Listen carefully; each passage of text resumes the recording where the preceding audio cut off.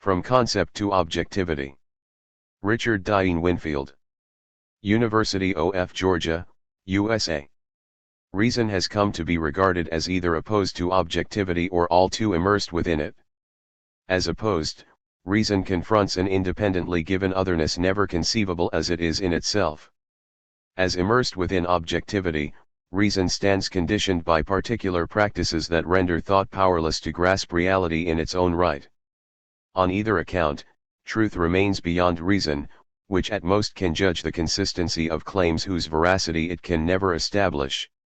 Nonetheless, both views offer their thoughts about reason without questioning how an impotent reason can know itself with any authority.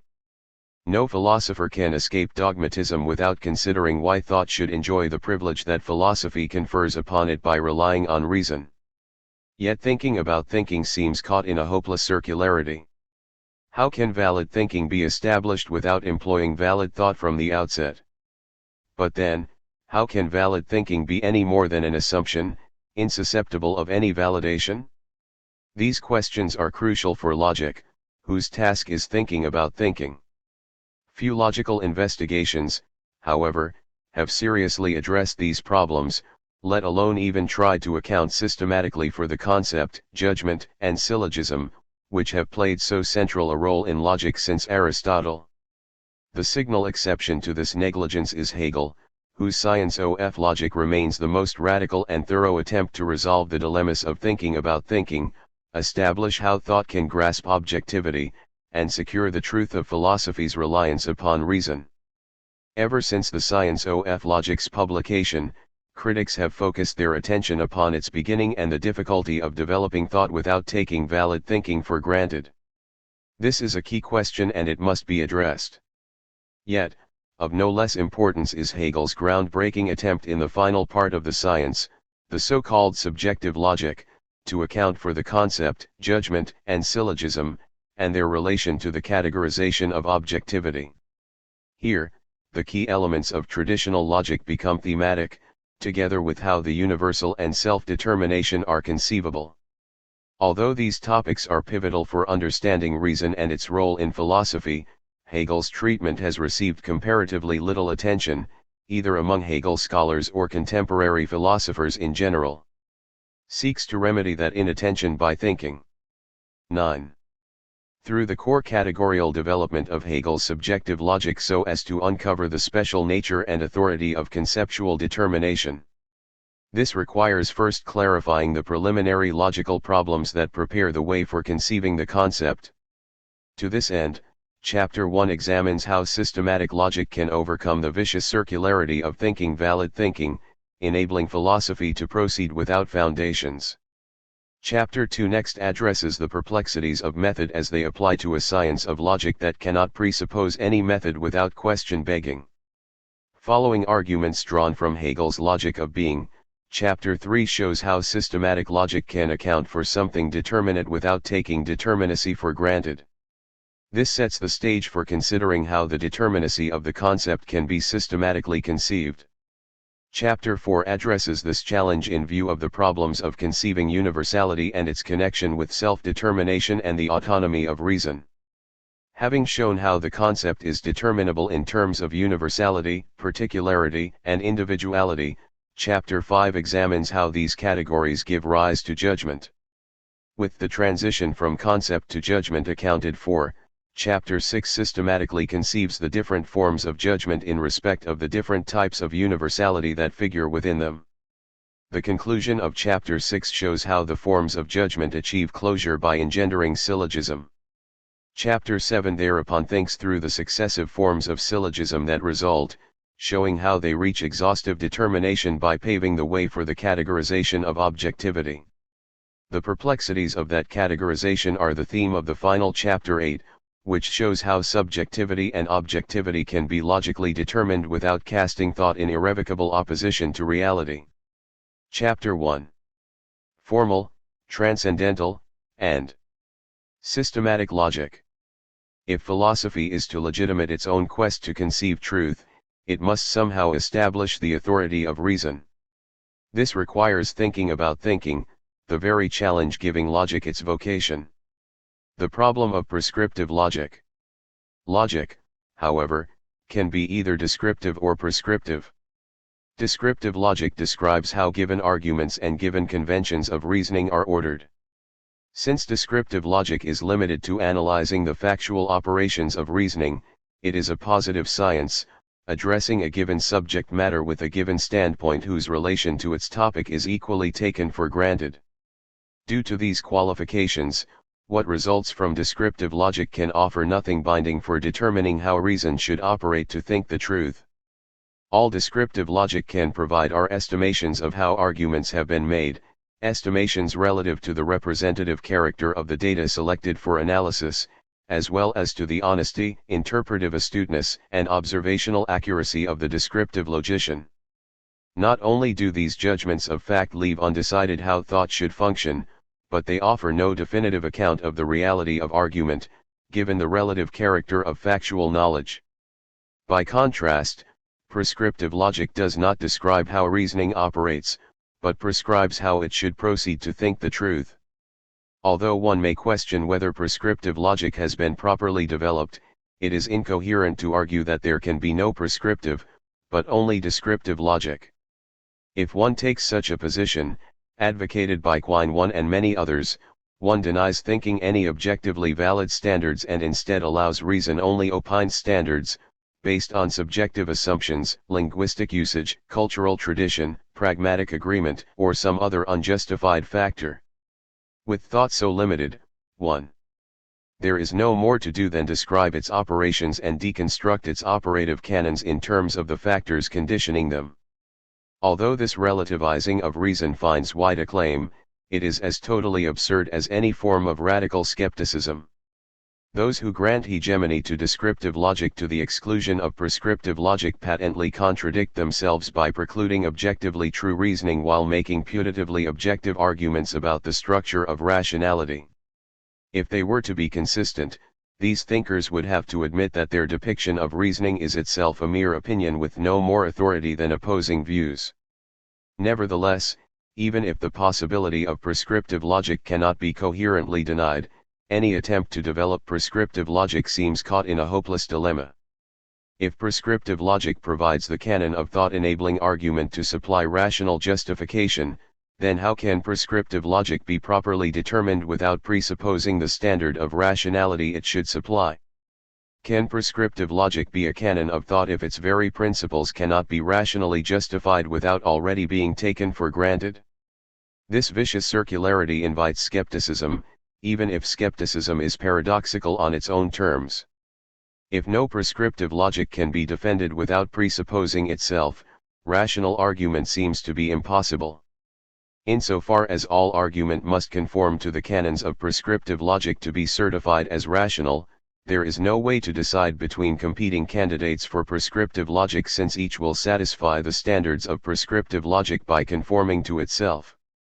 Somehow this problem must be surmounted if prescriptive logic is to be possible and philosophical reason is to achieve self-justification. Historically, philosophers have offered three fundamentally different candidates for prescriptive logic that seem to exhaust the possible structures of reason. These alternatives are formal, transcendental, and systematic logic. Formal logic and the self-justification of reason. Not illogically, the candidate first developed for prescriptive logic is formal logic. Both its motivation and character are defined by the appeal to given determination underlying formal logic's approach to rational argument. As a normative canon of thought, formal logic rests upon the understanding, so forcefully propounded by Aristotle too, that reasons can justify opinions only if there is some antecedently apprehended given principle upon which 3. Justification can rest. If justification instead operates without a given principle to serve as an accepted ultimate reason for all other reasons, no justified reason can ever be supplied. The reasons sought to provide justification would always be wanting justification for themselves due to the infinite regress of legitimating reasons requiring others to back them up.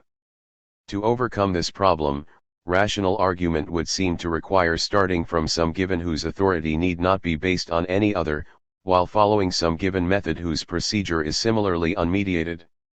Only then will the move from the given supporting all further reasons have a form that can be legitimate instead of being undermined by the same infinite regress whose avoidance seems to necessitate some given content at the base of all argument.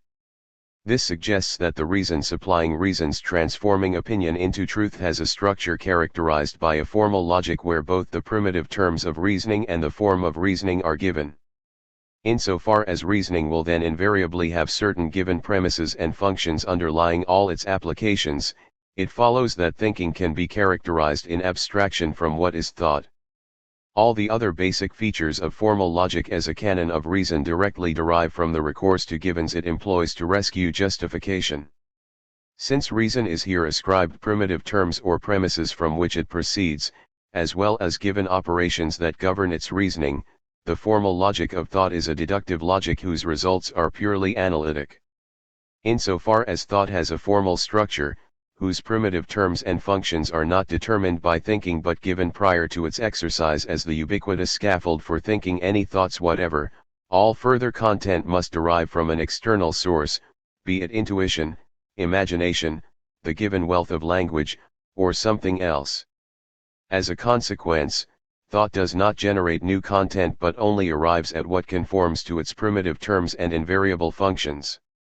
The deductive reasoning of formal logic thus results in purely analytic conclusions contained in the premises and externally supplied propositions, as modified by the given operations of thought.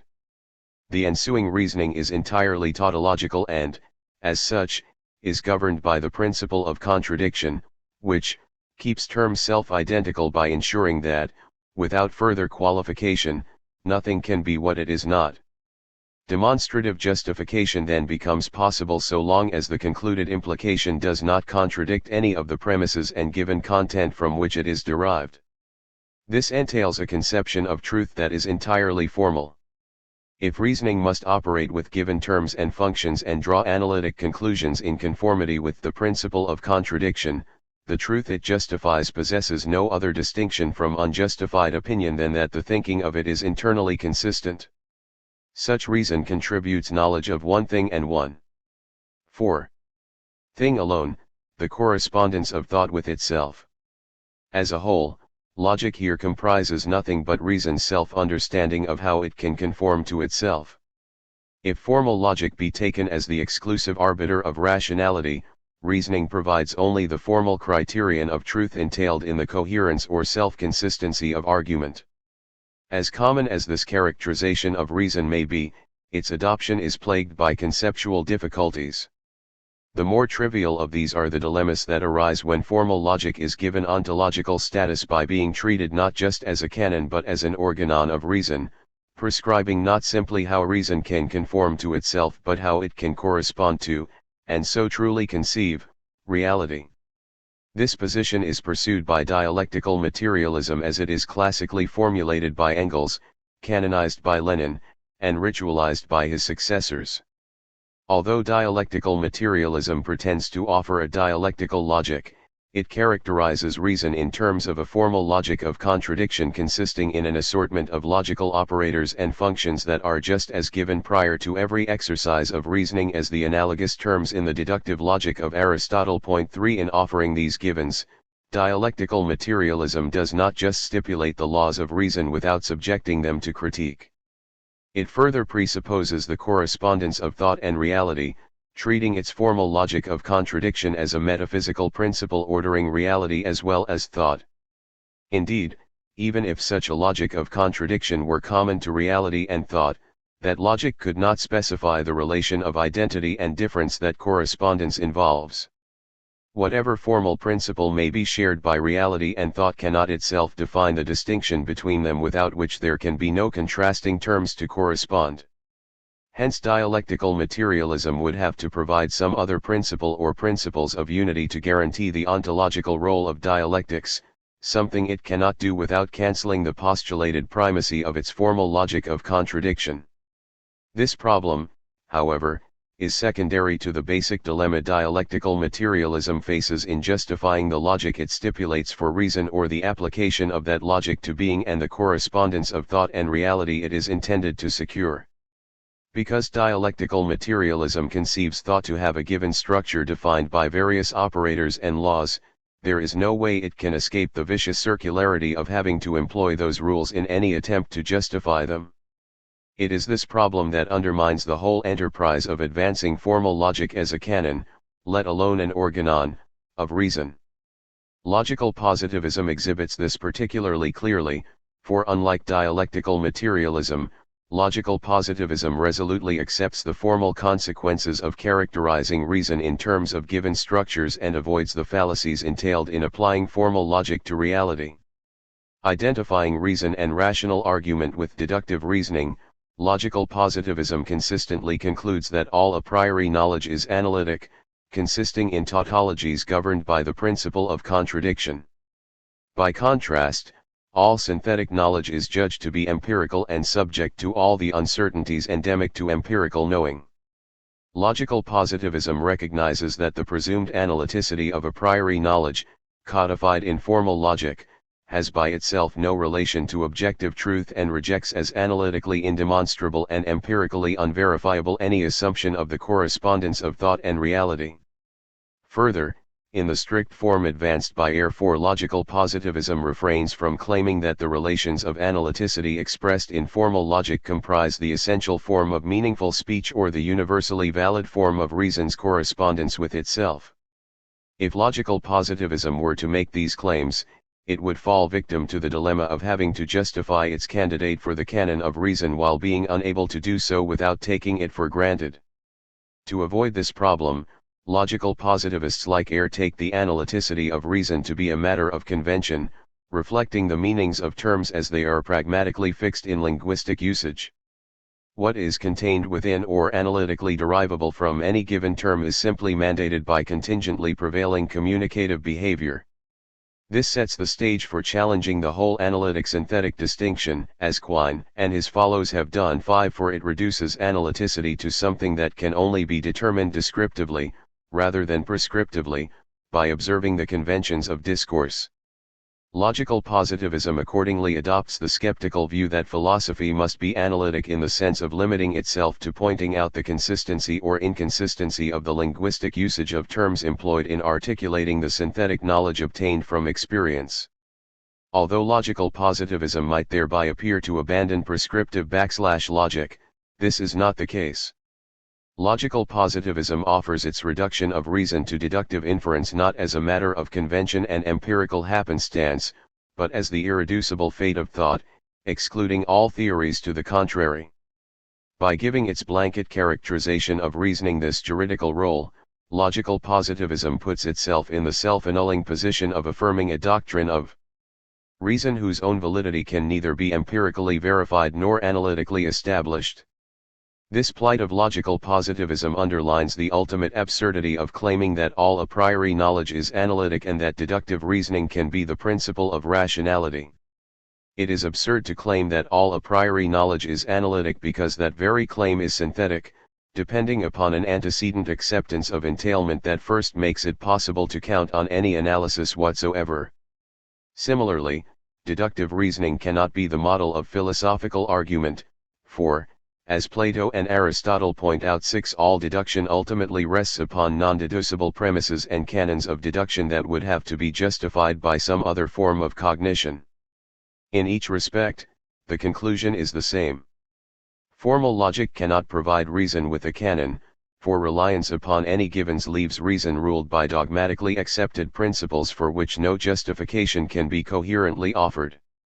Not even the introduction of an intuitive intelligence to apprehend immediately the indemonstrable premises and procedures of formal logic can salvage the latter's prescriptive role. Plato's and Aristotle's recourse to intuition of first principles in order to ground deductive reasoning may testify to awareness of a serious problem.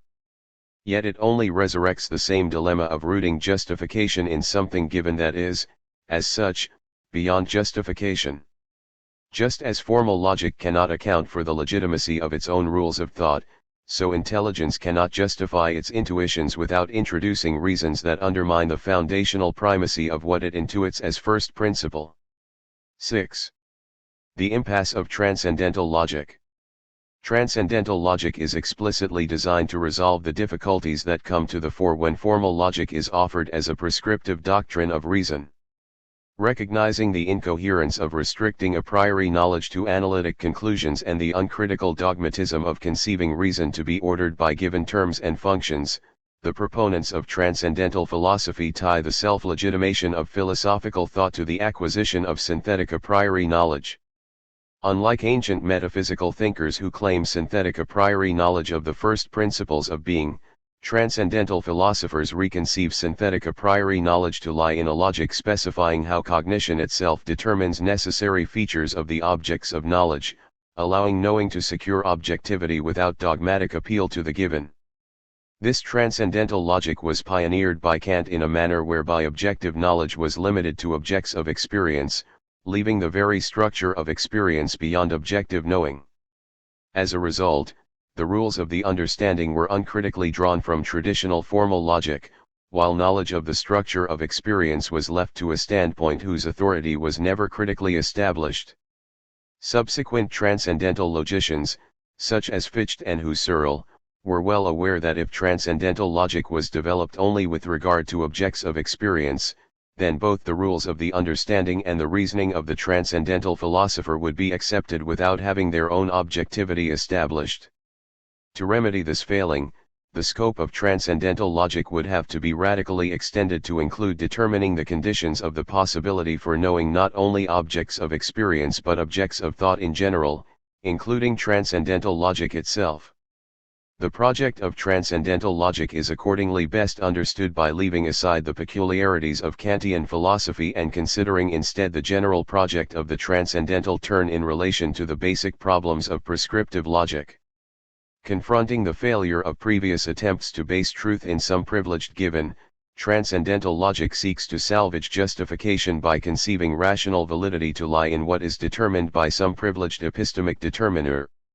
This determiner is the transcendental condition of knowing that plays the same role whether it be characterized as noumenal subjectivity, intentionality, Dasein, communicative competence, language games, or the hermeneutic situation.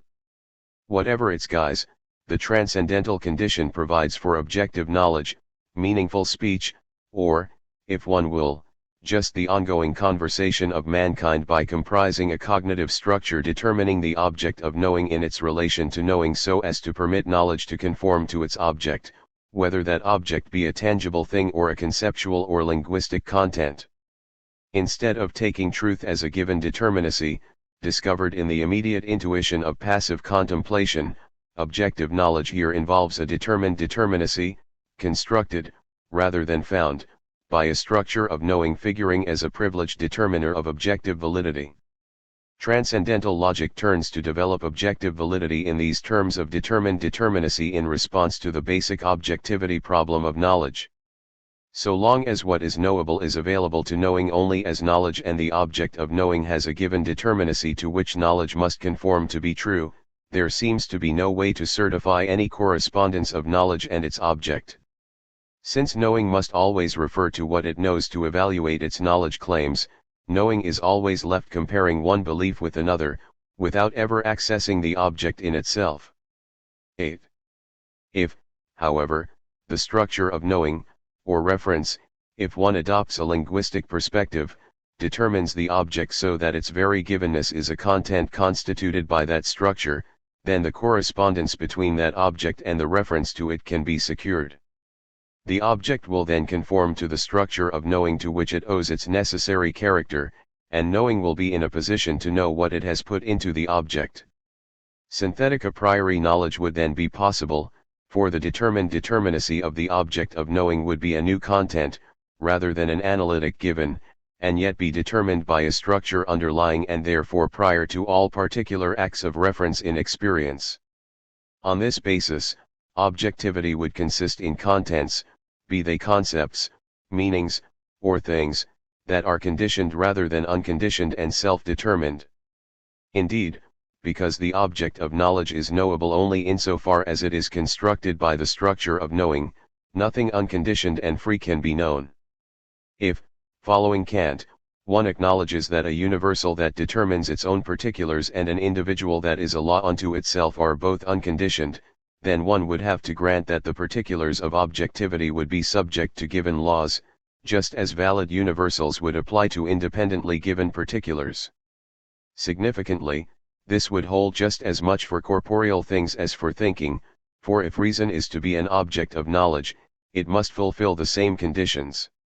When transcendental logic proceeds to specify the conditions of knowing in their determining role, it must avoid both referring to any givenness, be it of the object of knowing or of knowing itself, and falling into solipsism whereby the object of knowledge and all standards of truth are mere postulates. These troubles arise the moment transcendental logic launches its explication of the conditions of objective knowing as something that must be performed before any actual knowledge claims can be justified. In the absence of such preliminary inquiry, all putative knowledge would seem to assume that certainty guarantees truth, that knowing conforms to real and conceptual objectivity. Transcendental logic, however, itself presumes a certain knowledge of its own, that knowing or reference can be examined independently of actual knowledge and its particular objects.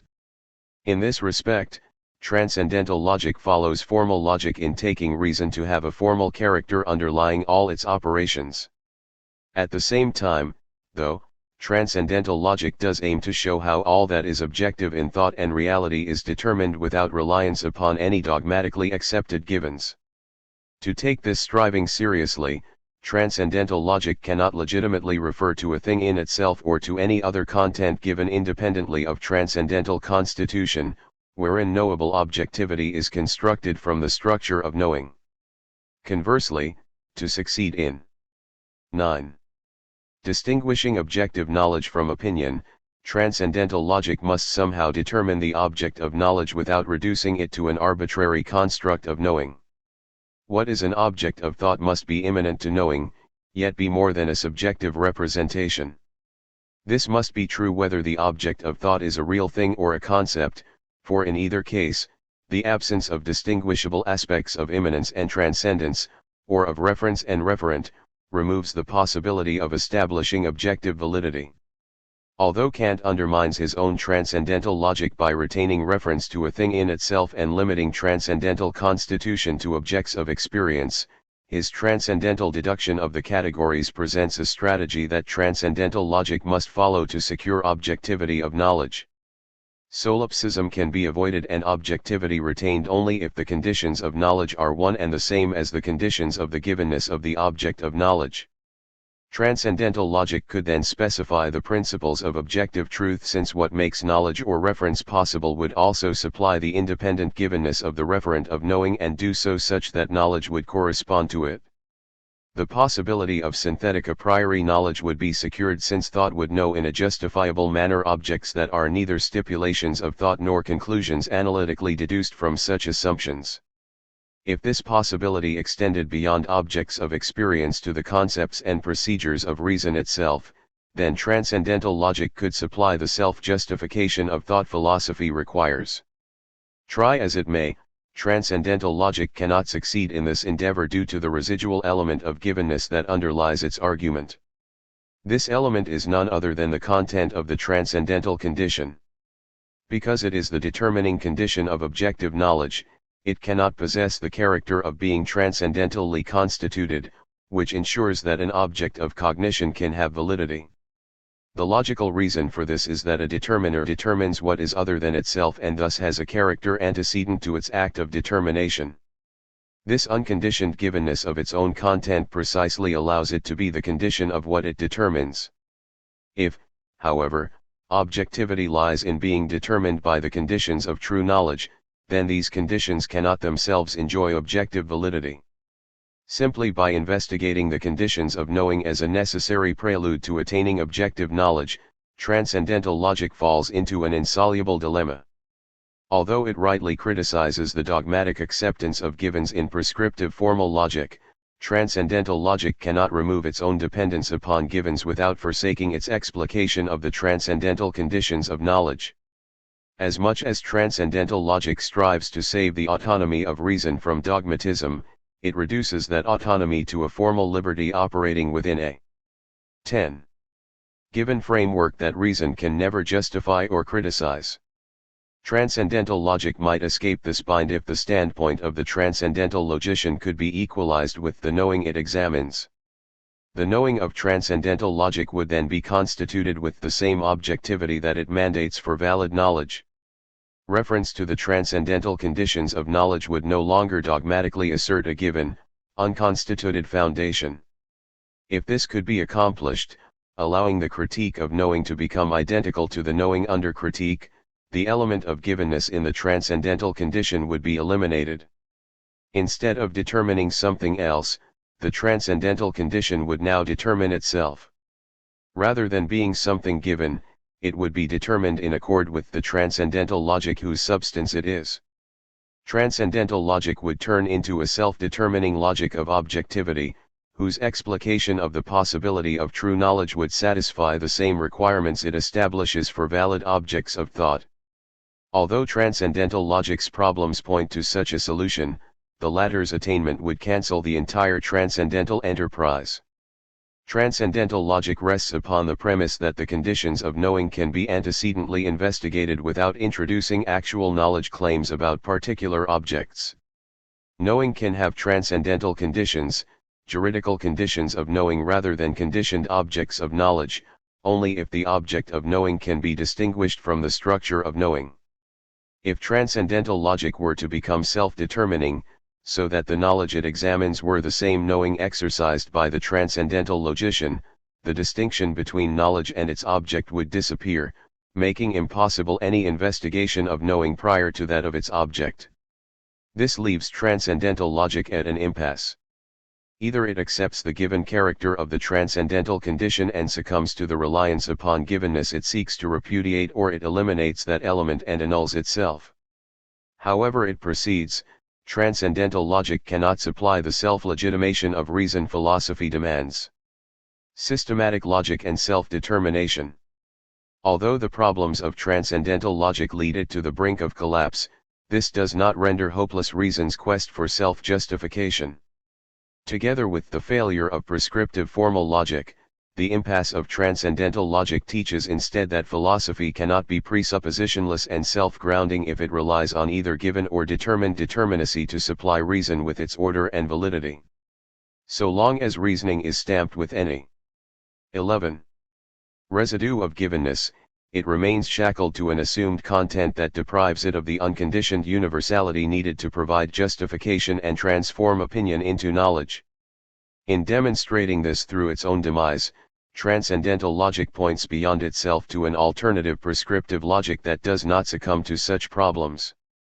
This is systematic logic, whose mandate follows directly from the central dilemma of the transcendental turn. In order for transcendental logic to avoid dogmatically asserting the conditions of knowing, it had to become self-determining. It could not do this, however, without cancelling itself by eliminating the givenness of the transcendental conditions, which alone allows them to be what they are, the antecedent determiners of objectivity. This suggests that prescriptive logic must indeed conceive reason as self-determined to escape dogmatism, but that this solution is achievable only when reason has neither any privileged given nor determiner at its root. Systematic logic takes up this challenge and attempts to work out a logic with no primitive terms or principles. In undertaking this endeavor, pioneered by Hegel in his Science of Logic, systematic logic makes manifest that presuppositionlessness, self-grounding, and unconditioned universality all consist in self-determination. This may sound novel, both before Hegel and after legions of Hegel misinterpreters. Nevertheless, the plausibility of developing prescriptive logic as self-determined determinacy gains credibility once self-determination is examined in light of what reason must be to justify its own privileged role in seeking truth. First, self-determination enjoys or, indeed, is identical with presuppositionlessness in that what is neither given nor determined but self-determined rests on nothing antecedent to itself. Although self-determination gives it self-determinacy, it has no givenness whatever. A determiner of determined determinacy, such as the choosing will 7 cannot fail to have a character prior to its positing of something other than itself. Otherwise there is no determinate positor in a position to posit something else. Self-determination, by contrast, cannot have any form or content until it has determined itself. If it did, it would fail to be se/determined and instead possess a nature given prior to its activity, an activity that would thereby fail to be fully self-informing. 7. The choosing will has a nature consisting in not only an animal organism possessing self-consciousness, but the faculty of choice on which all decisions are predicated. Although individuals must have choice to engage in self-determination, in acting autonomously, they give themselves artificial, conventional agencies, such as that of property owner, morally accountable agent, spouse, member of civil society, and self-governing citizen, whose character is determined through their actions towards one another. 12. Instead of falling prey to such heteronomy, self-determination exhibits a freedom from givenness so radical that it can only be conceived to issue from nothing at all. In other words, self-determination must begin from sheer indeterminacy, for otherwise it would rest on a foundation that it has not determined, leaving it dependent rather than free. Secondly, self-determined determinacy is self-grounding insofar as whatever form or content it has is a product of itself. Because self-determination proceeds from nothing and generates its own order and substance without reference to anything else, all its aspects and relations rest upon what it has determined itself to be, which is nothing other than self-determined determinacy. What self-determination actually is, however, can only be determined at the conclusion of its own process of determination, since until then, the content of self-determined determinacy is not yet at hand. Conversely, the form or logic of its determining is also available no sooner than the conclusion of self-determination, insofar as the ordering principle of the content is what has here given itself its own determination. Indeed, to speak of a form and content of self-determination is inappropriate since neither can be distinguished from the other. The content of self-determination is its own self-ordering, just as its form is the same content that orders itself. All this presuppositionless, self-grounding melding of form and content signifies that self-determination is unconditionally universal or, more precisely, unconditioned universality itself. Because self-determined determinacy owes its entire character to itself, nothing conditions it. Even though it has a determinate content, what is particular about it is neither limited by any given circumstance nor relative to anything other than itself. Self-determination instantiates only itself, and it is this independent individuality that gives it a universality free of all conditions. The unity of self-determination thereby has a very special relation to the particular content of which it is the self. With respect to this its own determinacy, self-determination is universal because the developed content is nothing but its instantiation. The self-identity of the subject of self-determination is not like an abstract quality that inheres in individuals possessing further unrelated character. The self-determined self instead has a universality indistinguishable from its particular content, for it has its free unity by being the very same self-determined determinacy in which that content consists. Such universality is concrete, not abstract, containing every aspect of its particularization within its unity. Accordingly, its particularization is a universal particular, containing the very process of self-determination that it instantiates. If individuality consists in a unification of universal and particular, where the uniqueness of its particular content comprises the general identity of the individual, then self-determination exhibits individuality or, rather, self. 13.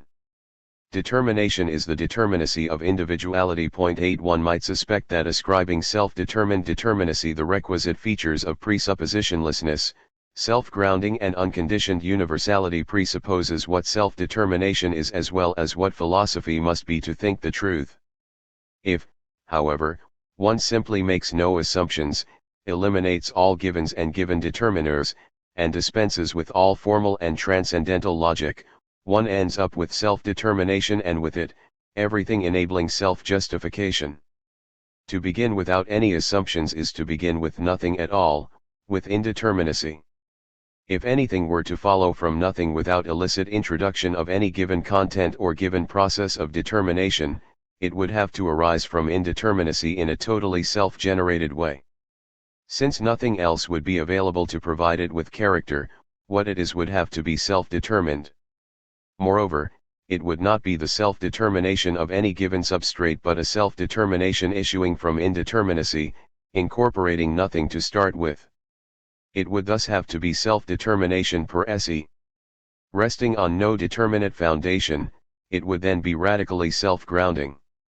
Having no conditions, it would be unconditionally universal. Finally, possessing a character it owes exclusively to itself, it would be individual. Admittedly, even if the only thing that could arise from indeterminacy were self-determination, this would not guarantee that anything can follow from it. One can well object that beginning from a presuppositionless starting point invites theoretical anarchy and that without given premises and some given procedure, nothing at all could ever possibly result. Proceeding from indeterminacy by developing self-determination does not, however, amount to conceptual chaos. Foregoing reliance upon all given principles of method and all assumptions about topic is not equivalent to giving free rein to arbitrariness.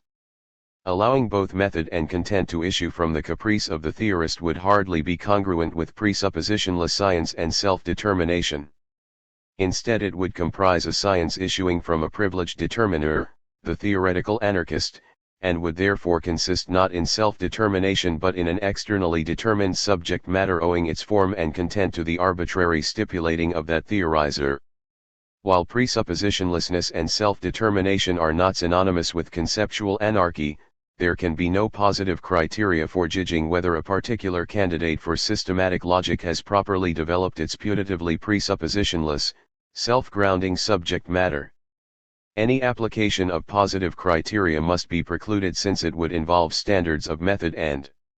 For a detailed systematic treatment of this connection, see Chapter 4. 14. Content given externally instead of being generated within what is to be judged. Such criteria could have no validity, for they would be or rest upon assumptions, unlike bona fide elements of the self-determination from indeterminacy that presuppositionlessness could alone entail. The lack of positive criteria for judging systematic logic does not rob it of necessity nor leave it beyond critical validation. What allows for theoretical necessity in the first place is just the liberation from prior standards. All criteriological knowing is victim to skeptical challenge due to the dilemma of evaluating truth on the basis of given criteria, which, as merely given, are always open to question. A candidate for systematic logic can be evaluated instead in a purely negative fashion by ensuring that none of its determinations owe their character or order of presentation to extraneously given material or an extraneous determiner. Excluding all appeal to external criteria and procedures is tantamount to following the purely immanent development by which self-determined determinacy would constitute itself from an indeterminate starting point. The logic that presents this development would be systematic in that the order of terms would be bound up with their content. Instead of introducing topics by external fiat, turning arbitrarily from one to any other, presuppositionless logic would systematically follow an ordering dictated by how each determination along the way transforms itself into some specific successor that builds a further stage in the self-development issuing from indeterminacy. Indeed, the entire development would comprise a system in its own right, where each element has its proper place as a component in the immanent process by which the whole constitutes itself. These programmatic considerations may suggest how self-determined determinacy could be developed presuppositionlessly without theoretical anarchy. They do not, however, indicate how any move can be made beyond indeterminacy to something determinate. Why there should be determinacy is not yet answered. Nevertheless, that question can only be asked by systematic logic. Any theorizing that instead operates with given determinacy takes determinacy for granted and so cannot account for this most basic and pervasive assumption. So long as determinacy is presupposed, dogmatism cannot be escaped. Systematic logic and the question of determinacy. The first part of an answer to the question of determinacy can be found in the opening argument of Hegel's Science of Logic, a work that still is the only comprehensive attempt to present the presuppositionless, self-grounding. 15. Development of self-determined determinacy in which systematic logic consists. Tracing being, nothing, and becoming as the successive terms with which logic unfolds, Hegel offers the initial steps in an account of determinacy that takes no determinacy for granted. 9. This might seem preposterous, given the all too determinate stature that seems to bar being from figuring as the indeterminate starting point of systematic logic. After all, being has perennially served ontology as the fundamental foundation common to everything that is, inviting competing descriptions. Nonetheless, every attempt to give being some determinate character falls into the dilemma of characterizing being as such in terms of some particular being. No matter how legions of ontologists may have tried to give being determinacy, they can only escape this dilemma by granting being utter indeterminacy. For this reason, Hegel has aptly chosen being to name the indeterminacy with which systematic logic begins, just as what follows confirms how he has appropriately chosen nothing and becoming to designate what develops from being. This development gives a first taste of how systematic logic departs so radically from the foundational reasoning of formal and transcendental logic. An insurmountable dilemma seems to bar the way. An advance from indeterminacy to something determinate cannot be caused or grounded or have any reason behind it at all. To search for any would impute a definite character to indeterminacy, being a determining principle. This would violate the constitutive nothingness of indeterminacy and reintroduce an element of givenness precluding presuppositionlessness. The only alternative seems hopelessly paradoxical. Because indeterminacy can have nothing determinate underlying it to serve as a mediating reason, if anything follows from indeterminacy it must arise utterly immediately without any grounds for doing so. The proper answer to the question, why is there determinacy, is therefore that there is and can be no reason, for any attempt to assign one presupposes determinacy by treating indeterminacy as if it were a definite determiner. All that can be offered in answer is an account of how indeterminacy gives rise to something else. The real dilemma consists not in being unable to find a reason for the development, but in even seeking one in the first place. What follows from indeterminacy must do so immediately, which is to say, without reason and without being determined by anything. Analogously, what follows from indeterminacy must be uncaused. 9 GWF. Hegel, Wissenschaft der Logik, Die Lehre vom Sinn, 1832, ed. Hans-Georgen Gawol, Hamburg, Felix Meiner Verlag, 1990, pages 71-2, GWF. Hegel, Science of Logic, A. V. Miller, trans. New York, Humanities Press, 1969, pages 82-3. 16. Ungrounded and undetermined in any way. It must be whatever it is without involving contrast to anything determinate and without containing any element of givenness, which, having no ground in indeterminacy, could only be present by some illicit introduction. With all recourse to givens and given determiners excluded, what alone can follow from indeterminacy is nothing, which can only arise immediately from indeterminacy. When Hegel moves from being to nothing in his Science of Logic, he is tracing just this groundless passage from indeterminacy to an indistinguishable nothingness. Admittedly, the groundless advent of nothing hardly signifies an emergence of determinacy. It does, however, engender something more than itself and the sheer indeterminacy from which it cannot be differentiated. With nothing one has a second category that, because it cannot be differentiated from indeterminacy, or being as Hegel aptly identifies it, immediately passes over into indeterminacy. Indeed, since there can be no intermediary between nothing and the indeterminacy from which it immediately arises, nothing is at once indeterminacy without any passage at all.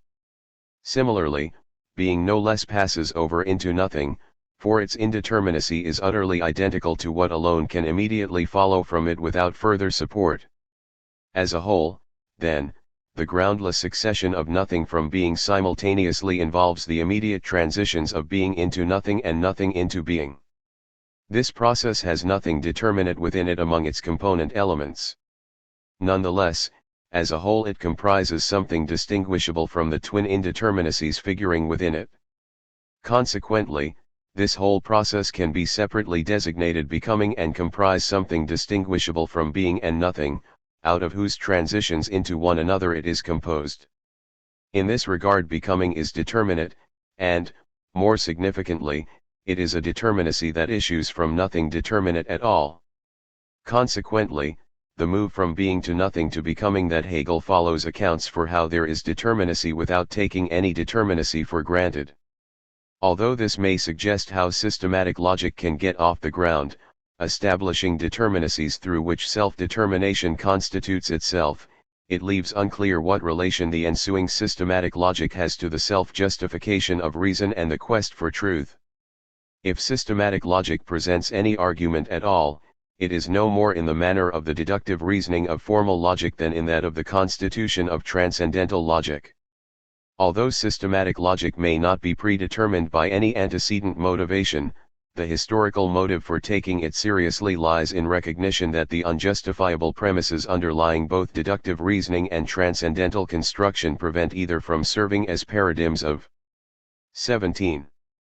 Philosophical thought.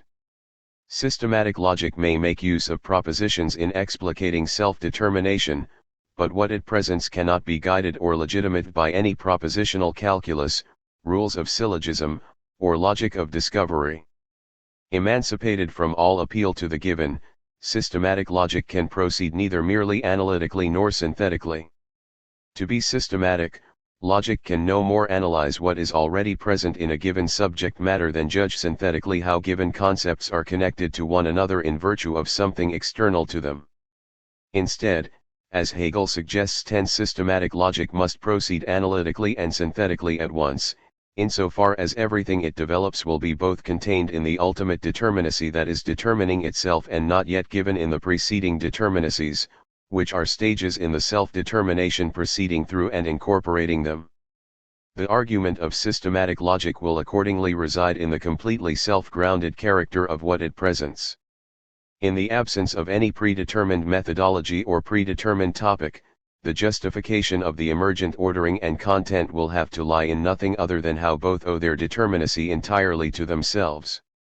So long as they do, their unfolding achieves the perennial aim of all philosophical investigation, the aim of accounting within itself for every aspect of its own inquiry. Since what is offered is self-determination, systematic logic will succeed in attaining self-justification by presenting the logic or determinacy of self-justification itself.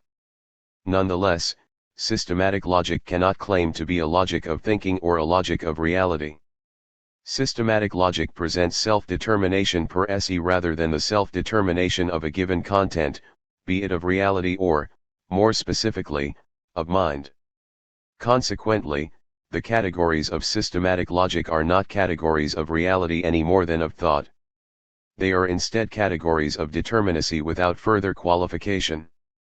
Possessing this unprecedented formality, provided by liberation from the given, systematic logic is neither an ontology of true being nor an epistemology of true knowledge. How, then, can systematic logic contribute to reason's self-justification and the attainment of truth? Even if systematic logic uncovers in self-determination the structure of presuppositionless, unconditioned universality, and self-grounding, how does this solve philosophy's preeminent dilemma? By itself, systematic logic provides a seemingly paradoxical answer to these questions. By developing self-determination as presuppositionless, self-grounding determinacy, systematic logic indicates that the whole project of 10 GWF. Hegel, Wissenschaft der Logik, Die Lehrvombegriff, 1816, ed. Hans-Jürgen Gawohl, Hamburg, Felix Meiner Verlag, 1994, p. 300, Hegel, Science of Logic, p. 838. 18. Prescriptive logic is misguided so long as it seeks the self-justification of reason's determinacy without first investigating determinacy per se. Failing this most basic investigation, any theory of reason or reality succumbs to the dogmatism of taking determinacy for granted. Systematic logic avoids this error by taking the problem of presuppositionlessness and self-justification to its radical extreme and providing a theory of determinacy in which no given is assumed. In so doing, systematic logic does not prescribe rules of thought or principles of reality, but instead conceives the true categories of determinacy. Their truth resides not in any correspondence to reality or thought but in the presuppositionlessness and unconditioned universality they possess as elements of self-determined determinacy. Only with them at hand is it possible to advance to a conception of reason and reality free from the hold of unexamined opinion. That conception, however, lies beyond the scope of systematic logic insofar as reality in general and thinking in particular incorporate determinacy with further qualification. Point 11. For this reason, systematic logic is only a first, yet necessary step in philosophy's quest for truth and self-justification. Point 11. 11. It is in light of this that Hegel does not address reason and philosophy thematically in the science of logic. He treats them instead as topics of real philosophy, properly conceivable in the philosophy of spirit. The latter presupposes both systematic logic and the philosophy of nature, insofar as mind involves determinacy in general as well as the nature of an animal organism interacting with its biosphere. Chapter 2. No problem appears more perplexing in systematic logic than that of method. Insofar as systematic logic investigates valid thinking, any methodological orientation seems self-defeating. Systematic logic can hardly presuppose how thought should be developed without begging the question, yet any employment of a determinate method seems to do just that. By conforming to any given procedure, systematic logic risks forfeiting the autonomy that reason must retain to examine itself without yielding to unquestioned dogma. Yet if systematic logic must proceed without any given, preconceived method, can its advance escape arbitrariness? This dilemma haunts any reader of the pioneering attempt to develop systematic logic, Hegel's Science of Logic. Although Hegel continually intones the necessity of the passage from one category to the next, anyone seeking a methodological key is bound to be frustrated. Hegel invites this frustration by failing to supply in advance anything that could count as a unitary doctrine of method. Instead he offers episodic reflections at different points along the way, whose compatibility, let alone justification, is far from obvious. The first of these accounts, scattered in the two introductory discussions, General Notion of Logic and With What Must Science Begin, lists general features that apply throughout the method's application. Point 1. A second account, surfacing in the remarks preceding the logics of being, of essence and of the concept, describes how each section has its own manner of advance, suggesting that the method operates differently in each logical sphere. 2. Finally, Hegel provides a third account at the very end of the logic, where he first addresses the method in a self-consciously systematic fashion as a topic falling within logic under the heading of the absolute idea. This final analysis describes a three-stage method, unrelated to the division into logics of being, essence and the concept, that hardly seems to correspond to either of the two earlier accounts. Point 3. The most familiar of these accounts is the introductory description of 6 general features of method, according to which 1. The form of logical development is in unity with its content. 2. The subject matter unfolds immanently, as a self-development. 3.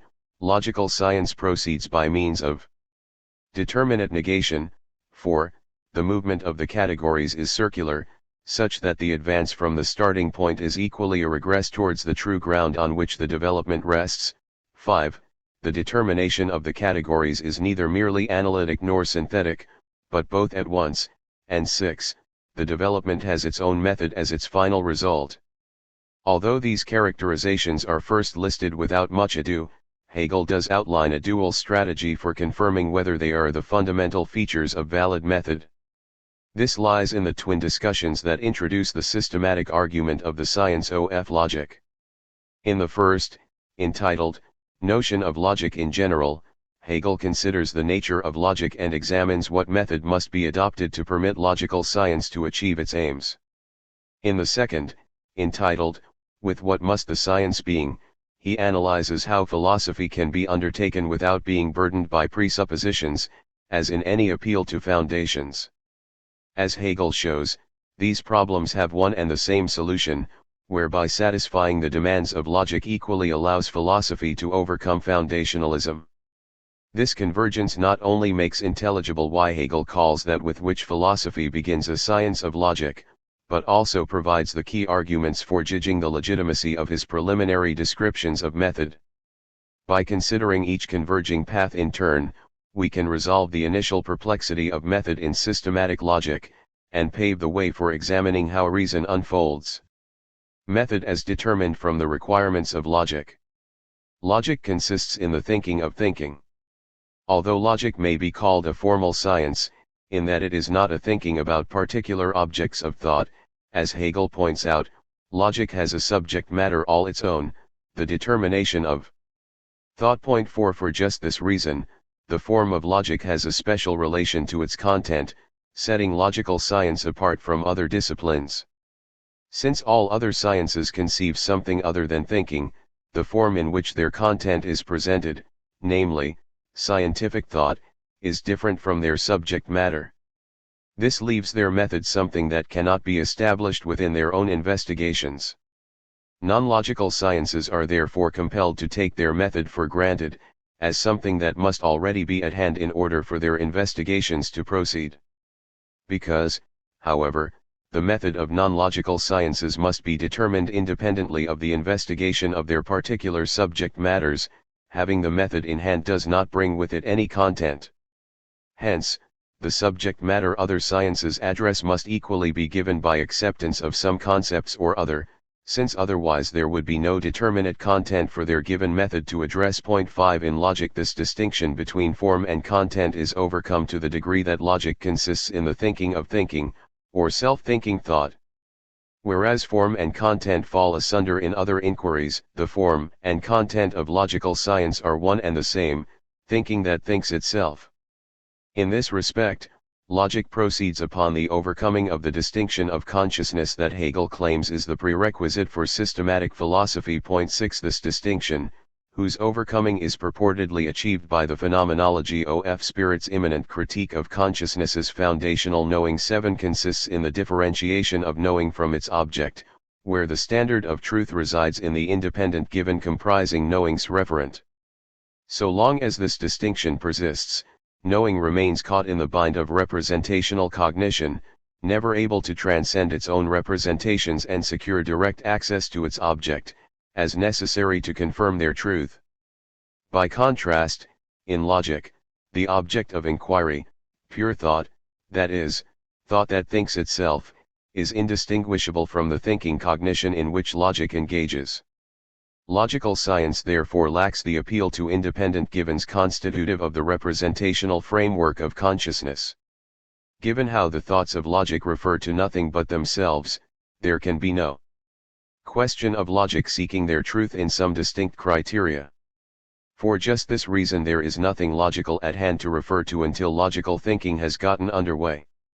Since this eliminates any possibility of drawing a distinction between reference and referent, logical thought is non-representational, lacking the constitutive distinction defining representational cognition. Point 8. Hence, if the method of logic is the ordering of the content of logic, then the logical method will be at one with what it presents, in expression of the unity of form and content in logic. Because of this underlying unity, the methodological form of the thinking of thinking is only established in the determination of what thinking is by and within logical science. Consequently, the method of logic will not be conceivable apart from the content it orders. If anything like a doctrine of logical method were to be sought, it could only be obtained from the completed development of logic's subject matter. Since the logical unfolding of thought presents what is at one with its mode of presentation, only with completion of logic is the form in which thinking is thoughtfully at hand. Instead of being given at the start, as something distinct and independent of its topic, the method of logic can only be determinable as a result of the full exposition of the content logic presents. This allows logical science to make an absolute beginning, avoiding the dependence upon a given method and given content characterizing other sciences. Because the unity of form and content in logic prevents logical method from being determined prior to the completed exposition of the content of logical thought, logic begins without any antecedently defined method. Similarly, since what logic is about has no independent being apart from logical thought, logic begins without any antecedently determined subject matter. By contrast, other sciences cannot make an absolute beginning. Because what they address is different from their theorizing, the form of their theorizing can no more provide the content it addresses than the subject matter examined can provide the form of its own theoretical presentation. As a result, the subject matter of other sciences must be independently given at the outset in order to be available, just as their method must be independently determined apart from thinking the subject matter of their particular science. 9 Logic, by contrast, begins absolutely in that neither its content nor its method has any given character at the outset of logical investigation. Not before and outside but only in and through its thinking of thinking do logic's unitary topic and procedure get determined. As a consequence, logic must proceed immanently, as a self-development. Since it has no given form or content, logic must generate its own subject matter and ordering, unless external interventions supply it with either along the way. The latter option, however, is ruled out by the unity of form and content defining logic's thinking of thinking. If any terms were externally introduced or externally ordered, the thought under examination would no longer be undertaking its own investigation. Instead, the train of logical thought would be broken and destroyed by a thinking that determines the content and/or order of the science yet stands outside its purview. To escape this outcome, logic must have an immanent development, where both what is thought and how it is thought are determined by nothing but the course of logical thinking itself. Insofar as logic develops a thinking that thinks itself, its development cannot fail to be immanent, for it is nothing but a self-development, where what is presented provides its own exposition. It follows that logic is circular in that each advance represents a regress towards the ground on which the whole development rests. As a self-development uniting form and content, logical thinking only arrives at the completed determination of both what is underway developing itself and the order of its exposition at the conclusion of its working. Only then is the subject matter of the development determined, just as only then is the ordering principle or method of the advance at hand. As we have seen, both are what they are only as results of the development leading to and constituting them. Since the preceding development is nothing more than the succession of stages by which logical thought both constitutes and orders itself, each advance is a move towards the ground that determines and contains the prior stages as what they are, elements in the self-constitution of logical thought. This ground is the totality of logic, which only arises as a result of the completed development. Hence, logic is not caught in a holism of coherence, where the truth of each category is defined in terms of the given totality within which it resides. Nor is logical thought involved in rebuilding the ship in which it is already afloat. In either case, the content of logic would be determined by a framework encompassing and lying beyond it, leaving categories always determined by something falling outside them all. The unity of form and content would again be disrupted. The determining of logic would not reside in its own exposition, but in an external context that could never become subject to logical investigation, since it would always be presupposed by any logical thought. Logical thought escapes the dilemmas of holism because the whole to which the categories belong is not something given at the outset of the development, providing an omnipresent determining context, but rather a result that only 24 contains and orders them at the end of its self-development. On the one hand, the totality that proves itself to be the ground of the preceding development can be completely transparent to logical thought, for it is precisely what that development has consisted of thinking through. On the other hand, this totality is not some irreducible given that thought must accept as its unquestionable foundation. Because logical thought arrives at the conception of this totality without submitting its labors to any external guide, this resultant whole is not an ungrounded assumption. On the contrary, it owes every aspect of itself to the development leading to it. Because this development is the self-constitution of self-thinking thought in its entirety, neither resting on anything else nor following any foreign principle, the totality of logical thought is self-grounding, mediated by nothing but its own unfolding. Hence, the pure thought of logic is just as much unmediated as mediated. It is unmediated to the extent that, as a whole, nothing else determines it. On the other hand, it is equally mediated, since, instead of being given, in the manner of a static form that requires an independent thinker to posit it and relate it to others, self-thinking thought is what it is only through the mediation of the categorical development of logic. Similarly, logical thought is at once analytic and synthetic. The self-thinking of thought is analytic insofar as every logical category is contained in the resultant totality comprising both the ordering principle and subject of logical science. At the same time, self-thinking thought is synthetic in that each new category is not contained in those that precede it. If it were, the order and content of the ensuing development would already be given in the first category, rendering the method and topic of logic matters that logical science must take for granted rather than establish.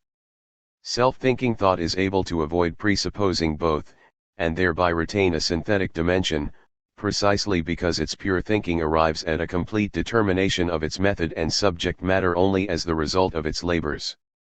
This equally allows self-thinking thought to retain an analytic dimension because, in arriving at its method and content, it incorporates the entire preceding development. Finally, in following an advance no less analytic than synthetic, self-thinking thought can be said to proceed by means of determinate negation. Insofar as each successive category supplants its predecessor with a non-derivative content, it negates what precedes it, yielding something other. Yet, to the degree that it equally incorporates its predecessors as constitutive elements of its non-derivative determination, its negation of its predecessor is determinate, in that the otherness it opposes to the former is equally determined in reference to it. Since each successive category leading to the final totality of self-thinking thought undergoes this dual negation and incorporation of what follows it, logical development can thus be described as being ordered by determinate negation. This might suggest that logic is subject to a formal ordering principle distinct from its content of self-thinking thought. The prior analysis of how determinate negation rests on the equally analytic and synthetic character of the advance should, however, indicate that the unity of form and content is the very precondition for determinate negation playing any role. Because determinate negation ties how categories succeed one another to what they are, it is an ordering principle that cannot be detached from a development where form and content are thoroughly intertwined. 10.25. The reflexivity of prescriptive logic. All these ramifications of the demands of logic very neatly correspond to the 6 features cited in Hegel's first account of the method of his science of logic. But do they really follow from the concept of logic itself? After all, many different types of logic have been pursued. Some are merely descriptive, restricted to describing how thought in general has factually operated, whereas others are prescriptive, seeking to prescribe how valid thought should proceed. And within this broad division, logics have been developed that are formal, transcendental, or systematic. Although in every case logic involves a thinking about thinking, it is far from true that the thinking each logic engages in is identical to the thinking it is describing or prescribing. In fact, formal logic and transcendental logic, to take the most widely practiced types, cannot possibly achieve a unity of form and content. The rules of inference that formal logic provides as the canon of thought cannot be described or prescribed by their own laws of entailment. Formal logic cannot practice what it preaches because all entailment ultimately proceeds from some indemonstrable given premise, which can only be known by some non-demonstrative knowing, whereas establishing rules of inference by means of themselves would beg the question. Similarly, transcendental logic cannot transcendentally constitute its own transcendental arguments. Because transcendental logic seeks to determine some privileged structure of cognition comprising the prior conditions by which objectivity is known, transcendental logic must always define those structure directly rather than conceive them as. 10. This is largely what Hegel's analysis of the method in the absolute idea demonstrates when it shows how the determinate negation by which logic advances expands into the whole system of logical determination. See Hegel, Wissenschaft der Logik, Die Lehre vom Begriff, 1816, p. 300, Hegel, Science of Logic, p. 838. 26. Determined by themselves like all other objects of knowledge. If it tried the latter route, it would either have to take what they are for granted or transform them into self-determined structures, eliminating the distinction between knowing and its object that first allows for the conditions of knowledge to be examined prior to an examination of particular objects of knowledge. If an identity of form and content is not and cannot be achieved by formal and transcendental logics, this does not mean that it is not entailed by the concept of logic, understood as a prescriptive science of valid thought. Insofar as logic concerns not describing how individuals think but prescribing how they should think, logic will be valid only if what it establishes as the logic of valid thought is equally the logic ordering its own investigation.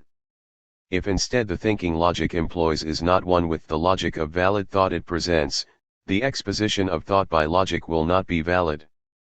Logical science therefore cannot be valid unless it achieves a unity of form and content. Since such a unity escapes every effort of formal and transcendental logics, they can never successfully prescribe how we should think. A true science of logic must exhibit all the ramifications of this unity so far discussed. First, since a properly prescriptive logic aims at establishing what valid thinking is, its own method cannot be taken for granted at the start.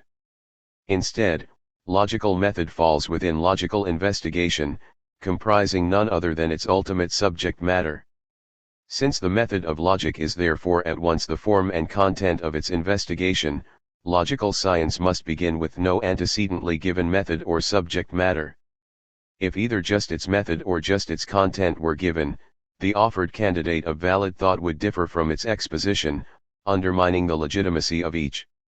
If, on the other hand, both its method and subject matter were antecedently determined, the science of logic would accomplish nothing in its own right, leaving the putative form and content of valid thinking arbitrary assumptions, postulated outside of logical investigation. To be worthy of the name, logical science must rather arrive at both its method and subject matter as a result of its own labors. Hence, the very concept of prescriptive logic does entail that it begin absolutely, without any preconception of its form or content. Its own method and subject matter must instead be established at the very end of its investigation, at which point it completes what comprises its self-exposition of valid thinking. It seems paradoxical that the idea of prescriptive logic would entail a development of thought whose topic and ordering are totally undetermined by any antecedent, independently given principle. How can a logic whose form and content have no prior determination be entailed by anything at all? The 1-1. 11 As we have seen in Chapter 1, this predicament leaves transcendental logic unable to escape the dogmatic appeal to the given that it seeks to overcome. 27. Paradox disappears once it is recognized that the concept of prescriptive logic has no further positive filling apart from the preconception-free conceptual development that alone can bring it to realization, or, properly speaking, self-realization. This recognition need not be at hand to legitimate the science of logic. Rather, it is something the science itself establishes at its end by fully determining the idea of prescriptive logic and demonstrating that it is an idea that determines itself. These considerations of the requirements inherent in logic thus give support to Hegel's claims that the form of logical development is in unity with its content, that the science of logic consists in an immanent self-development, that it exhibits determinate negation and is equally analytic and synthetic, and that its movement of categories takes the form of a circle, where every advance is a retreat to the ultimate ground having the determination of method as its final result. Let us grant that these strictures of method are all necessary fulfillments of the demands of logical science. Are they, however, methodological features not just of logic, but of philosophical thought in general? As Hegel makes clear in his other introductory discussion, with what must the science begin? The science of logic is concerned not just with bringing logic to completion but with allowing philosophy to achieve its constitutive aims. Do philosophy's requirements entail the very same methodological prescriptions inherent in logical science? The method of philosophy as the method of logic. In asking, with what must the science of philosophy begin, Hegel ponders how philosophy can overcome foundationalism, that is, begin without presuppositions and achieve the complete theoretical self-responsibility that philosophical thought needs to rise above doxology. The challenge is twofold. Negatively speaking, philosophy must liberate itself from reliance upon dogmatic givens, be they contents or procedures that have not already been established within and by philosophical investigation. Positively speaking, philosophy must ground itself, legitimating its subject matter and method by its own means alone. These demands are two sides of the same coin. To proceed without foundations, philosophy must independently establish all its own terms and method, just as to be self-grounding and self-justifying, philosophy must be thoroughly free of foundations. If we examine these dual requirements in light of Hegel's analysis of the starting point of philosophical discourse, we find two coordinate features. On the one hand, philosophy must start with no givens, since to start with any 28. Determinate content or method involves presuppositions whose legitimacy has not been established within philosophy. To proceed without foundations, philosophy can thus only begin with indeterminacy or being, signifying the exclusion of any assumptions concerning either the subject matter or procedure of philosophy. On the other hand, if philosophy is to proceed from indeterminacy and ground itself, its conceptual development must be self-determining. Since the content philosophy presents cannot derive from any source other than what philosophical thinking sanctions, and since the method by which its content is ordered must equally be established by philosophy, both what and how philosophy thinks must be determined in and through philosophical thought. Hence, philosophical reason must be genuinely autonomous, achieving not just the negative freedom of liberty from external ordering but also the positive freedom of self-determination. Taking these coordinate features together, whereby philosophy starts with indeterminacy and then exhibits self-determination, it follows that philosophy will commence by presenting nothing but self-determination per se, which, it should already be clear, amounts to the logic of self-grounding. Because philosophy must begin with indeterminacy, its ensuing self-determination cannot be the self-determination of some further substrate, such as any independently given notions of reality or thought. If it were, philosophy would rest upon pre-philosophical assumptions and fail to achieve either its negative freedom of presuppositionlessness or its positive freedom of self-grounding.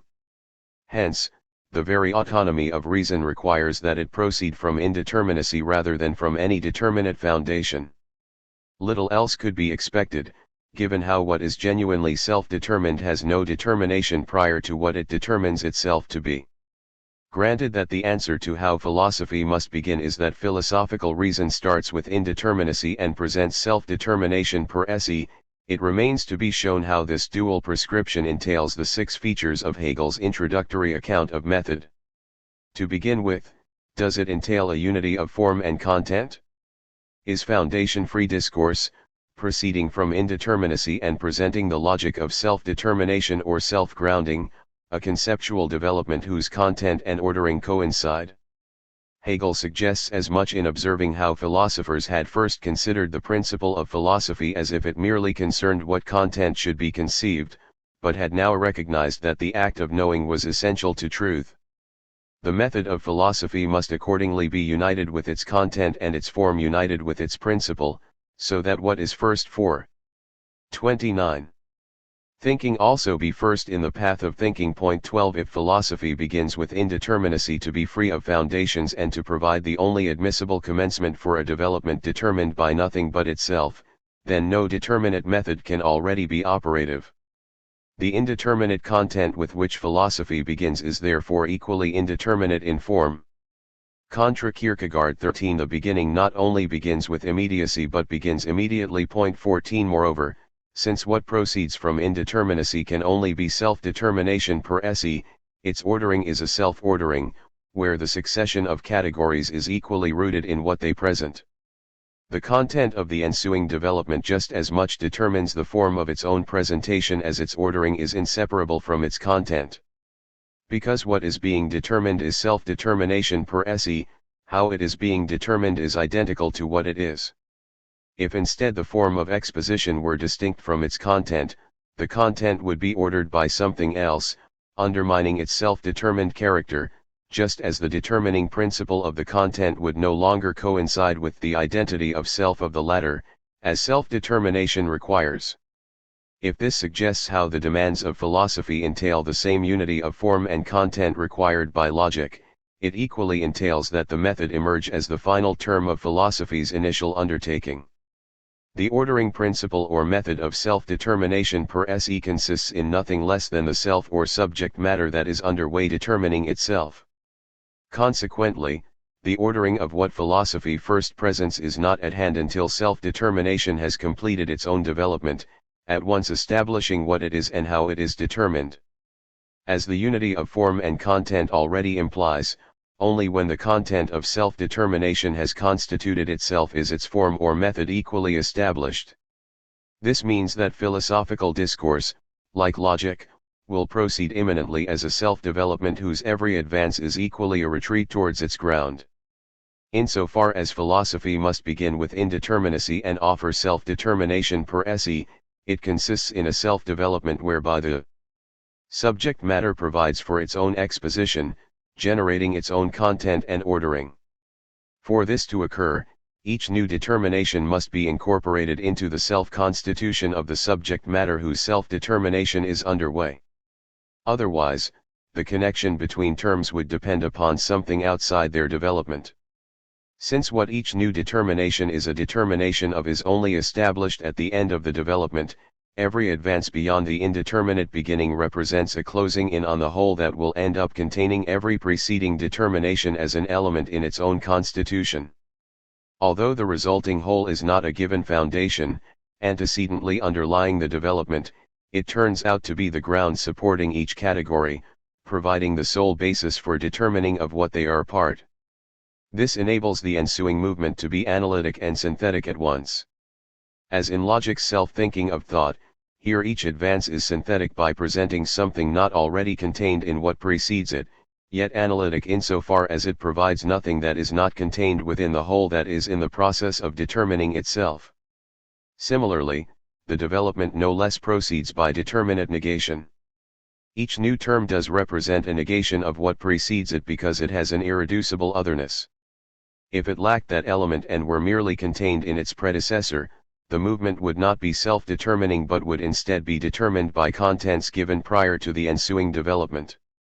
Because, however, each term ends up integrated within the whole of self-determined determinacy, the otherness differentiating the terms from their predecessors equally incorporates the former terms as constitutive elements of the determination underway. Consequently, each term arises through a determinate negation, negating the preceding term by comprising something other to it yet incorporating this predecessor as an element of its own determination. In sum, then, the requirements of philosophy in general entail the same methodological prescriptions that are required by logic. If logic is to achieve its constitutive goals, it must achieve precisely what philosophy turns out to demand. In fact, the self-thinking thought that logic should comprise is identical to the presuppositionless self-determined discourse to which philosophy must aspire. This is why Hegel has good reason to call the discourse with which philosophy must begin a science of logic and to introduce it with parallel discussions of the methodological problems of logic and of philosophy in general. Their convergence gives us good reason to leave the perplexity of method behind and address concretely how something can be conceived without foundations. Chapter 3. Determinacy without appeal to the given. The self-evidence of the category of something. What it is to be determinate, to have quality, to be something hardly appears to be a problem worthy of thought. How could anything be more self-evident or familiar or resistant to questioning? It seems virtually impossible to be unacquainted with the category of something, whether in reality or in thought or speech. To encounter anything real at all is to encounter something, whereas to think or speak any intelligible content is already to refer to something thought or spoken. Indeed, it is unimaginable how one could fail to understand something, since if one did lack all notion of something, there would be nothing determinate to understand or encounter. Yet despite the ubiquitous self-evidence of categories of determinate being, of quality, of something, philosophers have unremittingly asked, what is something, and offered manifold discordant answers. To some extent, the divergence of response has been due to the varied way in which the question has been formulated. Some have posed the problem in a narrowly ontological form, where what is at issue is how something can be in reality. Others have treated the question in a narrowly epistemological manner, focusing their concern upon what something is as an object of knowledge. Still others have limited their inquiry to the semantic or psychological problems of how something can be meant in speech or represented in thought. Each of these formulations comprises a different question calling for a different answer, to the extent that meaning, representation, knowledge, and reality can be distinguished. For just this reason, no such formulation inquires into what something is per se, as a category. All these formulations instead consider the category of something as further qualified by being meant, represented, realized, or known. Since these further qualifications involve an application of the category of something, the controversies specific to their formulations can hardly be addressed without accounting for the category itself. It is here, in this account, which all ontological, epistemological, psychological, and semantic 32. Considerations take for granted when they apply the category, that the philosophical controversy surrounding something is rooted. Admittedly, much if not most philosophical debate concerning what something is has committed the category mistake of confusing ontological, epistemological, psychological, or semantic explanations with the account of something per se. This has occurred even though all such efforts automatically neglect and presuppose the categorical exposition by addressing something from the outset with added qualifications. Eliminating this confusion, however, does not augur any easy resolution to the philosophical problem that something presents. The moment something is itself called into question rather than treated as an unproblematic given, analyzable straight away in its relation to reality, knowing, or meaning, the possibility of a categorical account seems as paradoxical as it is indispensable. Since things, representations, meanings, reasons, and knowledge are all something to the extent that they are determinate, a philosophical account of something finds itself in the peculiar position of being unable to employ any of these other terms as categorical elements of its exposition. If any were employed not just as means of expression but as components of the category of something, terms incorporating something would be used to determine it, causing the whole enterprise to collapse in a vicious circularity. As soon as the category of something is specified by means of elements that are already something themselves, the question is begged. This does not mean that an account of something must be precluded simply because all inquiry involves living individuals inhabiting a historical world using a given language to express their thoughts. None of these determinate conditions need interfere so long as no claim is made that any one of them enters in determining what is and what is not entailed in the category of something. Provided they are treated not as transcendental principles juridically determining what counts as knowledge but as conditions of all inquiry, which, as such, permit right as well as wrong theories to be thought and expressed, their contribution is a matter of indifference to the truth of what they allow to be expressed. The real problem concerns instead how the category of something can be accounted for without being taken for granted. To explicate something without begging the question, what it is must somehow be determined without employing anything that is already determinate. In regard to qualitative determinacy in general, this signifies that an account of quality must avoid using any antecedently given qualitative terms in specifying its subject. Yet how can something be explicated if its account cannot rely upon any determinate givens? Calling the category of something into question seems to present an 33. Insoluble dilemma. To provide a non-circular answer would appear to require accounting for determinacy with no other resource than indeterminacy. That, however, seems prima facie impossible. After all, how can the category of something be explicated in terms of nothing?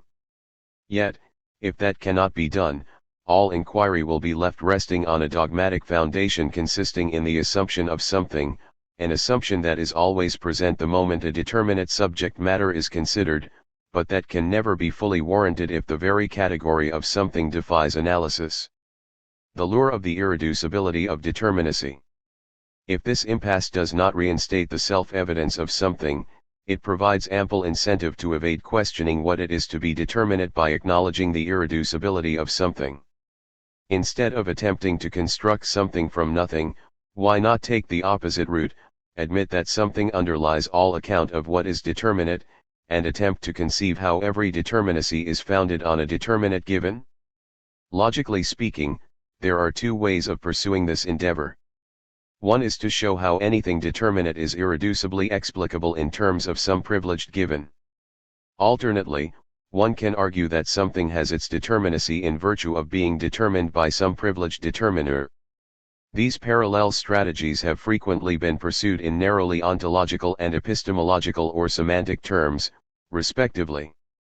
The appeal to an irreducible given has often taken the form of an identification of some real substrate as the foundation of all other determinate content, whereas the appeal to a privileged determiner has ever more commonly taken the form of a turn to the structure of consciousness, language, or culture as the ultimate arbiter of all definite meaning and knowledge.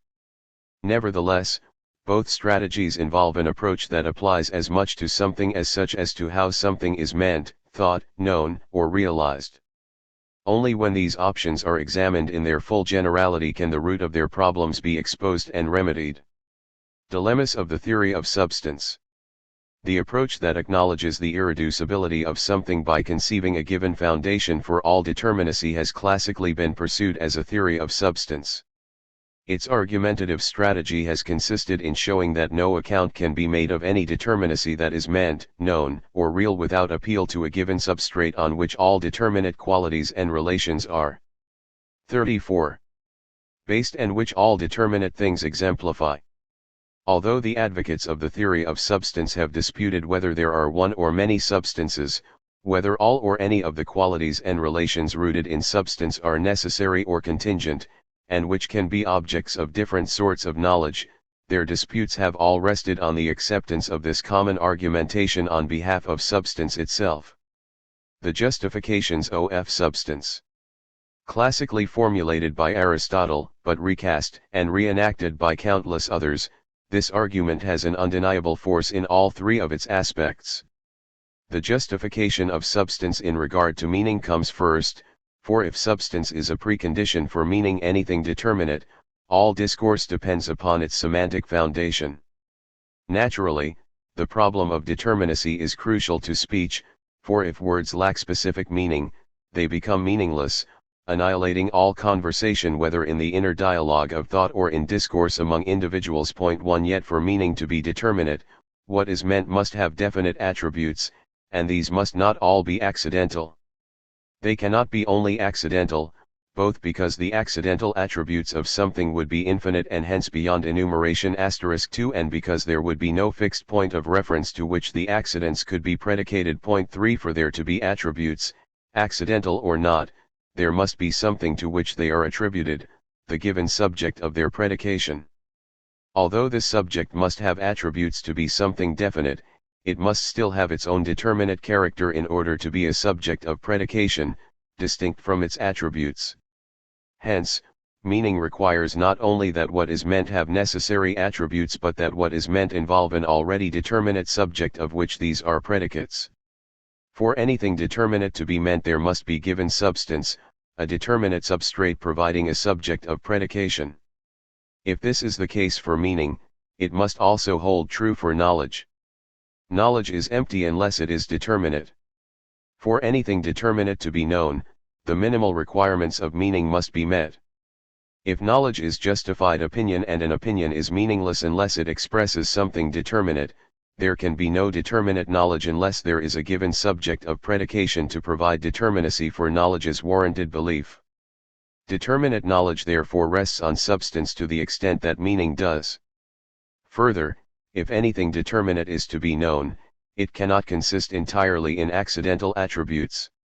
This would deprive all knowledge claims of any specific relation to their object, as well as render what is known utterly meaningless. Knowledge of anything determinate must thus be knowledge of something that involves a given substrate with a necessary, determinate relation to some specific qualities inhering in it. This will be true just as much of knowledge of determinate concepts as of knowledge of determinate things.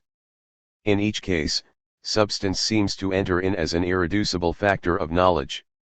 In regard to reality, the arguments for the irreducibility of substance are fully analogous. For anything to have a determinate existence, must there not be some underlying given substrate, bearing certain attributes rather than others?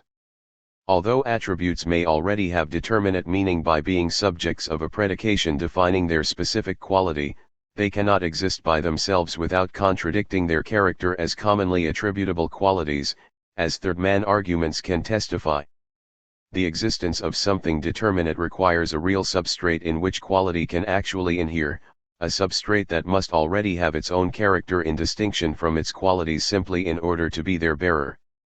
Further, since something becomes indistinguishable from everything else if all its qualities are accidental, the given substance can underlie a determinate being only insofar as it has a determinate relation to its attributes, where at least some are essentially its own.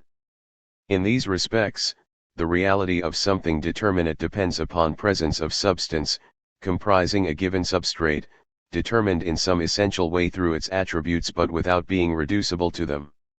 The fatal enigma of substance. All of these arguments stand or fall upon the resolution of a problem vital to the irreducibility of substance. The moment one grants that something meant, known, or real has its determinacy in virtue of a given substrate in which all quality inheres and to which all relation refers, the question naturally arises as to how that given substrate can have its own determinate character independently of all the meanings, knowledge, and things that owe their determinacy to it. If everything is either substance or a quality or relation of substance, substance itself would have to be intelligible without reference to any particular substances or to any qualities or relations. Yet how can the given substrate of all qualities and relations have any definite character of its own without them? An easy answer seems to be that substance has its own specific nature by virtue of being a composite of distinct elements, form and matter, or some such contrast of essentially inhering attributes and the substrate that becomes 36. Further determined by bearing them. After all, although a given substrate of determinacy might have no specific character without some quality, it cannot just be quality.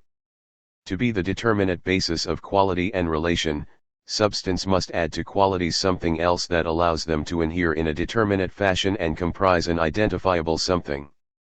But if substance is to be accounted for as the unity of such components, while maintaining its primacy as the basis of all determinacy, how can these components be something determinate in their own right prior to the formation of substance that arises from their combination?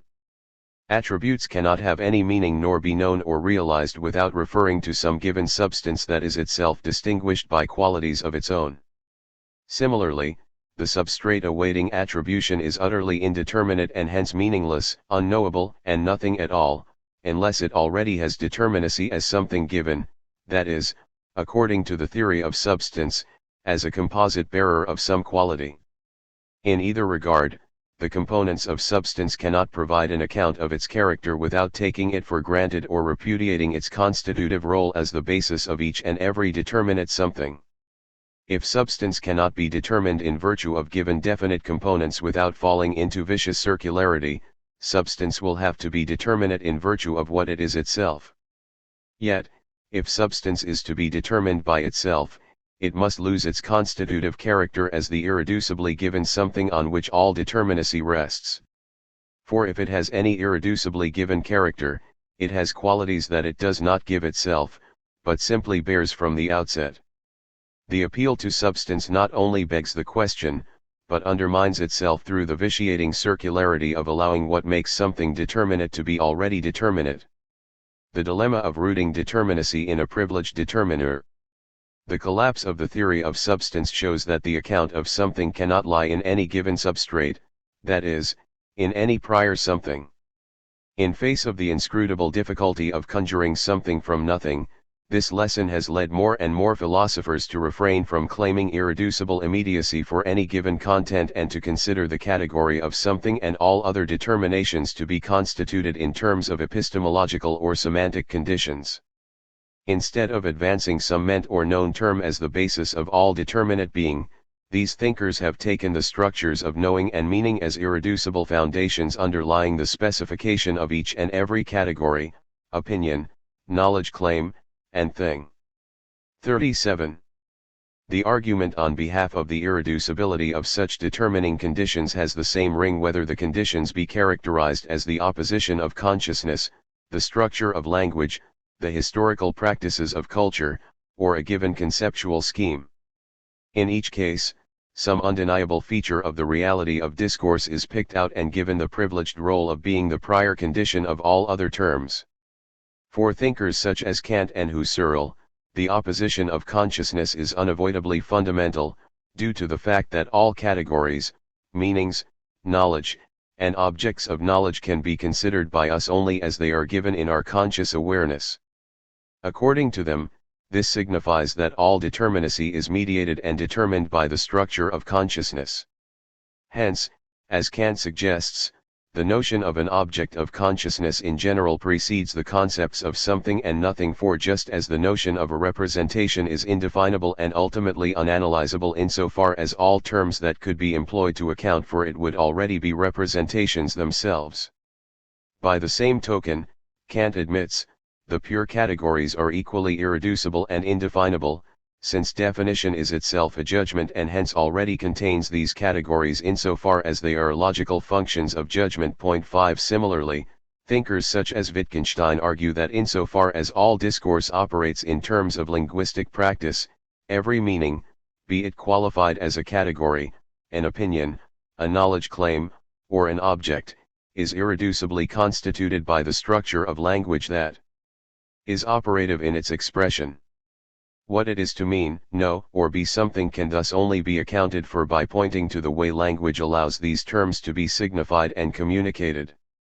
Alternately, those who follow Heidegger and Gadamer in emphasizing how consciousness and language are embedded in historical, practical engagements argue that all discourse rests on these cultural practices, not just intentionality or grammar. Hence, no matter what terms might be employed to account for the category of something, each and every one will already be determined by the practices underlying the formation of frames of reference. In each case, all inquiry is irreducibly situated within some encompassing conceptual scheme, which plays the same foundational role whether it be rooted in the pure categories of the understanding, ideal or ordinary language, or, most concretely, in the historical practices of a given culture.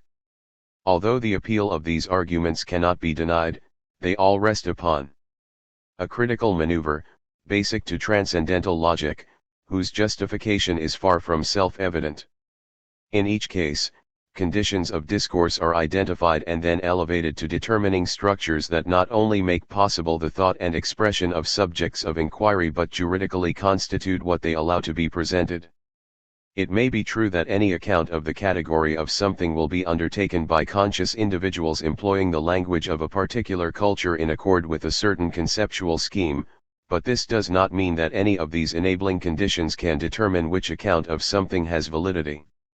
Indeed, the very fact that all of these conditions are operative in true as well as false discourse shows that it makes little sense to appeal to them in resolving questions of knowledge.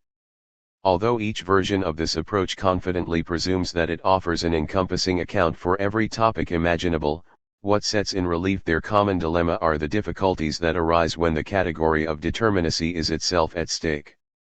If it is argued that what accounts for something being determinate is its constitution by some irreducible epistemic or semantic condition of discourse, the question naturally arises as to how that condition can have its own determinate character. It must not be what it is by virtue of other terms that it itself constitutes, since that would involve the circularity of taking its own specific character for granted. Yet, if the condition has a definite nature allowing it to be identified as intentionality, language games, some conceptual scheme, or whatever, how can it have this identity without involving given terms with their own qualities? If the epistemic or semantic condition in question is still to maintain its privileged position as the determining ground of all contents of discourse, how can these constitutive terms have their own character without already being mediated by the condition they determine? If the privileged condition be identified, for instance, as the structure of consciousness, its own determination will already involve a whole slew of categories: subject, object, unity, relation, self-relation, and so on, whose own meanings should derive from intentionality. The same difficulty applies to every other case. If language games be given primacy, everything making linguistic practice what it is must be at hand, just as, if conceptual schemes or cultural contexts be made privileged conditions, what gives them their characteristic identity must already be determinate. Yet none of these constitutive factors can have any prior determinacy if the conditions they characterize are to be irreducible foundations of all discourse. To escape this question begging, the privileged determiner of all content must account for its own determinacy, that is, constitute itself as the constitutive condition of all discourse without relying upon any independently given terms. If all categories are to depend upon a conceptual scheme for their 39. Character, that scheme must be the source of its own specifications.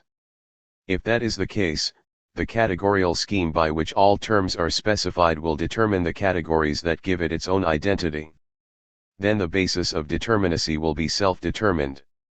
Although the appeal to the irreducibility of conceptual schemes requires such a denouement, the conditions of discourse can no more be self-determining than can be substance. To play its defining role as the irreducible condition of discourse, an epistemic and/or semantic structure must have its privileged givenness prior to every term it grounds. Otherwise, it loses its irreducible primacy. To be self-determined, however, a conceptual scheme could not have any given character, for if it did, it would already be something prior to its act of constitution. For this reason, the category of something cannot be accounted for by appealing to any privileged conditions of discourse and the transcendental logic they entail. The moment this strategy is adopted, the whole question is begged simply because something, be it a determinate category or a determinate thing, cannot owe its character as something to an independently given something. That is, alas, what any determinate condition of discourse already represents. Conceiving something without privileged givens or conceptual schemes.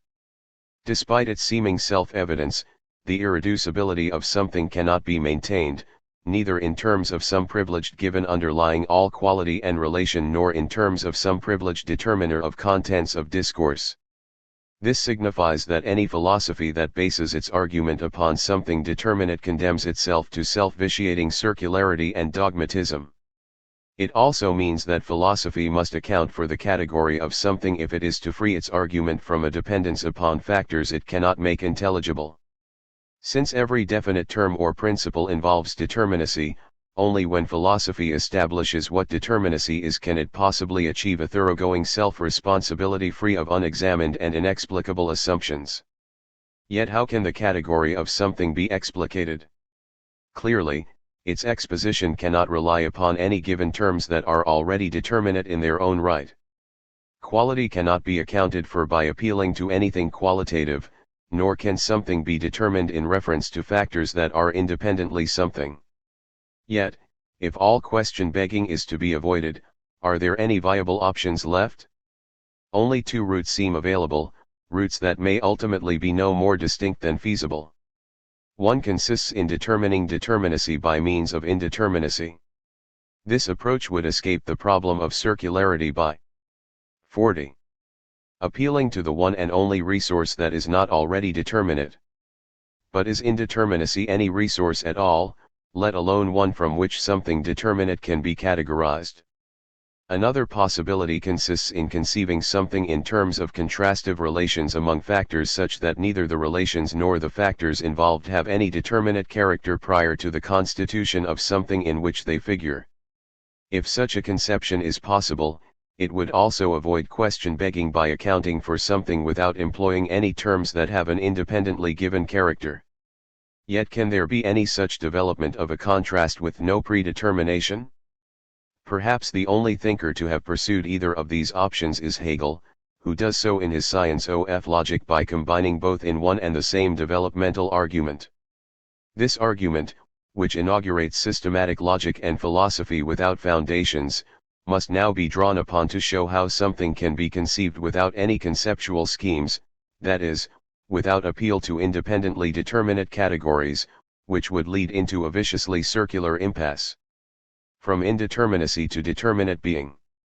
As we have seen, an exposition of the categories of determinacy cannot begin with any conceptual resources that already have quality and determinate being.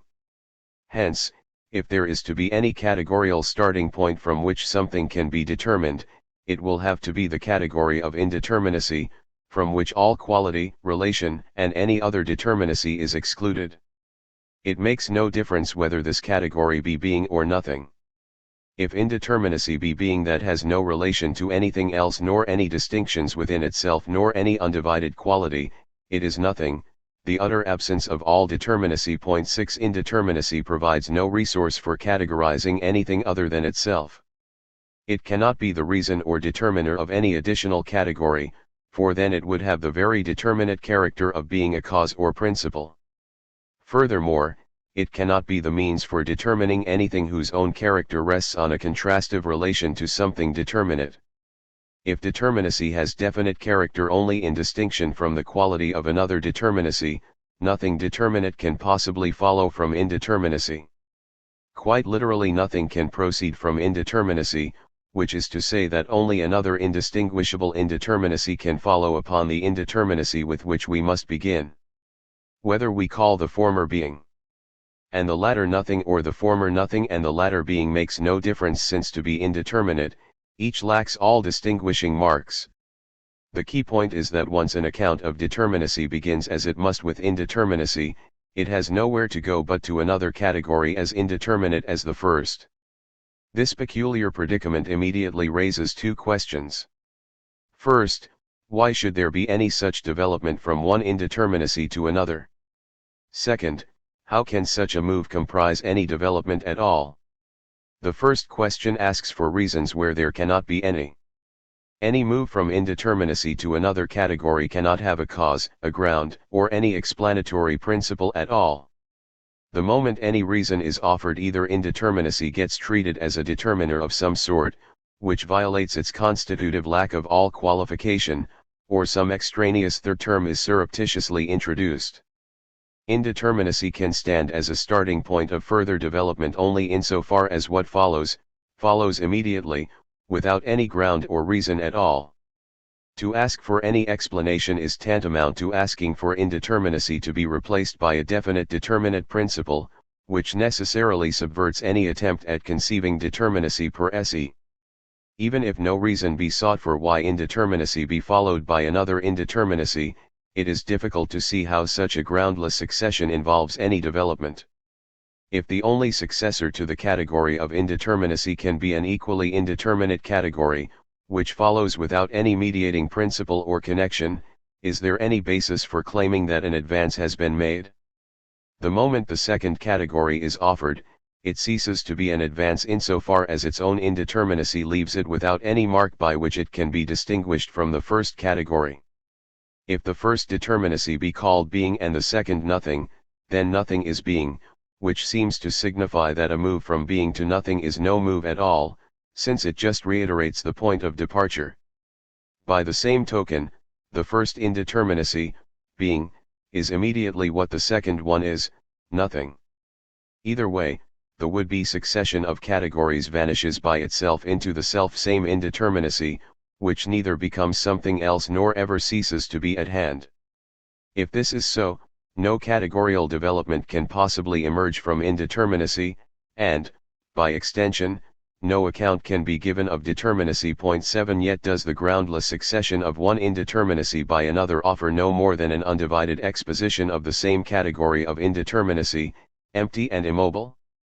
Admittedly, since the two categories are indistinguishable and their succession involves no mediating terms, being and nothing do not stand in any determinate relation by which an advance has been made from one category to another.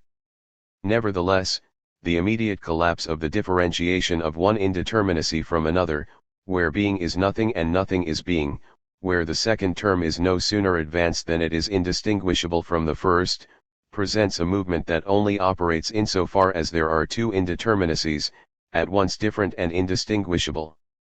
What contains them in their difference and identity is this movement itself, whose sequence of being and nothing is just as much a ceasing to be, where being is followed immediately by nothing, as a coming to be, where nothing is being. 8 Although Hegel names this movement becoming, he admits that it does not involve the coming to be of anything determinate nor the transformation of some given something into something other. 9 Since its constitutive terms are equally indeterminate, there are no specific givens at hand to either cease to be or become something else.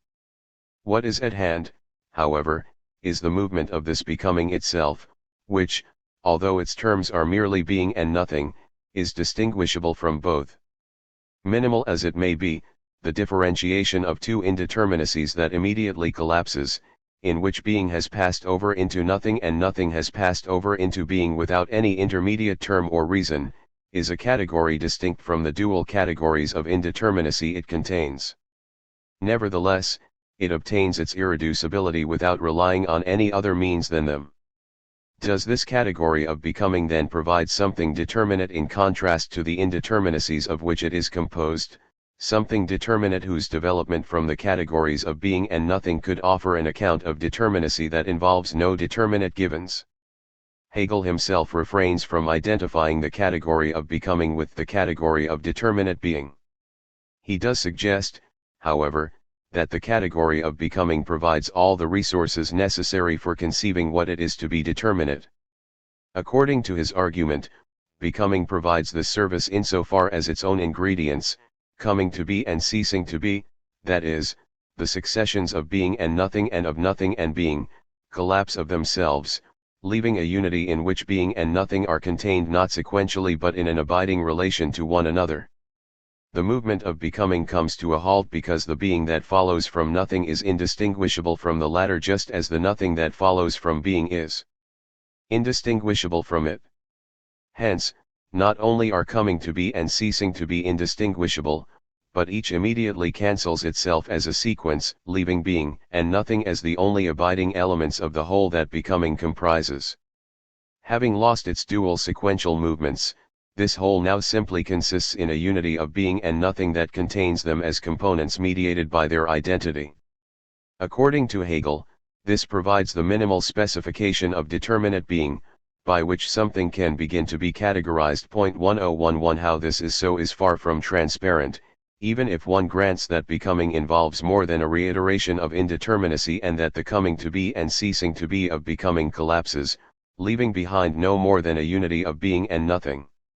For how could any resulting unity of being and nothing constitute a threshold of determinate being? With both components utterly indeterminate and no third term available, where are the resources for specifying something rather than nothing? Given what must be precluded, Hegel's recourse to such a unity of being and nothing has a certain inevitability. After all, what it is to be determinate cannot already involve any factor with determinacy, without taking itself for granted and begging the question. With everything determinate excluded, all that is left are being and nothing, which are no sooner given than they pass over into one another, eliminating the becoming in which they figure as distinguishable yet identical terms. But how can determinate being be specified from being and nothing? Being, non-being, and being determinate. Despite the paucity of the material, the option at hand has an immediate plausibility. Since being determinate cannot be categorized through qualities, definite relations, or definite entities without question begging, what else can suffice than a unity of being and non-being? 11 Where the contrast of the two provides the minimal definiteness underlying all quality and relation. Without referring to any other properties, determinacy is defined simply by what it is and what it is not, just as the indeterminacy common to being and nothing is overcome when being is joined with non-being so that each delimits the other. Admittedly, any constitution of determinacy from being and non-being is difficult to imagine without referring to the presence or absence of definite qualities, relations, and entities, which all have their definite character by possessing certain features and not others. When determinacy itself is at stake, however, the contrast of being and non-being is not a contrast between the presence and absence of any independently given factors.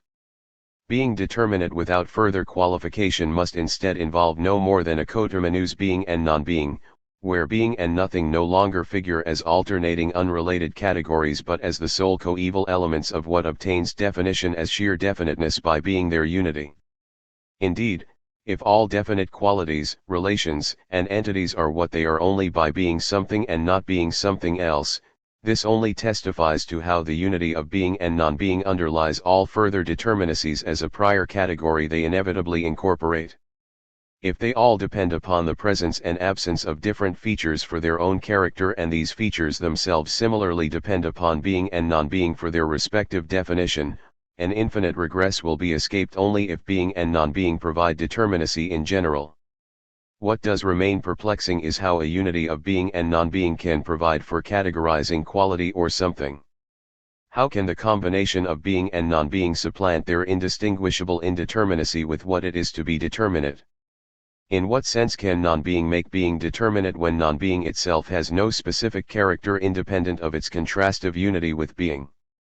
How can non-being render being determinate when non-being is not already the absence of something definite?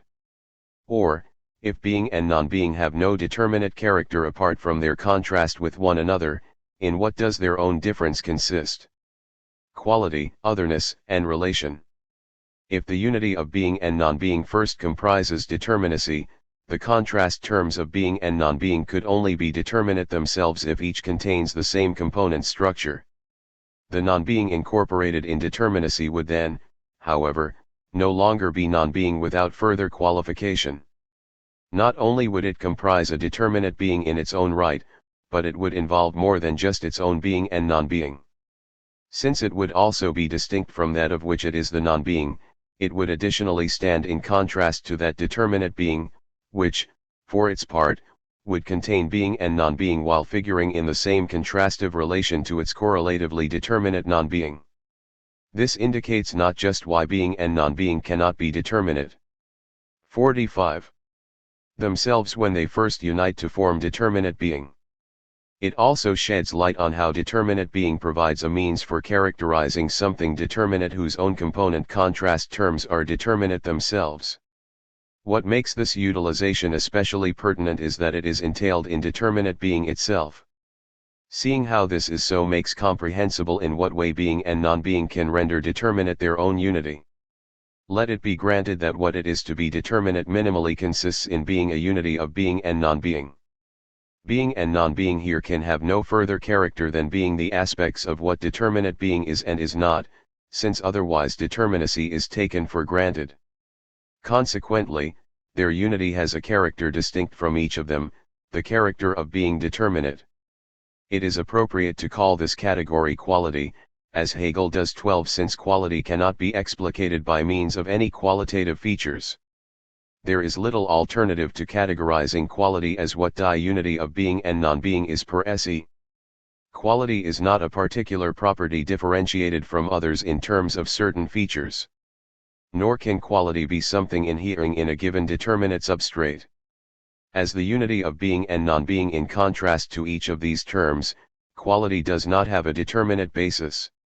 Rather, it itself is what being determinate minimally comprises, relying not on determinate givens for its own character but solely on the indeterminate contrast terms of being and non-being.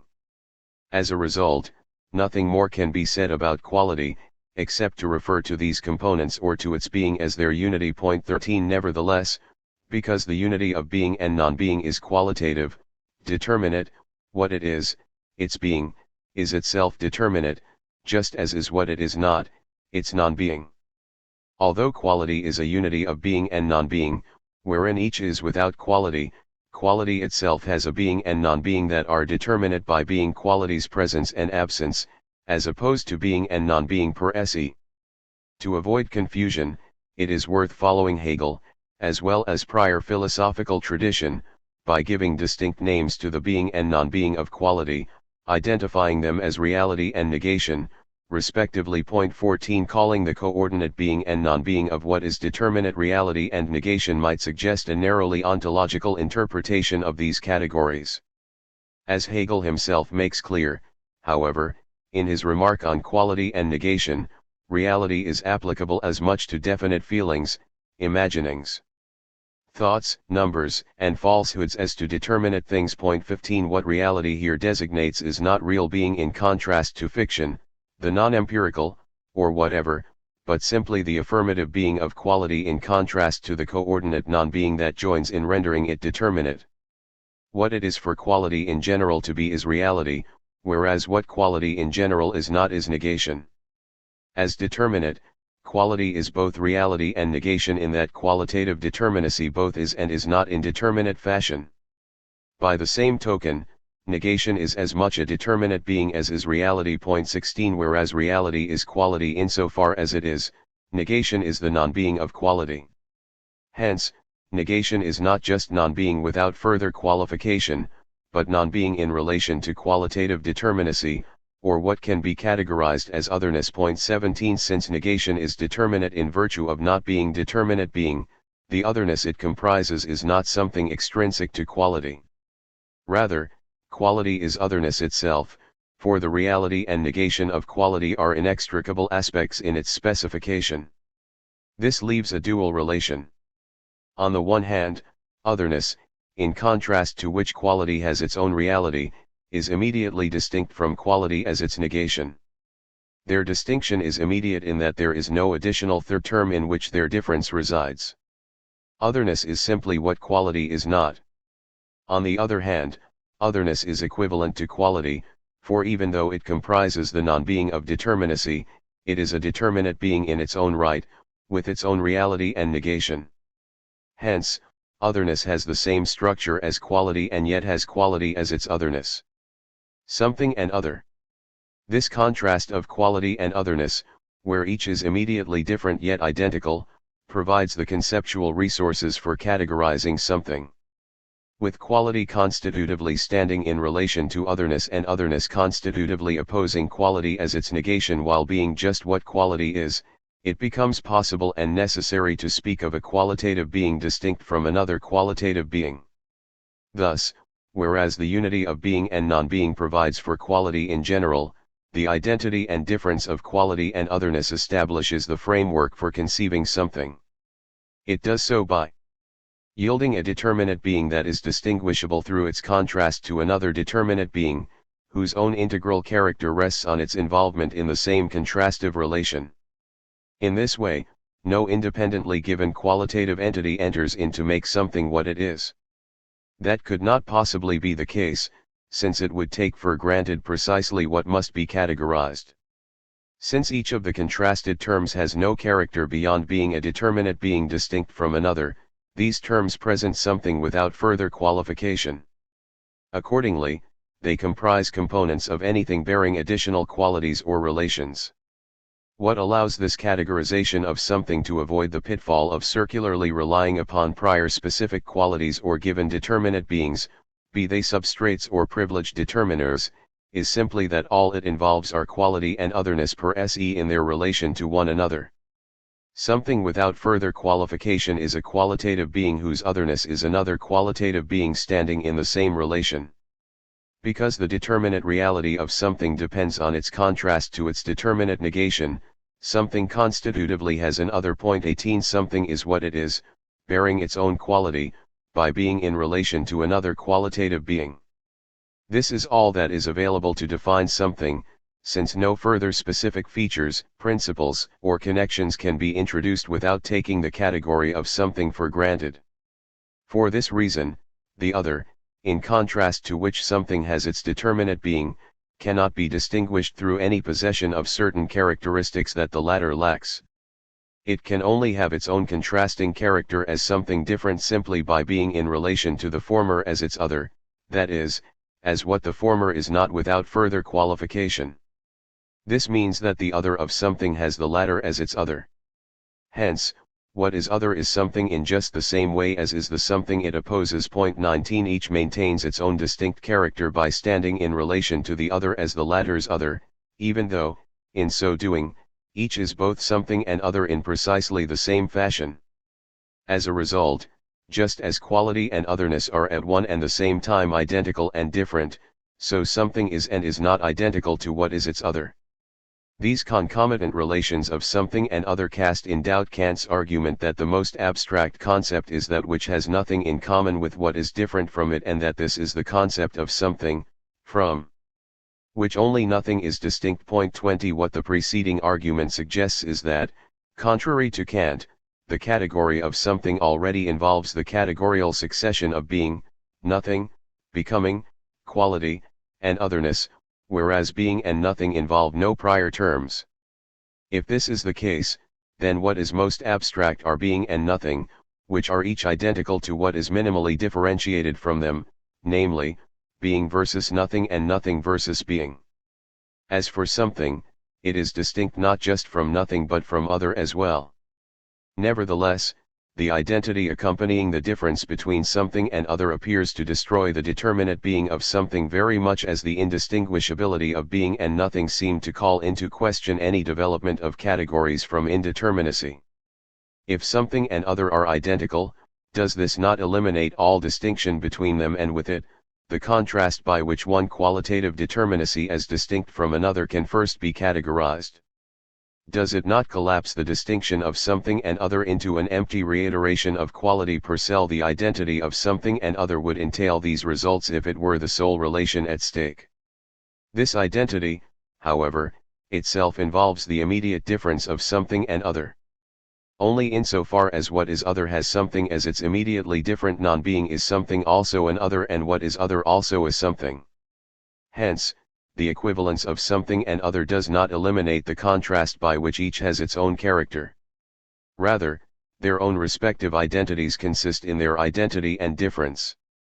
In this respect, something has a dual character consisting, on the one hand, in its relation to other, wherein both are immediately different and identical, and, on the other hand, in what something is apart in relation to itself. These two aspects, which Hegel calls being for other and being in itself 21, are intertwined with one another. Something is in relation to other only insofar as it has being in itself, a character of its own allowing it to be something different from its other and so stand in relation to it. By the same token, what something is in itself is not independent of its relation to other insofar as the only resource available to give something its own character is its contrast to something other. Point 22. Although this leaves something with the most minimal characterization, nothing could be more fitting given the poverty of material with which its categorization must proceed. Indeed, if there is any test for judging this account of something, it can only lie in certifying its utter abstraction. To the extent the account passes muster, it provides a platform for further concretizations free of reliance upon inexplicable substrates and determining conditions. In that case, the categorization of something in its relation to other can testify to how something determinate can be accounted for, as it must be, without appeal to any conceptual scheme with its irreducibly determinate givens. What must not be forgotten is that no matter how much the account of something may employ a language rich in conceptual terms to achieve expression, what counts in regard to logical development are which terms enter in as component elements of the category at issue. It is in this respect and this respect alone that the account of something warrants critical examination. The logic of determinacy and the logic of the concept. The categorization of something signals an achievement that only systematic logic can possibly attain, accounting for determinacy without taking any determinacy for granted. This achievement provides the basic positive fulfillment of the overcoming of the opposition of consciousness and the appeal to the given constitutive of every variety of foundationalism. The development of something from being has been shown to be the immediate result of making the absolute beginning required by logic's unity of method and subject matter. Nonetheless, how determinacy and conceptual determination are connected is still not established. To understand why the presuppositionless development of systematic logic has anything to do with the universality of conceptualization, it is necessary to consider how the determination of the concept itself becomes a logical theme. The third part of Hegel's science of logic, the so-called subjective logic, tackles this problem, and it is to this problem we must turn, taking advantage of Hegel's pioneering effort, where possible. Chapter 4. Concept, Individuality, and Self-Determination. The concept in philosophy. Philosophers may disagree with unmatched zeal, but no philosophical controversy can free them from their common dependence upon the concept as a privileged vehicle of truth. Even when embracing the most radical empiricism or the most unyielding skepticism, philosophers cannot help but make conceptual arguments. All their efforts may aim at curing themselves of addiction to the concept, but so long as they reason in behalf of experience or the suspension of judgment, thinking remains the element in which their claims live and die. Philosophers' perennial use of conceptual argument might seem a double curse, subverting all of philosophy's equally perennial aspirations to seize the truth. To begin with, if philosophical investigation constitutively employs concepts, how can it possibly establish the validity of conceptual determination? If philosophy cannot fail to use concepts to legitimate reason as a midwife of truth, will philosophical investigation not fall into the vicious circularity of relying upon an instrument that can never be certified without taking its reliability for granted? Secondly, if philosophy must always utilize concepts to arrive at truth, must philosophers not presuppose that the object of truth is what is conceptually determinate? Besides being beyond philosophical justification, will this assumption not limit objectivity to a mortuary of changeless universals from which all becoming, all particulars, and indeed, all actual existence are excluded as some inconceivable illusions? Will the only objectivity that philosophy can conceive be a phantom realm of ideas that can never correspond to genuine reality? These parallel problems would be fatal to philosophy if the concept were what all too many philosophers have taken it to be, an abstraction whose asterisk. Nietzsche raises both of these objections to philosophy in his Twilight of the Idols. 52. Universality is given independently of the particulars to which it pertains. This view has crippling ramifications. First, it renders thinking a formal enterprise that must look elsewhere for the content to which it applies. If the concept is a universal that leaves undetermined the distinguishing features of the many it otherwise unites, everything pertaining to individuation lies beyond the grasp of thought. The problem of the differentia becomes an insurmountable obstacle to the attainment of philosophical truth, for if the concept is a formal universal that cannot lay hold of what individuates its particulars, conceptual determination can never correspond to its objects. The concept may find itself in some property that individuals share, but the individual will always fall outside conceptual grasp. This predicament leaves two equally unsatisfactory options: that parody of Plato, mocked by his own Parmenids, where universals are held to be a separate realm of their own against which all individuals are but illusory appearance, or the opposite extreme of nominalism, where individuals devoid of universality are taken to be real and universals devoid of individuality are regarded as subjective illusions.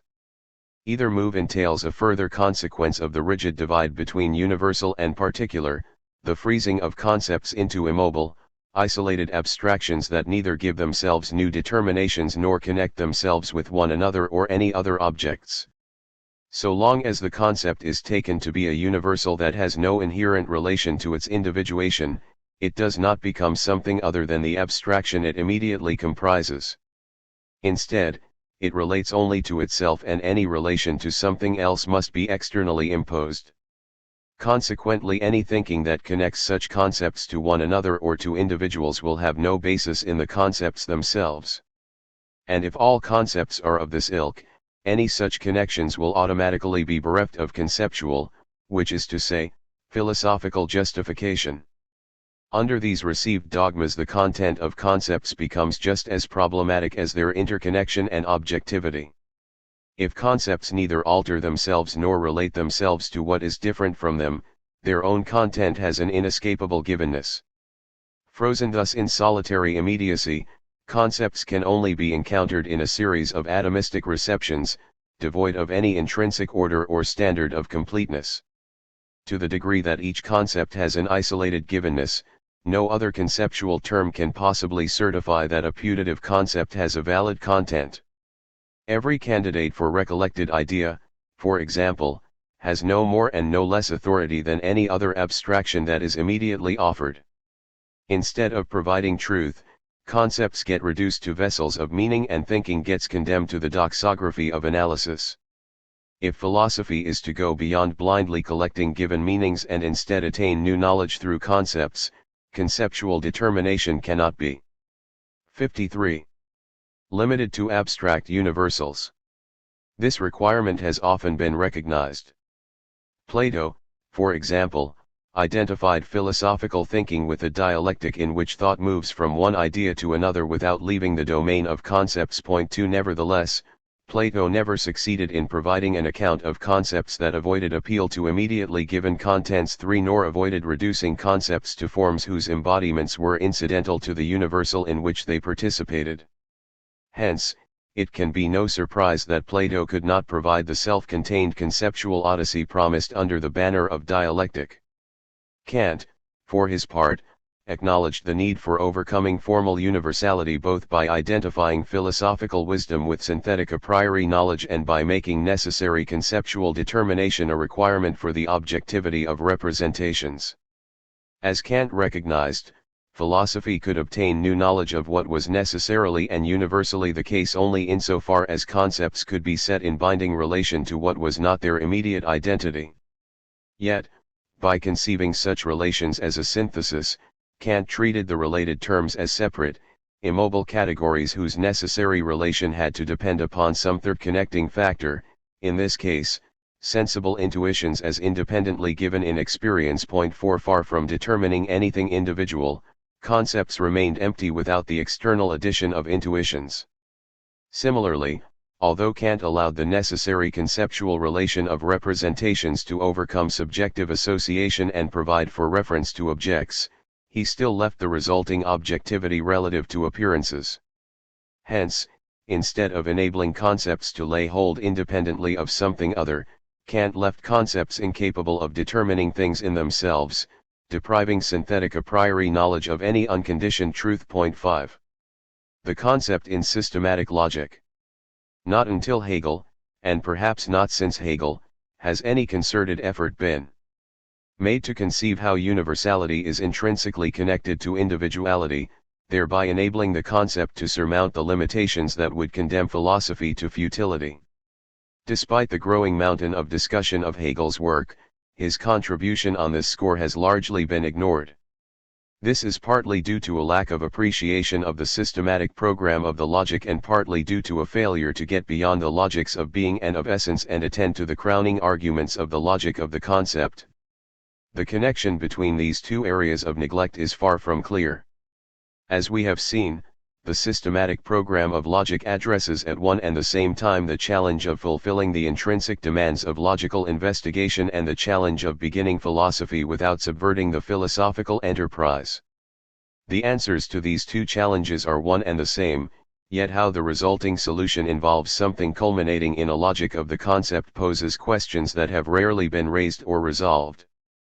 A rehearsal of the basic considerations underlying systematic logic brings these questions to the fore.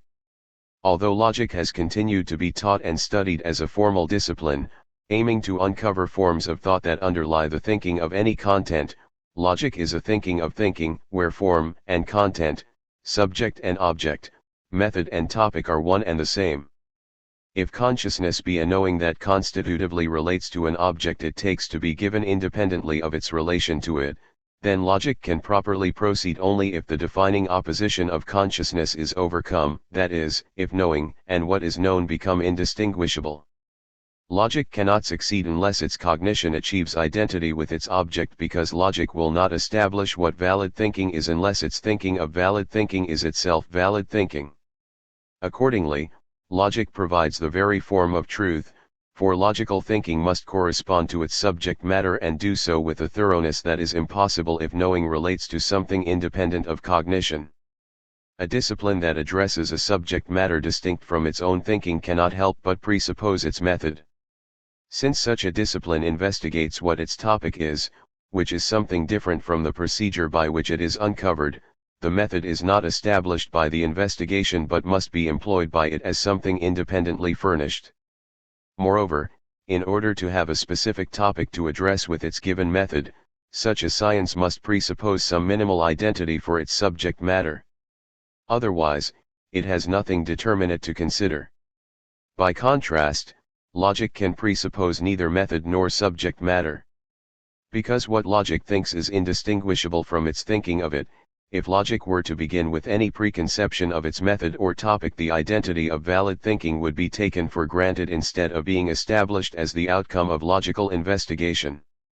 To avoid begging the question, logic must therefore begin without any determinate method or 55. Content. Yet, if logic must proceed without any given method or any given content, whatever content it succeeds in developing will have to be as free of external determination as the form it takes. In positive terms, this signifies that the content must order itself, just as its ordering must be self-determined. Unlike formal universals, whose rigidity requires an external hand to relate them to any further contents, the determinacies of logic must transform themselves and thereby establish the succession of terms that end up comprising the autonomous development of logical thought.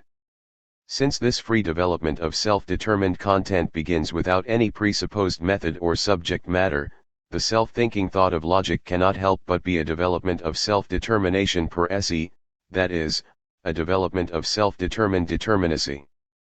The indeterminacy of the starting point and the self-determination of the ensuing development are inseparable, for if logic began with any determinate beginning, it would have a determinacy it had not determined for itself.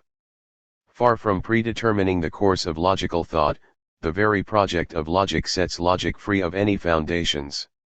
As we have seen in Chapter 2, all these implications, which Hegel anticipates in the To the Science of Logic, follow equally from the consideration of with what philosophy must begin.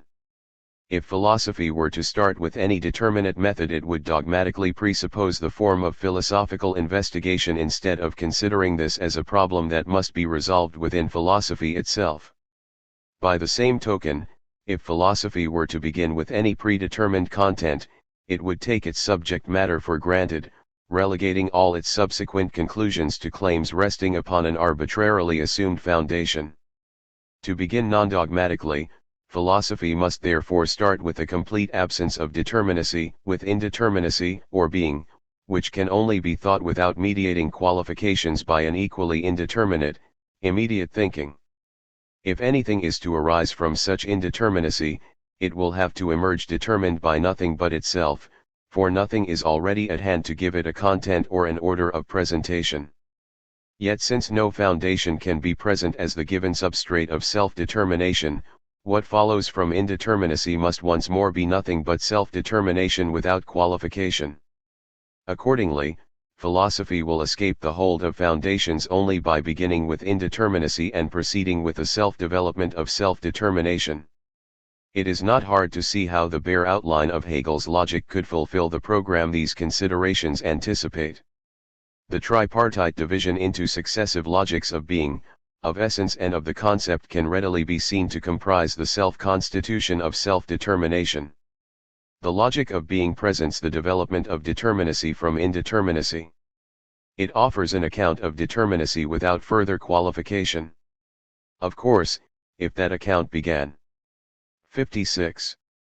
From some given determinacy instead of from an indeterminate starting point, it would beg the question by presupposing determinacy, which is precisely what is to be established. By contrast, the logic of essence can and must begin with determinacy, namely the determinacy provided without any presuppositions by the logic of being. Without that resource of determinacy in general, the logic of essence can hardly unfold the determination of determined determinacy, where determinacy is mediated by some factor that relates to it with a prior immediacy. Only if determinacy is available, can determinacy figure as the determiner of something else whose being it posits. This comprises a two-tiered logic of essence and appearance, ground and grounded, cause and effect, and all the further relations involving what rests upon some foundation. Essence's foundational determination sets the stage for the logic of the concept to the degree that the latter is a logic of freedom. Freedom's self-determined determinacy presupposes both determinacy in general and determined determinacy, since self-determination has determinacy and determines its own determinacy. While incorporating what the logic of being and the logic of essence provide, the logic of the concept transforms both by achieving an identity between what is determined and what does the determining. In this fashion self-determined determinacy emerges as the result of categories that thereby get revealed as way stations incorporated into the process by which self-determination constitutes itself. This itinerary seems to stand in stark contrast to another division of logic in which the concept looms large. Although Hegel may describe the contents of the three subdivisions of logic in terms that fit the schema of determinacy, determined determinacy, and self-determined determinacy, he also divides logic into an objective logic and a subjective logic, describing the former as a stage in which the concept is given in its immediacy, prior to coming into its own as a self-mediated totality. Although Hegel qualifies this twofold division by inserting the logic of essence as a connecting bridge, the contrast of subjective and objective logics raises the question of why the concept should map onto the logic of self-determination. Hegel tells us that he has chosen the term concept with care because the logical determinacies that come under its heading fit the usage that the concept has come to have as a privileged vehicle of philosophical cognition. 6 Significantly, when Hegel first introduces the concept as a theme, he initially 6 See Hegel, GWF, Werke 8, Enzyklopädie der Philosophischen Wissenschaften in Grundriss, 1830, Erste Artikel, Die Wissenschaft der Logik, Frankfurt am Main, Suhrkamp, 1970, Zusatz to U 160, p. 308, Hegel, GWF, Logic, trans. William Wallace, Oxford, Oxford University Press, 1975, edition to IL 60, p. 224. 57. Defines it in terms of two parallel considerations, first, freedom, and then the interconnection of universality, particularity, and individuality. The link between these correlative characterizations must be comprehended if the role of the concept in logic is to be unveiled. Freedom, individuality, and the requirements of conceptual truth. Hegel introduces freedom as the truth of necessity, describing how the governing relationship of the logic of essence resolves itself into self-determination. 7 The basic moves are starkly simple, yet seldom heeded, especially by those who extol the hegemony of efficient causality. The necessitation of determination by some external dominating factor is the pervasive motif of the two-tiered relations in the sphere of essence. With essence, being is always mediated by some foundation. Yet since the foundation has its own determining character only by determining what it founds, what is grounded effectively grounds its own foundation, resulting in a reciprocal interaction where cause and effect simultaneously exchange their roles. Since the erstwhile foundation turns out to have the same determining/determined identity as its erstwhile derivative, the external necessity of foundational determination is supplanted by an internal determination, where the indissimibility of determiner and determined factor transforms their relation into one of self-determination. Although differentiation still occurs, it proceeds within the unity of the self. Since differentiation is now a matter of the self giving itself new determinacy, differentiation takes the form of a development of the self and determination becomes self-development. 8 That the emergent process of self-determination could have anything to do with universality, particularity, and individuality depends upon the conceptual breakthrough that Hegel pioneers in conceiving the relation of these three categories. All the dilemmas plaguing formal universality and the philosophies that rely upon it are supplanted by a simple insight: the universal cannot possess its encompassing unity as a one over many unless the plurality of its particulars can be sustained. Particularity, however, only determines something. As an undifferentiated embodiment of the universal. Qua instance, particulars stand in identical relation to the universal in which they participate. Identifying a factor as an embodiment of a universal in no way distinguishes it from any other embodiment. Yet, unless instances can be distinguished from one another, their plurality collapses into one and the universal loses its own constitutive character as a one over many. Consequently, the encompassing unity of the universal depends upon the differentiation of particulars, which is what individuality provides for each. Individuality, as the differentiated particular, is therefore ingredient in universality. And, conversely, because the individual is the differentiated particular, it is equally tied up with universality, without which it loses the particularity that allows it to be more than a classless something or appearance. The logic of self-determination as the logic of the concept. These interconnections between universality, particularity, and individuality provide the necessary categorical resources for determining self-determination. Because self-determination must give itself new determinacy to be what it is, freedom minimally involves a successive plurality of determinacies. Since, however, these differentiations remain elements of the self that determines itself in and through them, their plurality comprises a development of the self by which it achieves its self-determined identity. Accordingly, these differentiations are each instances of the self that thereby is their one in many, comprising the universal subject that constitutes itself in these its own particulars. Since the self can only determine itself by giving itself a plurality of differentiations, the particular developments of the self must further be individuated. Otherwise their plurality will collapse, eliminating the differences that the self requires if it is to give itself new determinacy.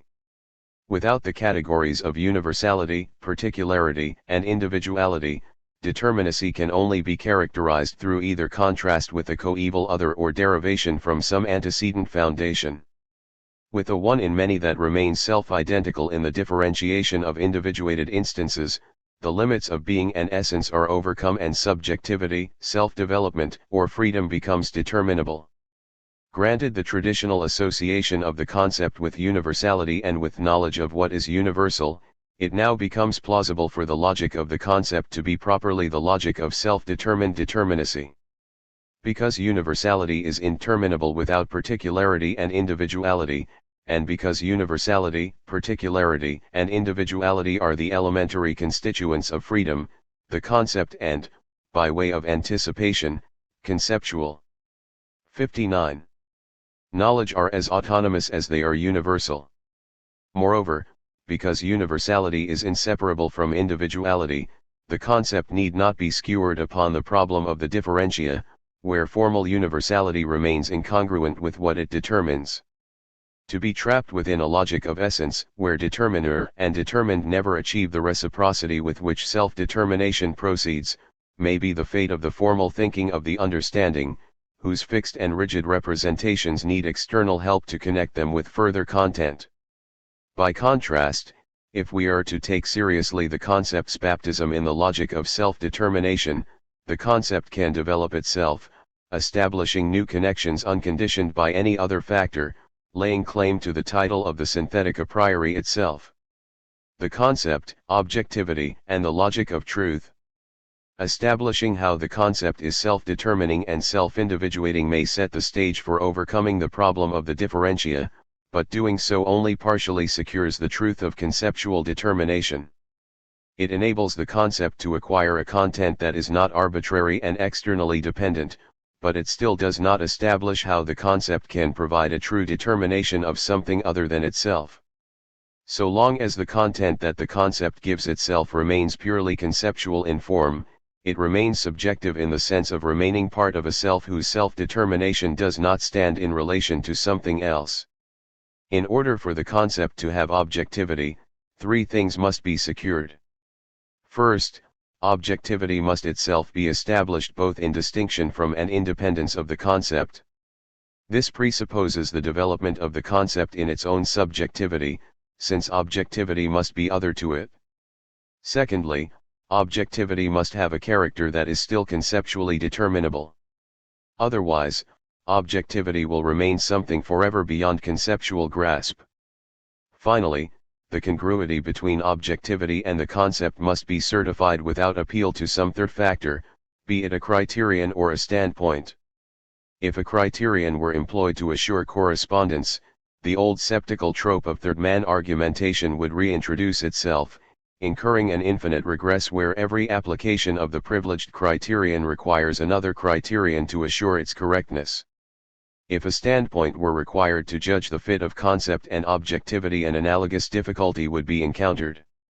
The above dilemma would, of course, reoccur if the standpoint laid claim to authority by appeal to any criterion. But if the standpoint avoided such an appeal, how could it retain authority against any competing perspective? Since the distinguishing identity of each standpoint would be different from both concept and objectivity in order to comprise a distinct vantage point, nothing in concept 60. Or objectivity could unequivocally sanction one standpoint's primacy over another. To avoid this problem, the agreement of concept and objectivity would have to be established from these factors themselves, although the resulting accord would comprise a further irreducible determinacy incorporating them in their correspondence. These are precisely the central challenges that Hegel's logic addresses in moving from the account of the concept to that of objectivity and that of the idea. These problems are properly handled as logical issues, without appeal to the epistemological frameworks of consciousness or language and the opposition of real selves to the world. If the account of either concept or objectivity were encumbered with any such aspects of nature and mind, the whole enterprise would be sabotaged by the introduction of non-logical determinations whose own difference and conceivability would have to be taken for granted. To escape arbitrariness, the determination of objectivity and its relation to the concept must incorporate nothing but the categories that arise in the self-determination of thought without yet involving objectivity itself. Objectivity is and cannot be reducible to reality or existence. As we have seen in Chapter 3, reality, as contrasted to negation, is simply the being of determinate being in general. Reality cannot help but be contained in the concept insofar as the concept has determinacy. Admittedly, the concept has determinacy in a manner rather different from how determinacy is contained in the logic of being. Whereas the given determinacies of the logic of being have determinate being by standing in contrast to other coeval entities, the concept has determinacy that it has imposed upon itself, the determinacy of its self-determination. Unlike given determinacy or determined determinacy, the determinacy of the concept is what it has determined itself to be. Consequently, what is to stand as something other to the subjectivity of the concept must have more than reality. Of course, objectivity will possess reality simply by standing in contrast to subjectivity as something other. But the basis of that contrast must lie in something that is not simply contained within subjectivity, if not, the would-be contrast term gets absorbed without remain. For just this reason, objectivity cannot simply be existence. Existence has reality, as something determinate, but existence adds the element of determined determinacy common to everything in the logic of essence, where being has lost its immediacy and become founded by some foundation. Existence is determinacy that has a ground and exhibits the relativity of all factors that are determined by something prior to them. The concept incorporates existence to the degree that self-determined determinacy contains determinacy that is determined. Conceptual determination, of course, adds the proviso, issuing from reciprocal interaction, that what gets determined and what does the determining are one and the same. This proviso issues from the reciprocal. 61. Interaction with which the logic of essence brings itself to an end and introduces conceptual determination. As we have seen, although the two-tiered relations of essence always distinguish between what is founded and what founds, each factor only possesses its defining role thanks to the polar role of its counterpart. Because what founds has its founding character determined by what it founds, a reciprocal determination results where each term is both cause and effect of the other. Since they are indistinguishable, leaving what determines and is determined one and the same, reciprocal interaction itself reverts into self-determination, leaving behind the two-tiered structure of foundational determining and introducing the free self-development constitutive of subjectivity. Although the resulting self-determined determinacy of the concept is irreducible to the determinacy of being and the determined determinacy of essence, the concept incorporates both. What is other to the subjectivity of the concept must therefore be irreducible to each and every category of being and essence. Instead of being contained within the self of the concept's self-determination, objectivity must be radically independent. Since objectivity can owe its determinacy neither to standing in contrast to other coeval factors nor by issuing from any ground, it must be a self-sufficient totality minimally external to the self-determination of the concept. Knowledge of objectivity would accordingly escape the limitations of knowledge of reality or knowledge of existence. Because reality is the determinacy something has in virtue of its contrast to something else, knowledge of reality is always dependent upon knowledge of this other. Yet, if the other only has reality, knowledge of it is dependent upon the same reference to other, introducing the endless dissemination of meaning that Derridians absolutize as if reality were the ultimate object of knowing. Knowledge of existence, by comparison, is plagued by the problem of knowing something that is always just the appearance of some determining factor. The latter foundation cannot completely disclose itself in what it determines at pain of collapsing the distinction between ground and grounded by which it is defined. Moreover, if knowing is always only knowledge of what is grounded, no ground can be known as such, since, by definition, the foundation must lack the underlying sufficient reason on which cognition of existence always depends. But then what cognition needs in order to know existence always eludes capture. To the degree that objectivity is a totality determined in and through itself, objective knowledge cannot reside in contrastive reflections upon what is non-objective nor in attempts to uncover foundations for objectivity. Instead, objectivity can only be known in terms of its own self-constitution, which will give what it is necessarily and with no unencompassed remain. Objectivity is 62. Therefore the very entity that could be known without qualification and, in particular, without the quandaries afflicting cognition of reality or existence. Such a possibility beckons provided knowing can capture objectivity's process of self-constitution. What kind of knowing can lay hold of the internal self-development of objectivity, that is, can grasp what Hegel routinely calls the Sach selbst? Neither contrastive or foundational tropes will do. Only a knowing that exhibits the self-determination of the concept can possibly hope to correspond to objectivity's own self-constitution. Precisely because the content of conceptual determination develops itself, genuinely conceptual thought alone can seize objectivity without the distortions of rendering it something relative or foundationally determined by cognition. Several problems still remain. Objectivity's special suitability for conceptualization might seem to shut philosophy off once more from any grasp of reality or existence. Yet the inability to adequately conceive either reality or existence independently need not signify that knowledge of objectivity leaves reality and existence beyond philosophical treatment. To the degree that reality and existence are and revert through their own determinacies into components of objectivity, conceptual determination of objectivity will still consider reality and existence. It will do so, however, in light of how neither reality nor existence can subsist by themselves, nor be known with the same necessity and completeness by which objectivity can be unveiled. More vexing, however, is the abiding question of just how the concept can achieve correspondence with objectivity. Even if objectivity is determined in and through itself just as the concept is self-determined, objectivity is still other to the concept. If the concept is to be a vehicle for subjectively appropriating objectivity, conceptual determination must have room for both the concept and its other, just as objectivity must retain its difference from the concept and yet be transparent to conceptual determination. Moreover, the accordance of concept and objectivity cannot just fall within our observation. If it is to be inherent in concept and objectivity themselves, their determinacies must generate the conceptual structure that contains their correspondence. Hegel's account of the idea aims to provide just that logic of truth in which concept and objectivity achieve correspondence without appeal to any third factor, be it an immediate reference to reality, as in pre-critical metaphysics, or recourse to some epistemological structure, as in Kant's transcendental logic, where conditions of sensible experience must be enlisted to determine objects by concepts.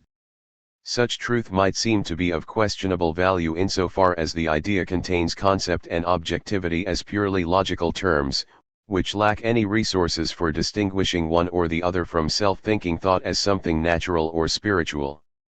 Yet this formality is crucial, for if the idea incorporated reference to non-logical terms, their difference and identity would 63.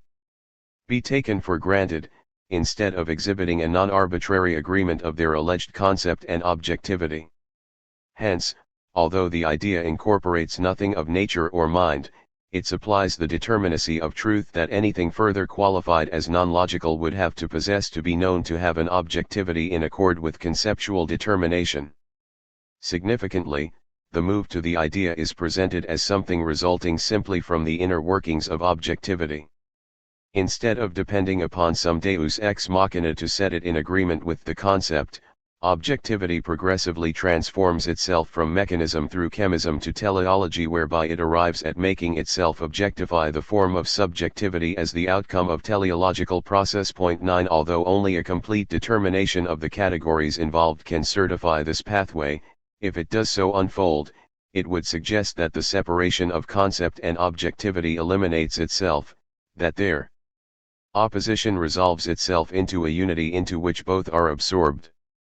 Any claim that concept and objectivity are incongruent would thereby be shown to rest upon a falsification of their very own identities. The resultant unity of the idea thereby possesses an origin that would put the lie to such retreats to the opposition of consciousness, for which concept and objectivity are held apart as independently given correlates whose accord depends upon an ever-elusive bridge. The idea, by contrast, can be duly identified as the pure form of truth to the degree that it contains concept and objectivity in their own immanent correspondence. 1011 What makes this correspondence both objective and conceptually transparent is that, at least on Hegel's self-understanding, each side of the relation has determined itself to be equivalent to its counterpart. Through syllogism the concept has given itself determinacy with the self-subsistent totality of objectivity 11 whereas through teleology objectivity has made itself subjective. 12 The immediate unity of the idea cannot, however, be the end of the story. The truth of the idea is first presented as the structure of life, of organic unity. The organism unifies its organs into a conceptual whole, whose universality is the soul animating the particular organs whose own working reproduces their union.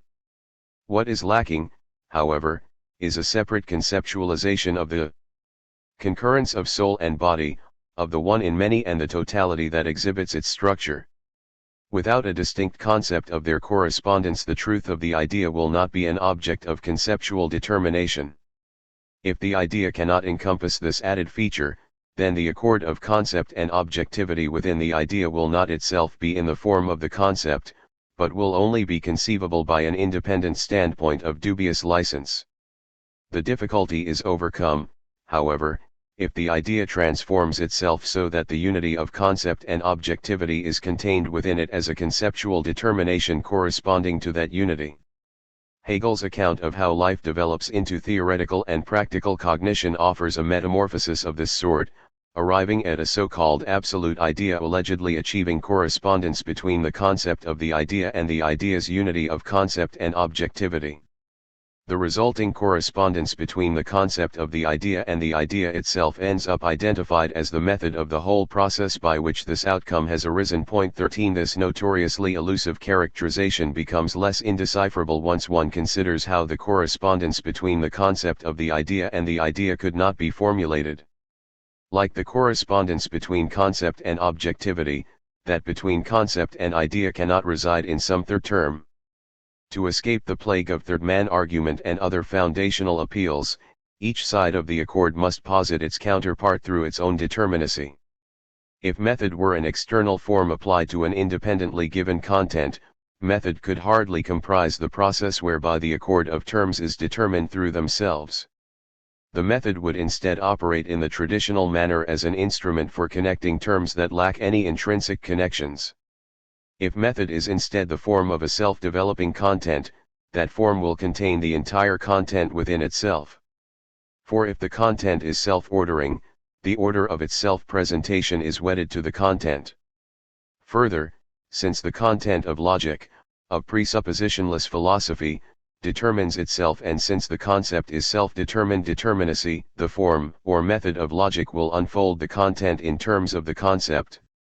Indeed, only the self-determined factors of the concept could possibly organize the content, for any terms that are not conceptual, i.e. self-determined, would cancel the content's autonomy by making it fit a heteronymous scheme.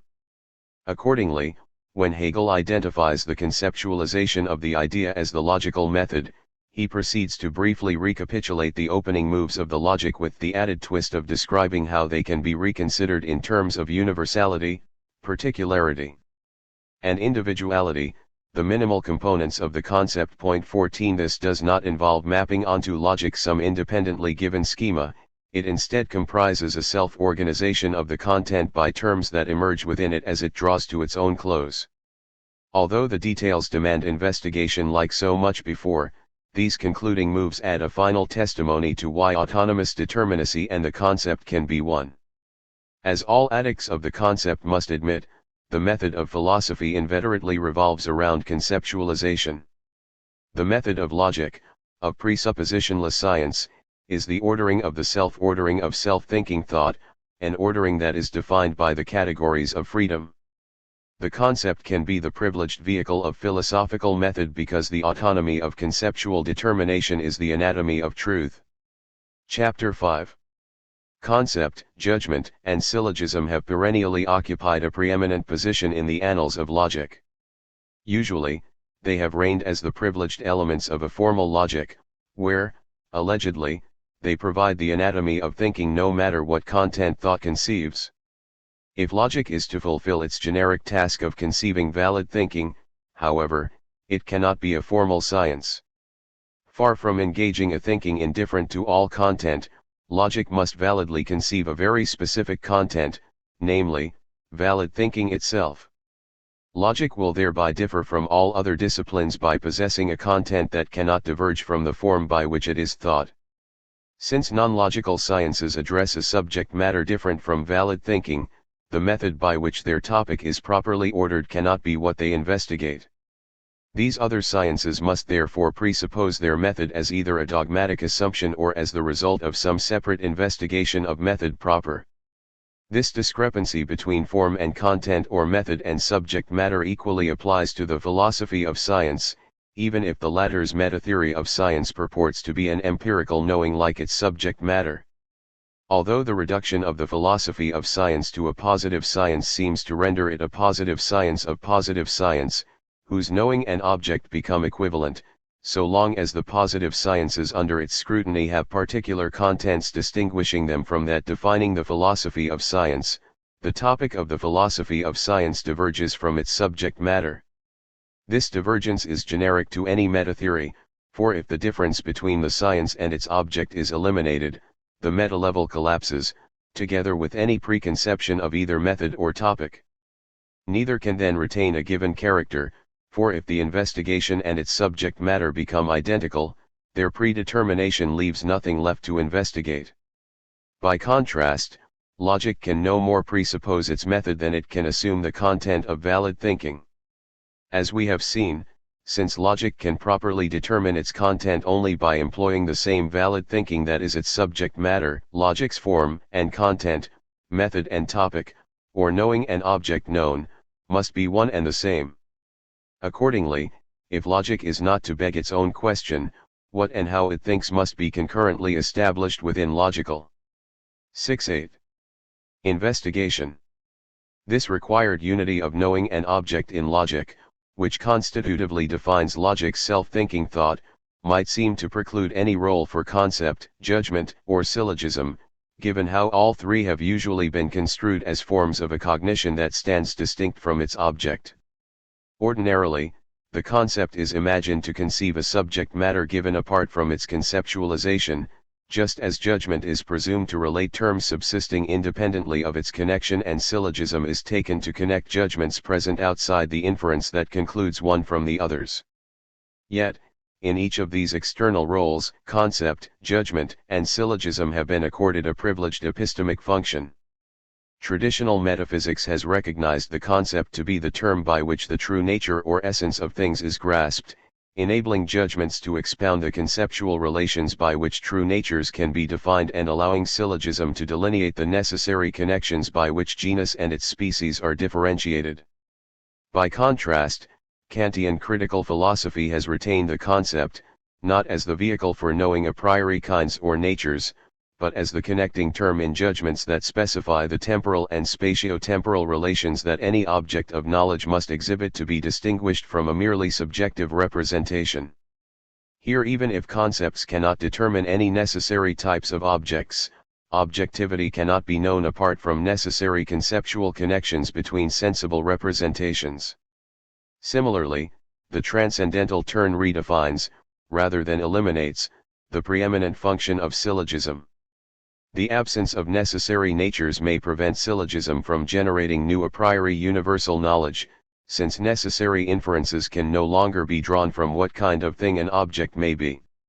Yet syllogism still remains what distinguishes reason from understanding by being the form that reason must take to think, if not objectively know, the unconditioned characteristically sought as the underlying ground of all objective judgments. 12.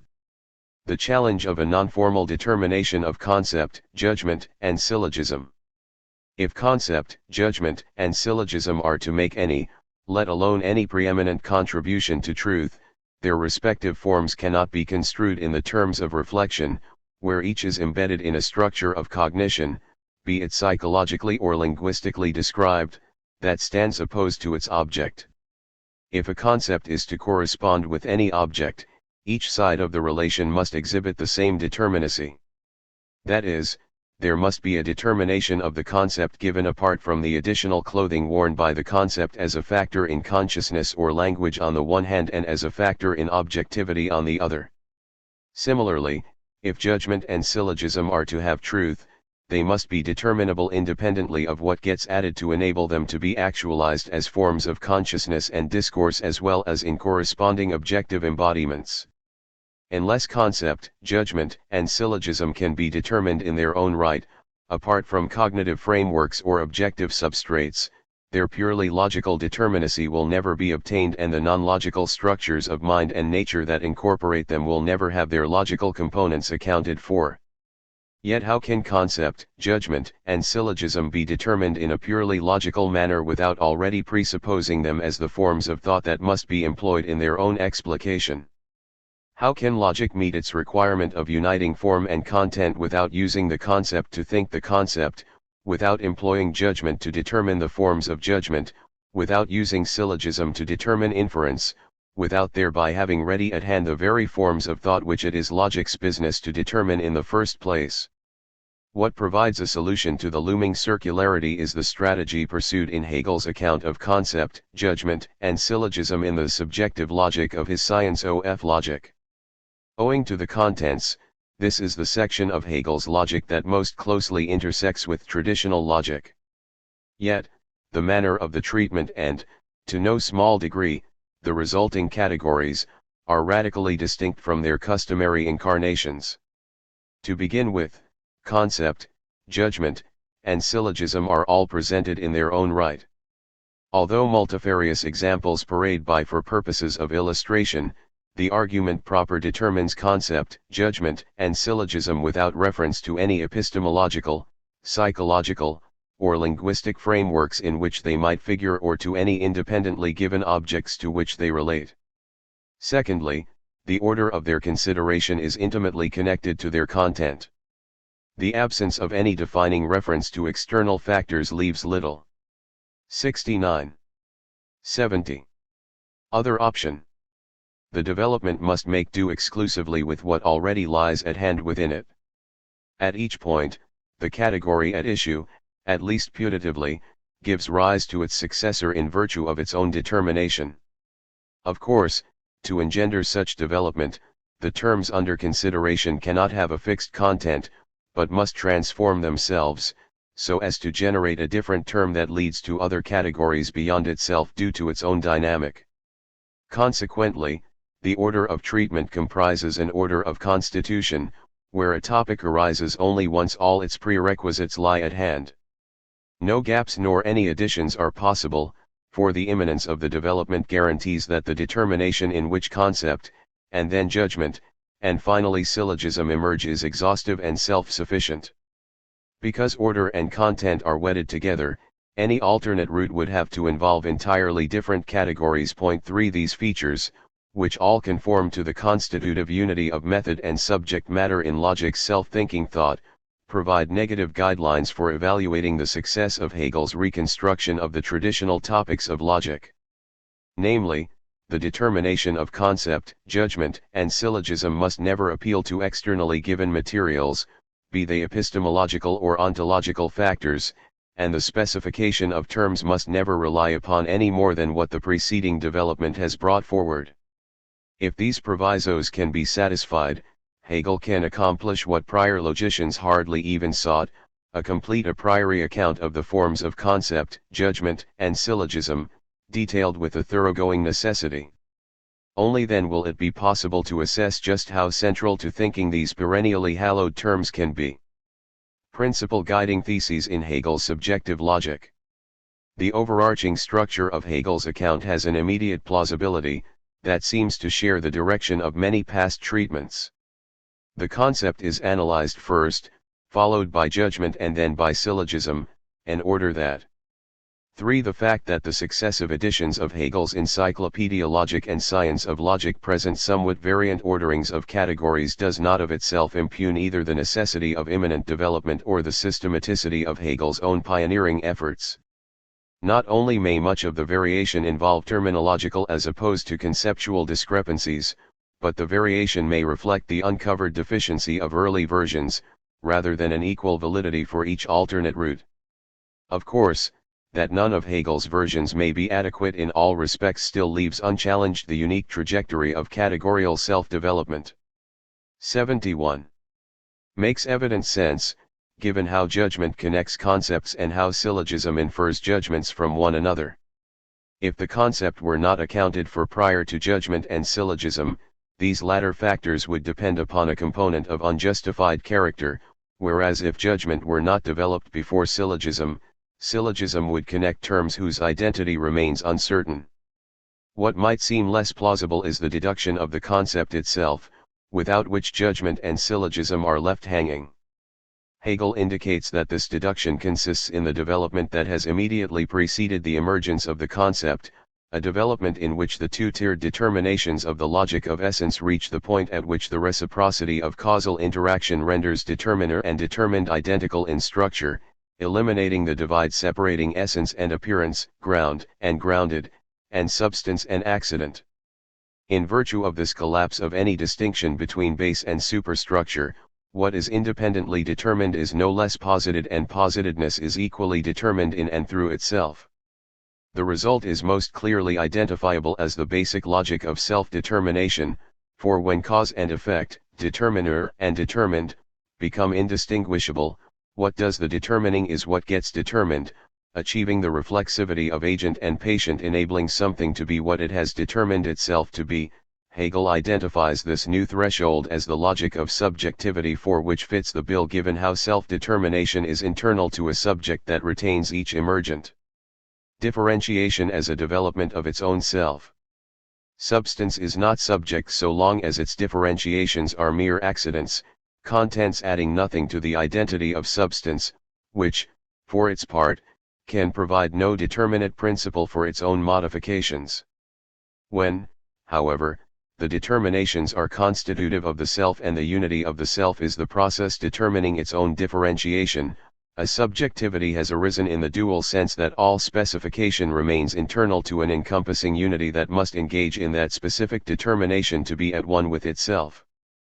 Less explicable, perhaps, is the next addition brought into play to categorize the outcome of the logic of essence, the introduction of universality, particularity, and individuality as the specific terms by which self-determination, i.e. subjectivity, is minimally defined. The linkage might appear questionable, in that universality, particularity, and individuality are customarily presumed to apply without restriction beyond what is self-determined. From Aristotle on, the ubiquitous refrain has been that everything that is individual, be it rational agent, subrational organism, or inanimate thing, and that universal and particular apply equally indiscriminately. Yet, a strong case can be made that universality, particularity, and individuality provide the indispensable categories for determining freedom in thought or reality. As Hegel illustrates with the example of the will in the introduction to the philosophy of right 5, the self that determines itself is universal insofar as it remains self-identical in all its differentiations, yet can abstract from each in virtue of not being limited to any one of the contents it gives itself. Because, further, the self that determines itself must give itself content in which it remains at one with itself as self-determining, it is equally characterized by particularity, that difference which is the otherness of the universal that remains the vehicle of its encompassing unity. Finally, because what is self-determined remains self-identical in its particular determinations, freedom has individuality, understood as the determinate that is determined in and through itself, instead of having its character depend upon contrast to an independent other or reflection in some appearance. Although these connections might be thought to exhibit the dependence of self-determination upon universality, particularity, and individuality, the reverse can equally be maintained. For if what is not self-determined is determinate either through contrast to an other, as in the given determinacy of the logic of being, or through reflection in what it posits, as in the posited determinacy of the logic of essence, universality will be wanting.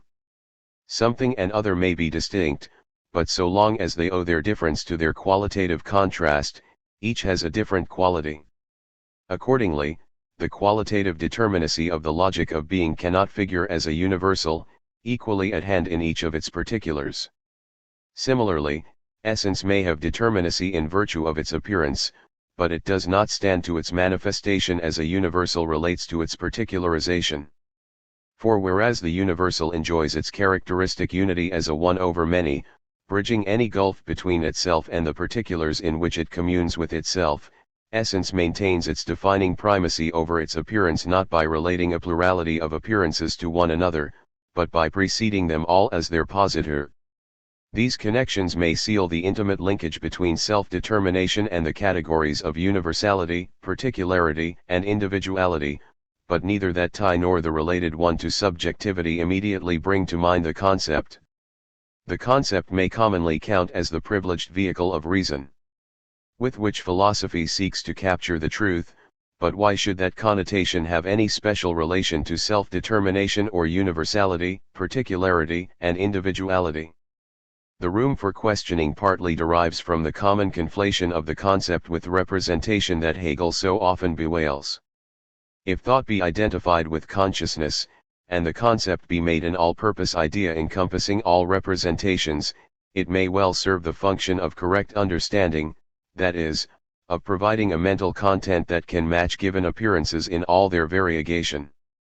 Since this involves representations of a given content, which may appropriately be received in the form of impressions via the passivity of sensibility, self-determination seems to be the last requirement that concepts could have.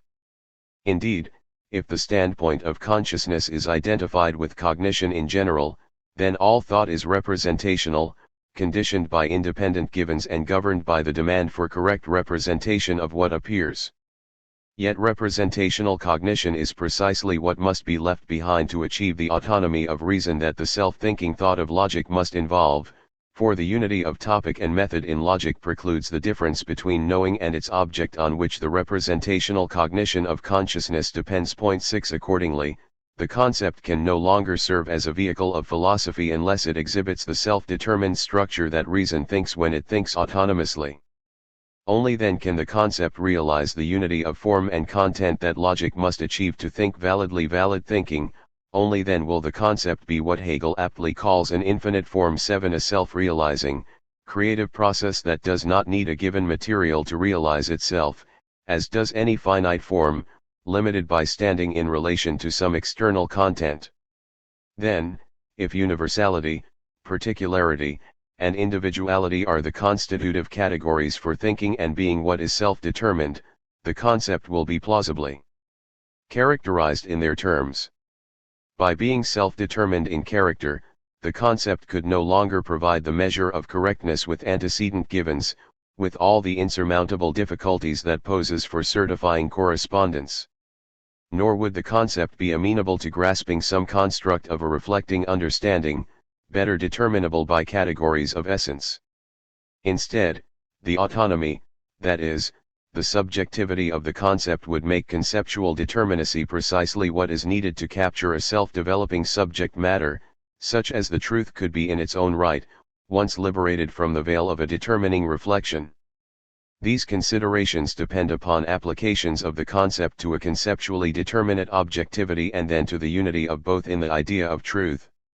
These further applications permit the subjectivity of the concept to manifest the negative character of lacking objectivity, by which the concept equally gets branded as being neither objectivity nor idea, but just the mere concept, determined immediately in its own right, independently of any relation to objectivity or to the idea's unity of concept and objectivity. Long before these topics become thematic, Hegel presents evidence confirming the tie between the concept and the terms of self-determination by showing how judgment arises from the completed specification of universality, particularity, and individuality.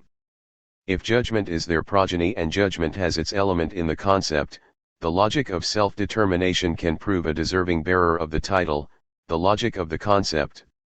Not only will self-determination afford the concept the means to capture what is determined in its own right, but the individuality of freedom will show itself to be the key prerequisite engendering judgment, so critical for conceptually determining the relation between concepts.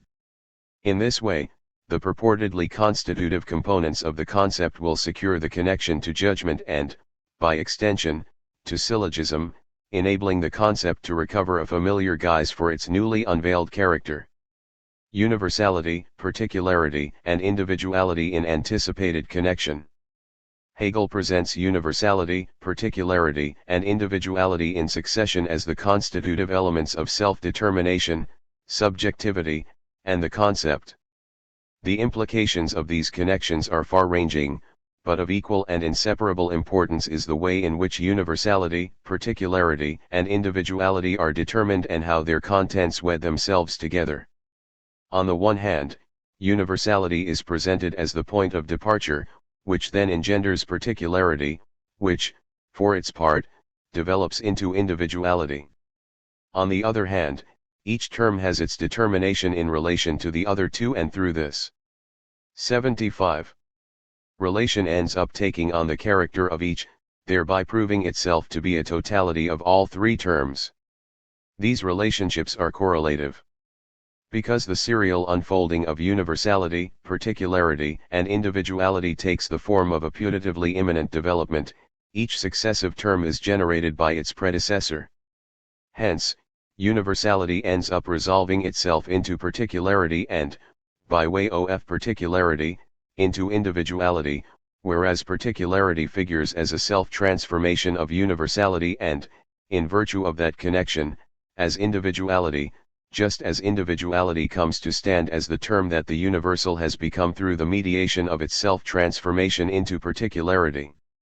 This fluid prospectus stands in radical contrast to the all too commonplace separation of universal and particular that has led so many past philosophers to ignore the distinction between particularity and individuality and to treat them indiscriminately. Whether one follows the Platonic route and conceives the universal to exist apart as an intelligible reality, detached from the phenomenal realm of particulars, or follows the nominalist rejoinder of conceiving particulars to be an objective reality completely divorced from the subjective thinking in which universals are confined, a fixed, exclusive opposition is presumed that Hegel's account obliterates.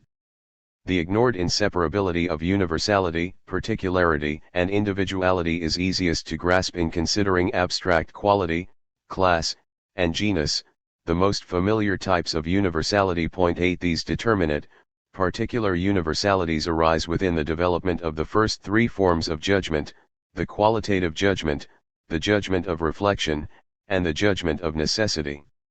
Although the relationship of universality, particularity, and individuality within these forms cannot fail to illustrate what is generic to the concept of the concept will have to provide an account of universal, particular, and individual that is intelligible without reference to the more concrete content distinguishing particular types of concepts. On the other hand, the additional determinacy that permits forms of concepts to be differentiated will have to result from the concept, since any other origin would destroy the systematic immanence of the argument by injecting extraneous assumptions for which no account has been given. Nonetheless, if we consider these three forms of universality in the order of their development in the logic of judgment, we encounter the relationship of universal, particular, and individual in three variations that provide an accessible point of contrast for distinguishing the elementary unity that underlies them all. The universal of abstract quality displays its intentional relation of attribution, or inherence, in the subject-predicate relation of qualitative judgment. Although it provides the most common exemplar of a universal allegedly existing apart from its particulars, it is easy to see how a quality that inheres in particular instances cannot be common to them unless it stands in relation to particularity and individuality. As particular, each instance of the shared quality comprises an undifferentiated example, standing in an identical relation to the quality they hold in common. Qua instance, each particular relates to the quality they share in the same way, they exemplify it, and in that respect they are completely alike. The quality that inheres in each particular, must, however, be applicable to a plurality of cases if it is to retain its constitutive generality. Consequently, something must provide for an individuation of particulars. Unless they can be differentiated, they collapse into one, eliminating the inherence in a plurality characterizing universal quality. For this reason, each particular case of the universal quality must equally be a differentiated example, that is, an individual, distinct from every other. Far from having a separate existence, whereby it can exist apart from particulars, the abstract universal cannot have its own identity unless it stands in relation to both particularity and individuality. The universality of class, whose extensional relation of set membership, of subsumption, is realized in the quantitative judgments of reflection, exhibits a completely analogous linkage of universality, particularity, and individuality. Even though a class of one or a null class may be entertained, class forfeits its significance as a form of universality unless it can contain the extensional relationship of plural class membership, from within whose horizon quantitative judgments can be made about all, some, or one member. As a class member, each particular belongs to the class in the same way, falling under its extension without further qualification. Yet, if the plurality of class membership is to sustain itself, members cannot just be particular, undifferentiated members. Like the instances of the inherence of universal quality, class members must also be distinguished, and this requires an individuation supervening upon their common subsumption under the class. Consequently, class cannot retain its universal extension unless its members are both particular and individual. The case of genus points even more decidedly to the inseparability of universal, particular, and individual, for whereas both universal quality and 11. Class leave completely undetermined what other features their particulars may possess alongside the universal they share, in genus, the universal determines defining features by which its particulars are distinguished. In this manner, the genus differentiates itself into definite species, whose distinguishing character follows from the unity of the genus, as even and odd follows from number. This enables the genus to provide the field for necessary judgments about what must hold true of its particulars. Although the determining relation between genus and species binds universal and particular together, it does so with such concreteness that the particular seems already individuated through the universal in virtue of being a particular species. Classical philosophy, which privileges the universality of genus in its metaphysics of substance, is thereby led to conflate the particular and the individual.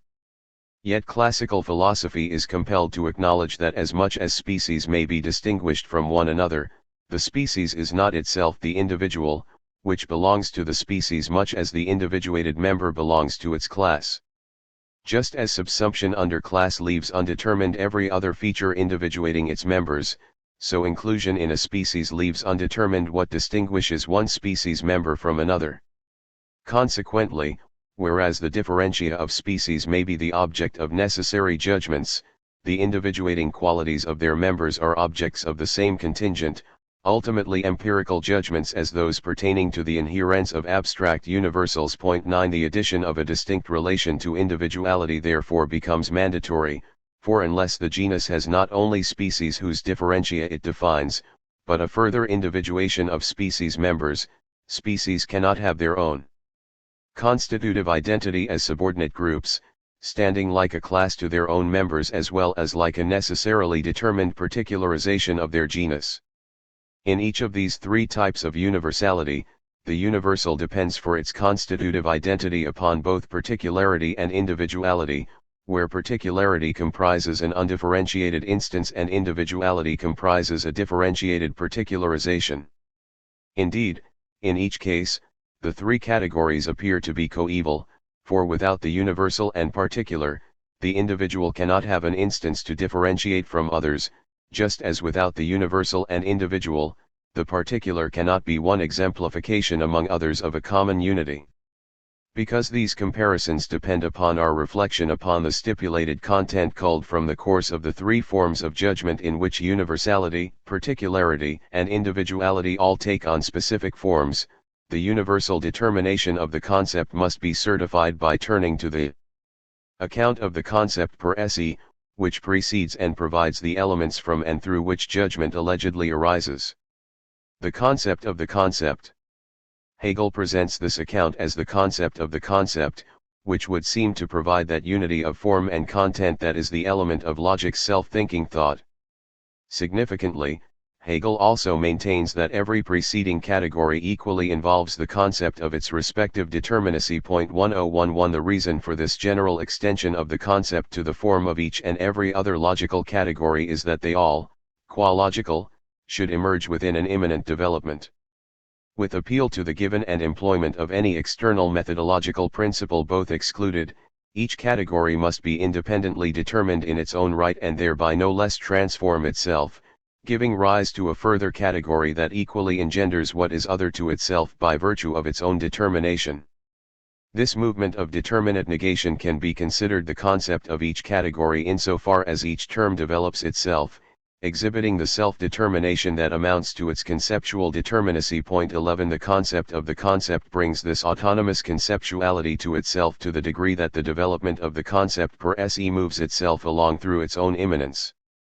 When Hegel opens the account of the concept with the category of universality, several questions pose themselves that demand a united response. First, why is universality what is immediately at hand once determiner and determined lose their distinction, eliminating the logic of essences defining two-tiered structure of determined determinacy?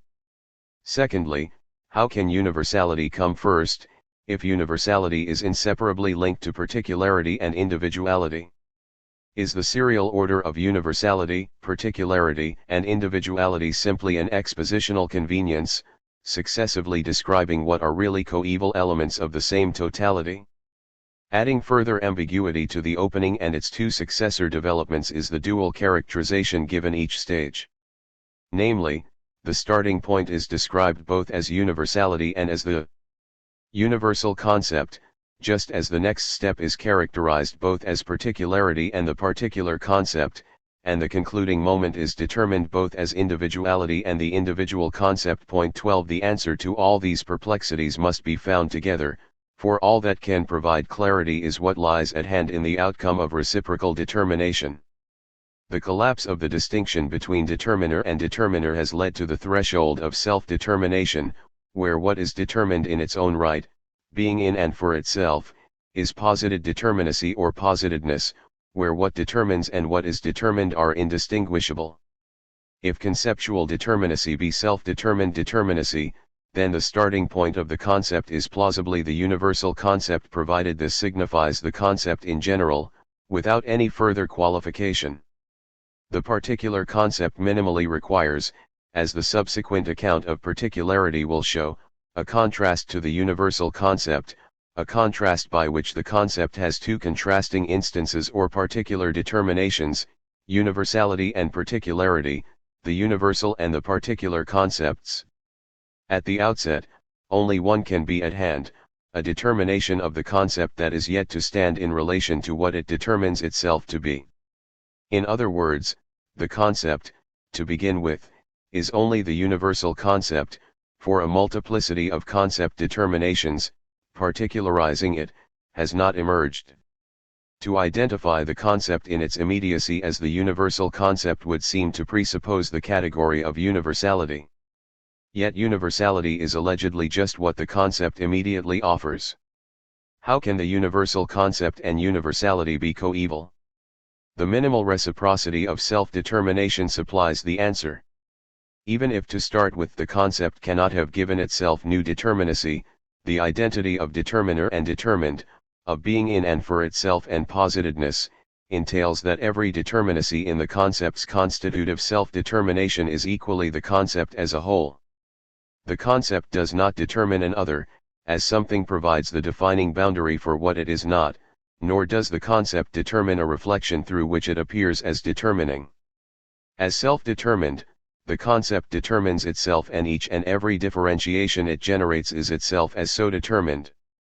Hence, if, at the outset, the concept is universal, universality is what the concept is immediately in its entirety. Universality is then the universal concept, for the determinacy of the concept is a self-determined determinacy, identical with the self that gives itself this content. Accordingly, when the concept engenders particularity, this is its own particularity, rendering particularity the particular concept. Analogously, when the concept generates individuality, this individuality is both a differentiation of the concept and the individual concept itself. Granted that the concept cannot already be particular at its debut, yet has some determinacy that is both a stage in its development and the concept as a whole, the question still remains as to why the starting point comprises universality and how it can do so without already bringing in particularity and individuality. The inseparability of universal, particular, and individual in inhering attribute, class, and genus would seem to belie any beginning with just universality, but perhaps this belying rests on too rigid a view of these categories.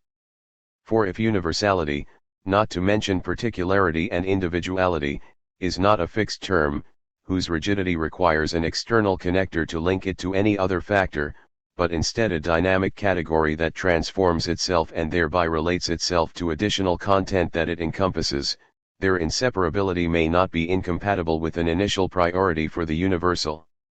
Although the universal may be the concept in its immediacy, the universal may just as immediately relate itself to the particular as its own difference and, through the mediation of this relation, engender individuality as the third element in its own identity of identity and difference, i.e. in the encompassing universality that unites universality and particularity in individuality. In this way, the universal can start its career as a first term, yet just as soon establish its unity with the particular by which it closes into individuality. If illicit introduction of extraneous content is to be avoided, the dynamic character of universality, as the universal concept, must follow from nothing but the immediate unity of positedness and being in and for itself, i.e. of determined determinacy and its determiner. This unity has resulted from the negation, the self-elimination of their difference, an outcome of the irrepressible reversal of roles by which the determiner figures as a determiner only in virtue of something it determines, which thereby determines the determiner, reducing the latter to a determined factor as well. Although the resulting unity is mediated by that role reversal, that process equally removes itself as a conditioning factor, leaving an immediacy because what determines itself no longer rests upon any antecedent ground. This resulting, but immediate unity is equivalent to the immediate determinacy of freedom or subjectivity or that which is what it has determined itself to be. But what is self-determination at the outset? It cannot already have determined itself. As the immediacy of self-determined determinacy, it must instead be poised to give itself determinacy, not by standing in contrast to some other, nor by shining forth in some subsidiary appearance, but by being identical with the difference it posits in virtue of being what it is. That prospective unity, which is by cancelling its indeterminacy and differentiating itself exclusively by its own means, is the identity that universality has as the 81. Initial stage of self-determination. Because this identity, issuing from the collapse of determined determinacy, is, at this juncture, all that self-determination comprises, it is the concept in its minimal entirety, the universal concept, the determinacy that is about to differentiate itself without ever going beyond itself. If this seems too impoverished a description to qualify as the universal, or, for that matter, as the concept or subjectivity, this can only be because of a misguided expectation to have more given content at the start and to have a fixed term that is immediately everything that it turns out to be. Yet, if the universal is a constitutive term of self-determination, it cannot have further quality than being that which will remain in unity with itself in its self-differentiation. After all, if universality had additional filling, it would not only already be particular, but have a character that it had not given itself through its self-determination. Moreover, if the universal were fully manifest immediately, it could not be self-determining. Although the universal cannot have given determinacy, it is not just an indeterminate immediacy, like being. The universal does have character, but the character in question is nothing but the poised self-differentiating unity that is the minimal threshold of freedom. Given just what it is, the universal presents neither any obstacle nor any intermediary transition between it, as the universal concept, and the difference it gives itself to determine itself and thereby develop into the particular concept. To be universality and not just being or essence, the indeterminacy of the universal concept must immediately generate determinacy, and determinacy of a specifically self-determined kind. To determine itself as the unity of determiner and determined, the universal concept must give itself a content that is different from the universal, yet characterized in terms of no other contrast or positing. This non-universal, this negation of the universal, must remain in continuity with the universal concept, because the emergent difference is no less a determination of the self-same subject that inhabits the universal as well. Because the differentiation of self-determined determinacy, of the universal concept, derives exclusively from the determinacy underway determining itself, the difference cannot stand distinguished from other independently given differences, as one particular opposing others. Instead, the differentiation that universality immediately generates is particularity as such, not a particular, already contrasted with others, but the particular concept as a whole. Unlike the specifications of particularity in the judgments of quality, reflection, and necessity, where the respective universals entail a plurality of particulars distinguished by individuality, the concept of particularity per se cannot already involve a multiplicity of particulars, individuated by factors given independently of the universal. All that lies at hand as legitimate conceptual resources are universality and the determinacy it distinguishes from. 82. Itself. Point 13. Although this leaves universality and particularity as the only determinations so far constitutive of self-determination, their contrast with one another immediately alters their respective character in a manner that becomes characteristic of every development in conceptual determination. The moment particularity emerges over and against universality, each of these terms figures both as a stage and as a coeval differentiation of the unitary subject determining itself through their development.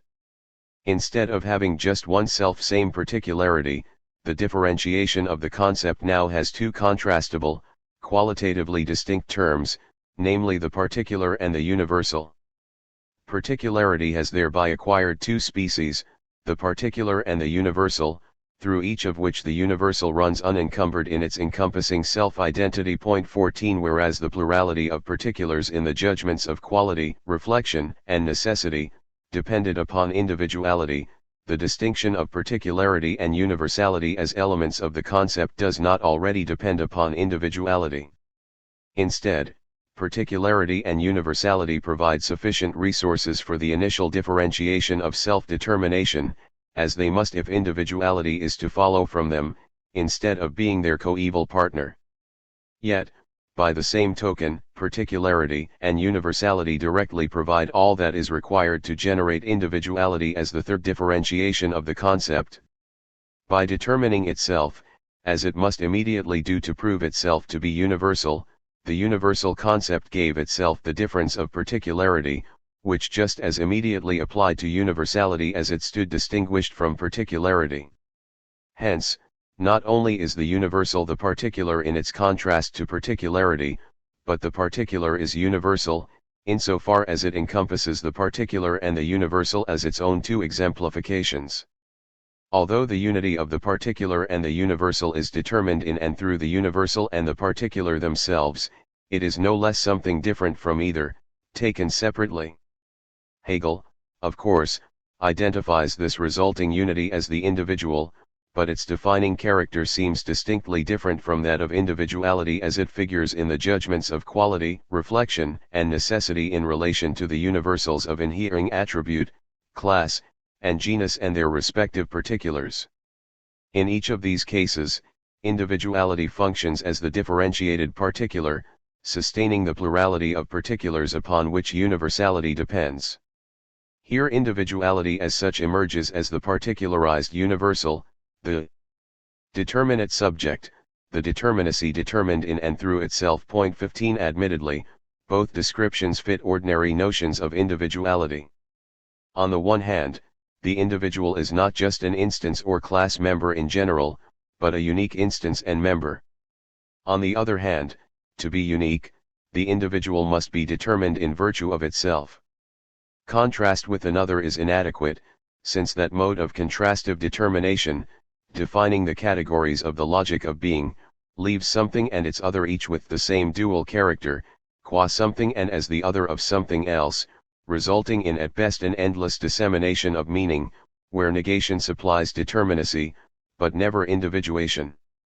Determination by an external ground is insufficient as well, since the foundational determinacy characterizing the categories of the logic of essence refers each term back to the same foundation, without providing resources for distinguishing them further.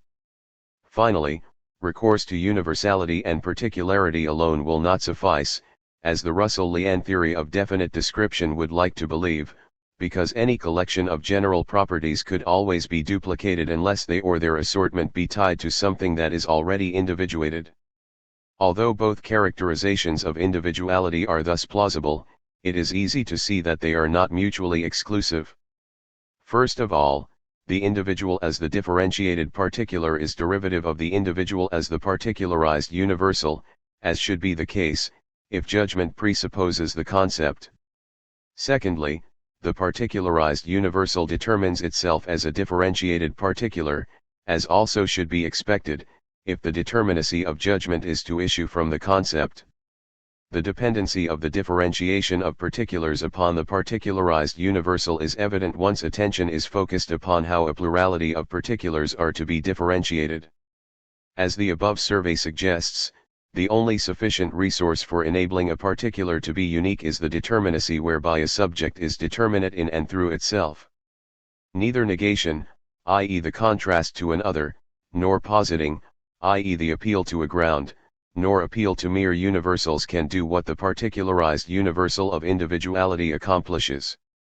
Consequently, the individuality of instances and of class and species members must incorporate the more basic specification with which individuality gets baptized in the concept of the concept. On the other hand, individuality cannot help but be a differentiated particular because it, like universality and particularity, takes on the determinacy of each of the other elements of the concept.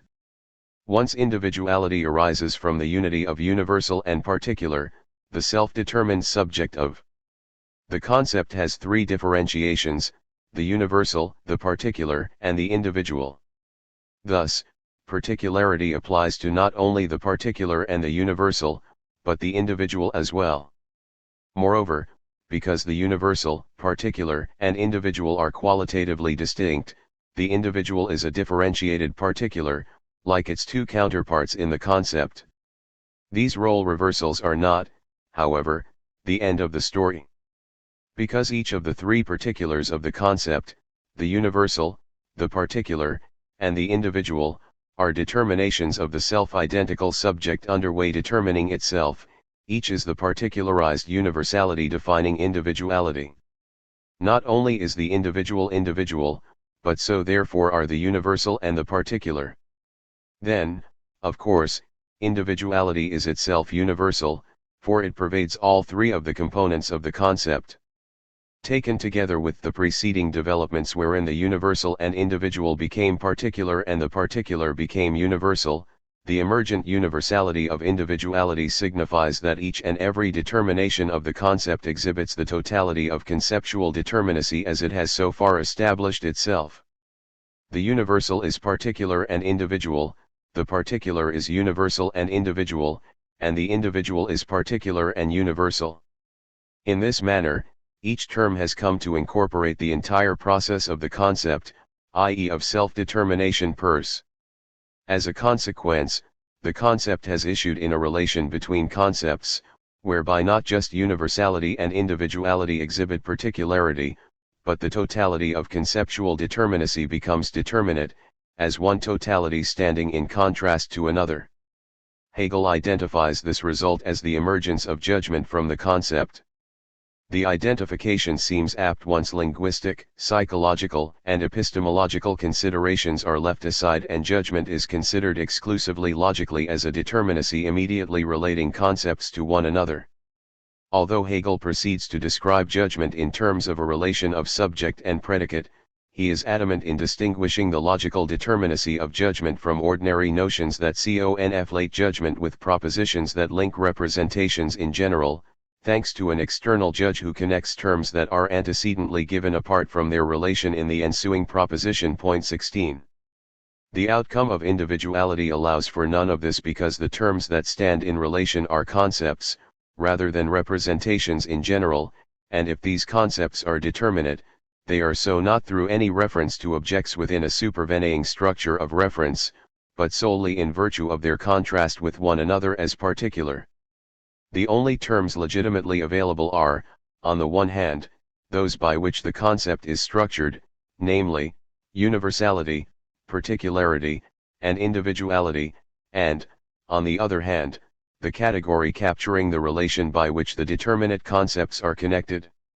Since the emergence of determinate concepts is the immediate result of each conceptual element figuring as the totality of the concept, the independent conceptual terms oppose one another immediately. The appropriate connector is therefore expressing how their relation has the form of being, completely unmediated and otherwise indeterminate. This fits judgment to the degree that judgment unites conceptual terms by a copula in the form of being, a copula that simply asserts that one term is the other. Less obvious is the role the copula plays as the connector of subject and predicate, the two terms traditionally associated with the basic form of judgment. These terms are adopted for use by Hegel with the fundamental qualification that subject and predicate are not representations in general, to which any content can be ascribed, but particular concepts, which is to say, particular determinations of the concept, universality, particularity, or individuality. Limiting subject and predicate to conceptual determinations instead of treating them as free or, for that matter, bound variables, is in accord with the systematic demands of logic, for which no content is admissible that does not arise immanently from what has already been established.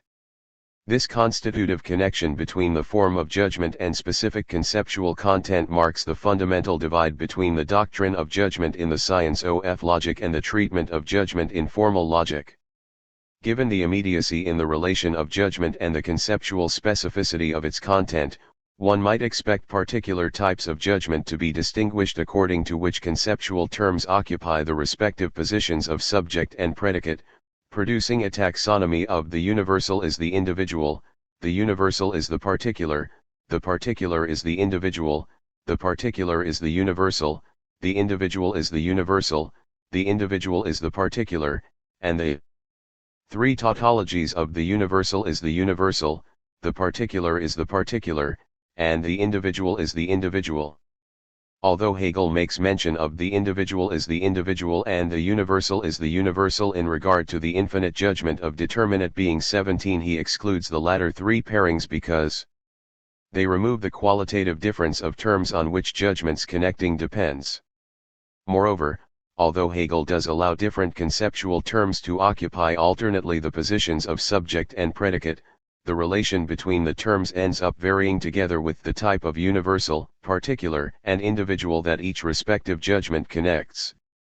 On the one hand, Hegel prospectively limits the paired terms of judgment to three basic options: the individual is the universal, the particular is the universal, and the individual is the particular. Point 18. The rationale for this limitation is that judgment opposes subject and predicate as the more determinate and the more universal respectively, and that individual, particular, and universal stand in an order of decreasing determinacy and increasing generality. Point 19. On the other hand, Hegel groups the forms of judgment into three broad divisions, such that the concept is determined by the particular concept first in terms of the categories of being, then in terms of the categories of essence, and then in terms of the categories of the concept. Point 20. If, as the preceding development purports to establish, the contrastive determinacy of being, the determined determinacy of essence, and the self-determined determinacy of the concept exhaust the basic forms of determinacy, one should expect that judgment's specification of the concept by its particular components will complete itself in proceeding through these fundamental options. Before any of these promissory claims can be evaluated, a basic problem must be resolved on which depends the entire transition from concept to judgment. The problem is twofold. To begin with, why should the relation of independent conceptual terms be an immediate connection of just two terms? If each category of the concept ends up determined as an individuality exhibiting the totality of their moments, why is there not a threesome at hand? On the other hand, even if judgment relates only two terms, why should the independent conceptual factors resulting from individuality be specifically related as subject and predicate? The subject-predicate relation seems to be not just bipolar, but non-transitive. If the connection of particular concepts is immediate, should it not be a matter of indifference whether a term occupies one side of the copula or the other? Compounding these perplexities is Hegel's additional claim that the judgment issuing from the self-determination of individuality not only involves subject and predicate, but a subject determined as individual and a predicate determined as universal. Point 21. Why should the totalization of the moments of the concept issue in an immediate relation of just these two terms in just this arrangement? At the end of his account of individuality, Hegel describes how individuality exhibits the character of being a qualitative one, repelling itself from itself, in a generation of a plurality of many other ones. Point 22. Since each of the three components of the concept has taken on individuality, as totalities joining universality and particularity, Hegel's claim is supported, with the caveat that the many in question would seem to be a threesome. This triplicity of the related totalities seems indicated by the fact that, as Hegel observes in paragraph 165 of the Encyclopaedia Logic, individuality has both independently differentiated the concept components, while just as much positing their identity. Point 23. Although this underscores the accompanying claim that the judgment is the posited particularity of the concept 24, it still leaves unexplained how judgment will connect only two conceptual terms. The needed explanation, however, is near at hand. As Hegel elsewhere points out, because these totalities are still moments of the concept, they are united by universality. Point 25. Since, however, each moment has become an independent totality, determined in and through itself as a determinate subject, the universal relates to each as merely an indifferent one, standing in the same relation to the universal as any of its counterparts. As a consequence, universality is merely their commonality, an abstract universal that they all share, without otherwise determining them. Point 26. Hence, even if the individual excludes other individuals, the relationship between them, the universality linking them together, is the bipolar connection where an immediate individual is determined by an abstract universal such as held in common by an indefinite number of other immediate individuals. The individual in question is immediate because it is a self-determined totality, determined in and through itself rather than through the mediation of other terms. At the same time, judgment equally relates it to a universal that can have the same external link to other such individuals. These ramifications lend support to the bipolar relation of judgment and the identification of the connected terms as, on the one hand, an immediate individual and, on the other, an abstract universal, inhering in the individual as an instance of itself without otherwise determining it. Even though the individual is an individual among others, the only relation by which they stand related is the connection each has to the universal they share in common, a universal which cannot further determine their respective characters since these are determined in and through themselves. Moreover, because the two terms are now qualitatively distinct, judgment can have, as it minimally emerges from the concept, a non-transitive connection aptly identifiable as the relation of subject and predicate. Subject and predicate are appropriate qualifiers insofar as they capture the salient features that the immediate individual and the abstract universal possess in the relationship by which the copula joins them. Although the immediate connection expressed by the copula does not itself privilege one direction over the other, the qualitatively distinct conceptual character of each term gives them different roles in the relationship. Because the immediate individual is an independent totality, it has a determinacy extending beyond the universal attribute that the judgment ascribes to it. Accordingly, this universal inheres in it, as one attribute among manifold others. The immediate individual thus figures as the subject of the judgment, enjoying a prior determinacy of its own to which the abstract universal is now joined. By contrast, because this universal is abstract in the sense of being one among other determinations possessed by the individual, it figures as a predicate, predicated upon the individual that provides the underlying substrate for its attribution. Just as the individual is now a determinate individual, rather than individuality /se, so the universal is a determinate universal, the universal of inhering attribute, rather than universality in general. So, too, judgment, as it immediately arises from individuality, has a minimal determinacy that will prove to be a particular form of judgment, the judgment of quality or determinate being, once further forms have arisen to contrast to it. Of course, if any such forms are to emerge, they must do so through the dynamic internal to the qualitative judgment in which individuality has issued. Following out that prospective development is the task awaiting the theory of judgment that can prepare the way for a theory of inference worthy of logical science. Whether Hegel's pioneering efforts have met the challenge must now be addressed. Chapter 6. The forms of judgment and the types of universals. The forms of judgment are widely recognized to be central to thinking and to knowing objectivity. Seldom, however, have the necessity, interrelation, and completeness of these forms been investigated. Although Kant can be credited for having brought them to center stage, he is notorious for failing to account for their diversity or for that of the categories he finds rooted in each form. As he himself would have to admit, assurances that judgment is found in certain shapes relating terms through certain concepts can never validate any claims holding universally for either thinking or objective knowledge. At best, what is culled from tradition or psychological observation can support corrigible descriptive claims of contingent local application. To be conceived as such, independently of any conditional empirical content, judgment must not be considered in relation to any specific concepts that happen to be predicated of a subject. Instead, judgment must be examined in respect to the concept in general. Moreover, judgment per se must not predicate the concept in regard to any specific, contingently given subject. Rather, judgment, considered as such, must predicate the concept to the subject as such. To be logically rather than empirically determined, the subject can have no further content than the particular or the individual. These contents are themselves intrinsic to the concept. This is because the concept, logically speaking, is the universal, and the universal constitutively involves both the particular and the individual. Without differentiating itself through the particular, the universal cannot have its encompassing identity, whereas by being at one with itself in the particular, the universal engenders the individual, that which owes its differentiation to itself, enabling the particular to be distinguishable from other particulars and the universal to be a one over many. Accordingly, judgment will constitutively relate these necessary elements of the concept, of universality, to one another.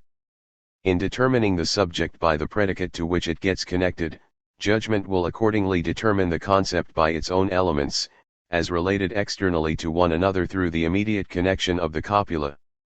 This connection is immediate insofar as 90. Judgment relates subject and predicate by nothing but is, a connector providing no ground for its connection. By contrast, Syllogism connects its extremes through the mediation of a middle term, which, logically speaking, must again be one of the elements of the concept. If judgment necessarily takes particular shapes, these will be distinguished by which elements of the concept they connect, as well as by any generic type of universal, particular, and individual that distinguishes each type of connection. No other differentiating factors are available without appealing to contingently given contents that have no legitimate place in logical investigation.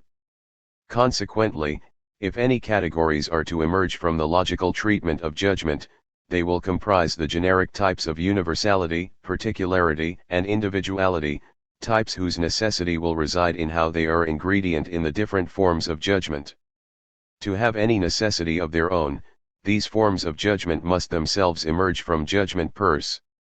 Otherwise, their differentiation will be rooted not in the nature of judgment, but in extraneous, accidental features. For this reason, the logical investigation of judgment must begin with the universal determination of judgment, which comprises the minimal specification presupposed by any further forms that may be logically entailed. Although any such forms must emerge from this universal determination, once they do, it becomes differentiated as the initial shape of judgment, distinct from those that follow from it.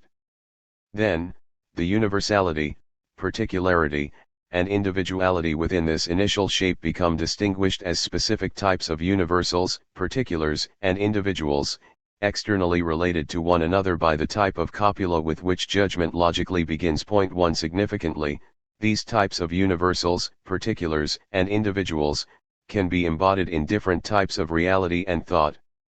Accordingly, any theory that privileges one type to the exclusion of the others will truncate thinking and conceptual knowledge. Such privileging will not only limit reason to a form of universality that is not exhaustive, but limit the application of thought to particular forms of reality, leaving others erroneously beyond rational conception. The forms of judgment thus need to be developed in their totality to liberate reason from the short-sighted truncations that have plagued all too much philosophy, past and present. Among historical figures, Hegel stands out for attempting to account exhaustively and systematically for the forms of judgment.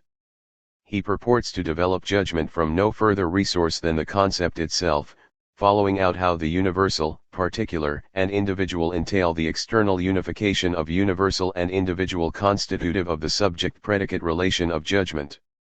He then proceeds to differentiate the forms of judgment by thinking through how the minimal form of judgment transforms itself into a further form, which entails more successive transformations. These metamorphoses continue until a form is reached that brings closure to the complete series of particular forms of judgment by engendering syllogism, where the unity of terms is mediated by another concept component, rather than being joined through the is of the copula. Hegel seeks to escape arbitrariness and incompleteness by presenting the differentiation of judgment as a self-development that ends up transcending judgment's immediate connection of subject and predicate. All intervention by an external theorist is thereby purportedly avoided. Whether Hegel has succeeded depends, of course, on whether the series he presents does comprise successive self-transformations that lead beyond judgment. To test Hegel's achievement and, more importantly, explore the forms of universality in their exhaustive diversity, one must examine each form in succession, employing Hegel's account as a guide, wherever possible.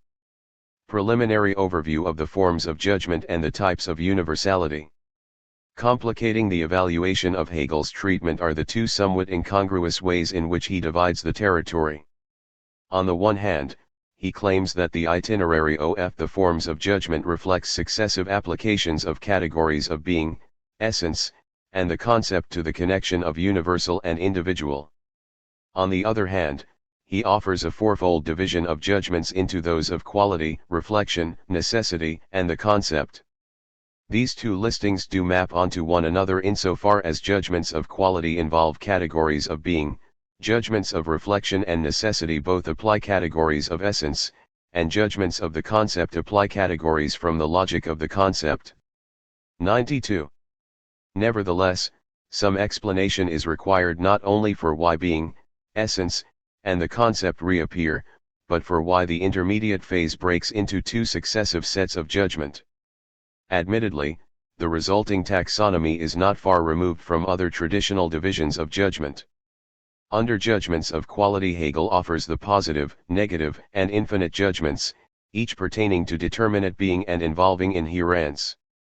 Under judgments of reflection, the so-called quantitative judgments, Hegel presents the singular, particular, and universal judgments, each involving subsumption, rather than inherence.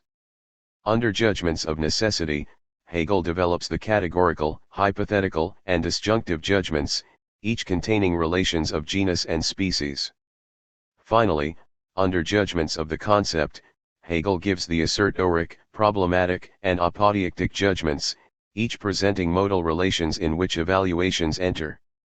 Kant gives very much the same assortment, albeit in a different order, in his table of judgments, placing first, under quantity, the universal, particular, and singular judgments, second, under quality, the affirmative, negative, and infinite judgments, third, under relation, the categorical, hypothetical, and disjunctive judgments, and fourth, under modality, the problematic, assertoric, and apodeictic judgments. Point 2 of itself, this convergence may well testify to mutual confusion as much as mutual enlightenment.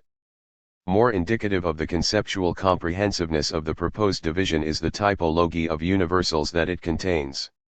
The judgments of quality, reflection, necessity, and the concept contain, respectively, the abstract universal, the universal of class membership, the genus, and the universal of normativity, the concrete universal.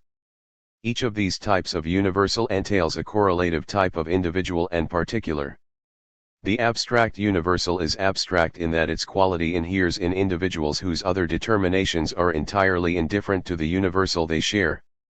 The individual that possesses the abstract universal is immediate in the sense that nothing else about it is mediated by its universality. For this reason, knowledge of the abstract universal inhering in an immediate individual indicates nothing more about the latter. All other knowledge of the individual must be obtained from other means, such as observation. The abstract universal is privileged by early modem philosophers, who, not surprisingly, appeal to experience to know individuals in recognition of reason's alleged inability to grasp more than abstractions, and conceive reality in atomistic terms, where objects are immediate individuals, otherwise indifferent to how they are connected. By contrast, the universal of class membership relates its members to one another through ascription of some quality to one, some, or all members of a class. Here, individuals' properties are mediated by relation to a group, but group membership still leaves undetermined what other features distinguish members from one another.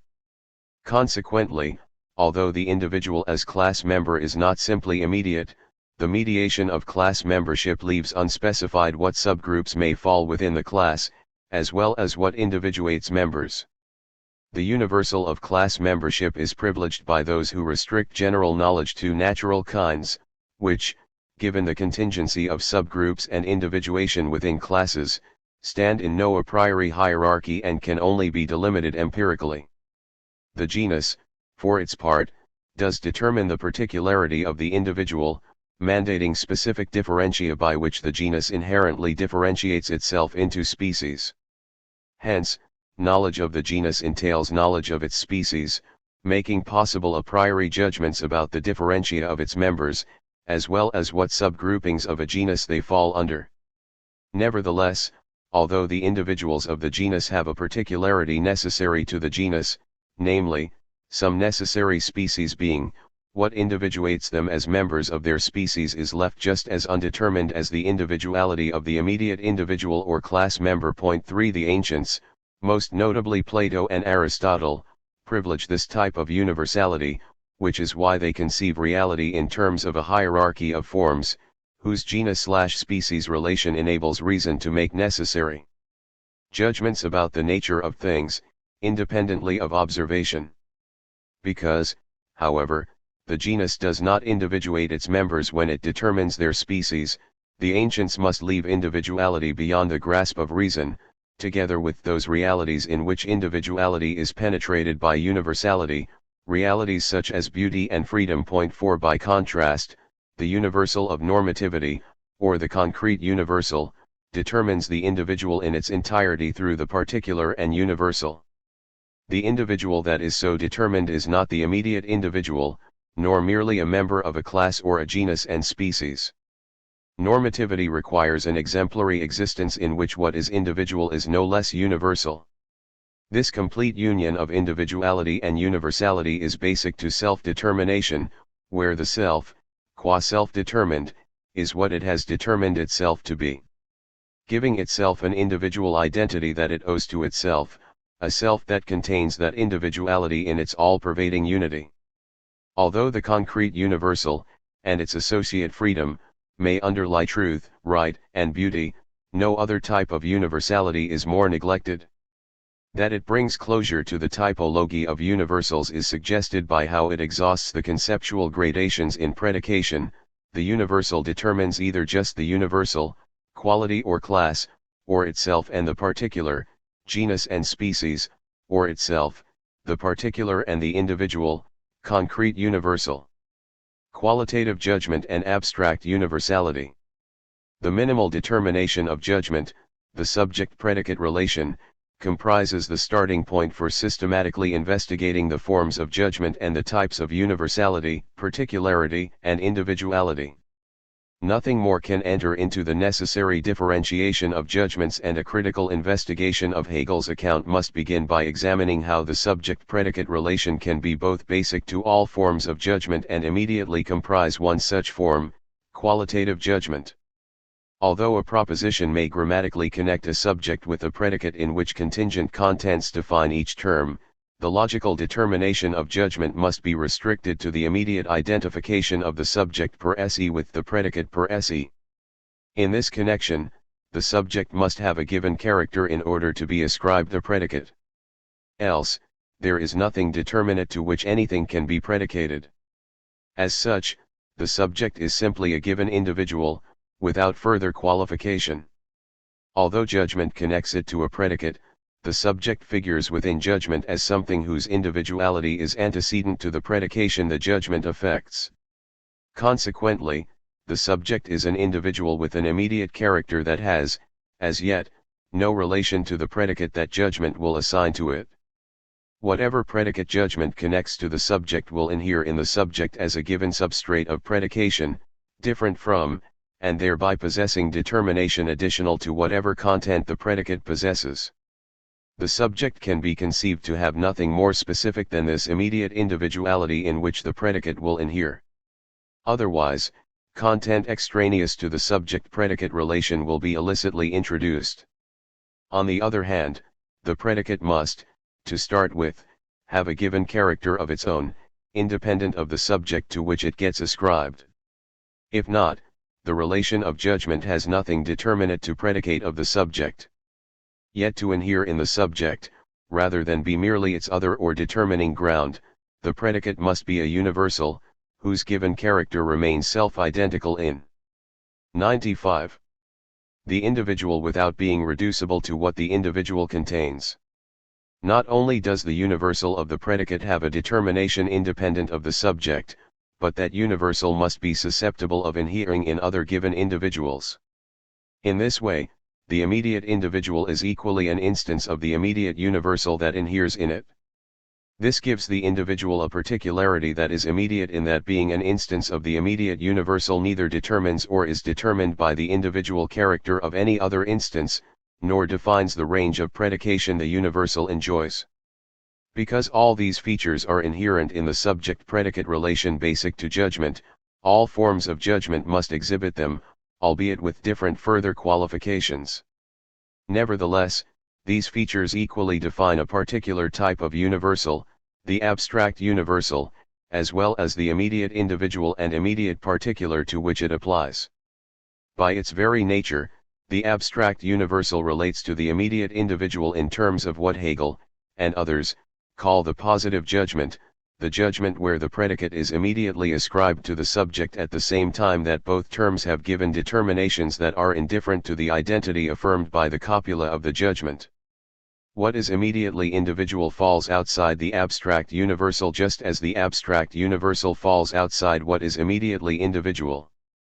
Because the abstract universal inheres in a given individual that is its instance, the individual has a determinate being that is other to the universal with which it is identified, just as the universal cannot be confined to this its instance.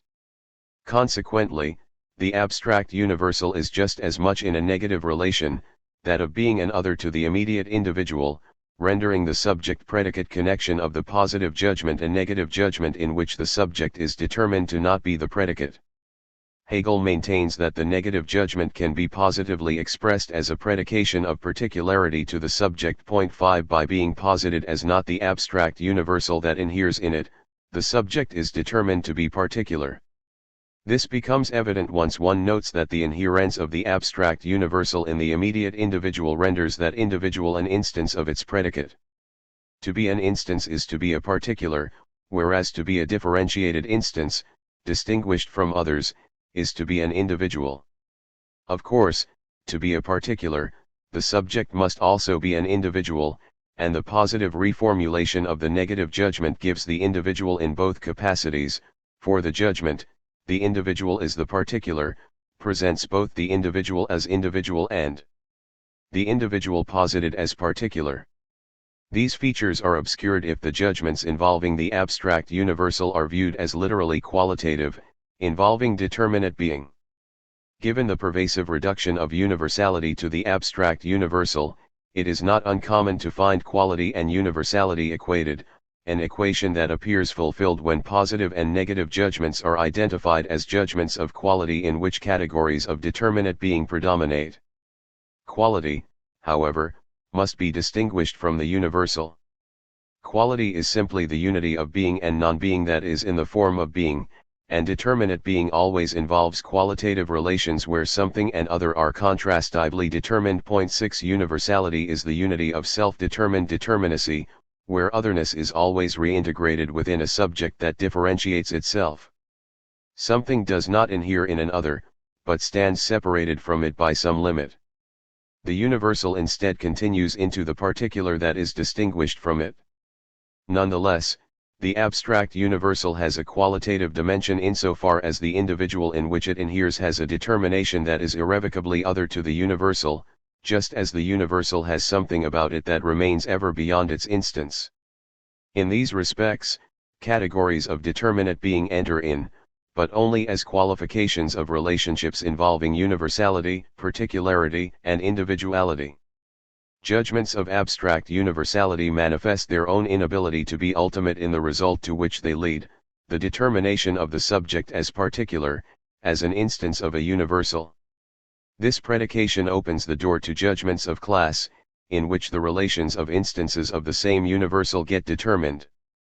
These relations are posited in the quantitative judgments, where predication applies to one, some, or all members of a class. Quantitative judgment and class membership. Qualitative judgment resolves itself into quantitative judgment, and more specifically, into the singular judgment in virtue of how abstract universality determines the individual to be an instance. Since an instance is not an immediate individual, but an individual set in relation to other individuals of the same universal, its individuality is expressly mediated by its particularity. That is, the individual is a member of the class of individuals all subsumed under the same universal. Because the universal contains this and other instances under its unity, the subsuming universal is not merely abstract. The universal no longer simply inheres in an immediate individual, unrelated to anything else in virtue of that inherence. Instead, the universal subsumes individuals, which are set in relation in virtue of that subsumption. That relation, however, lays hold of only the particularity of each individual. Each is determined to be an instance * a particular, but how they otherwise are individuated from one another is left unspecified by their subsumption under the same universal. Consequently, although the subsumption of an individual under the universal entails that other individuals are similarly subsumed, their identity is not further determined. Hence, the judgment, the single individual is a member of the class entails that some individuals are members of the class, leaving indefinite which ones belong. The singular judgment thereby transforms itself into the particular judgment. Although extraneous material might be illicitly introduced to further identify which group of individuals belong to the class, particular judgment itself leaves unspecified how the group is defined. Some individuals, without further qualification, must belong, given that one individual is an instance of the subsuming universal of class membership. Of course, that some, but not all individuals belong entails that some individuals do not belong. The particular judgment thus negates itself. This negation cannot signify simply that certain individuals fall outside the class, for that merely upholds the original particular judgment by affirming that certain others fall within the class. Because the specification of some individuals does not mark it off from any other determinate group, the negation of the particular judgment precludes excluding any group from class membership. If just any particular plurality does not belong, another particular plurality does belong, reinstating the particular judgment that is to be negated.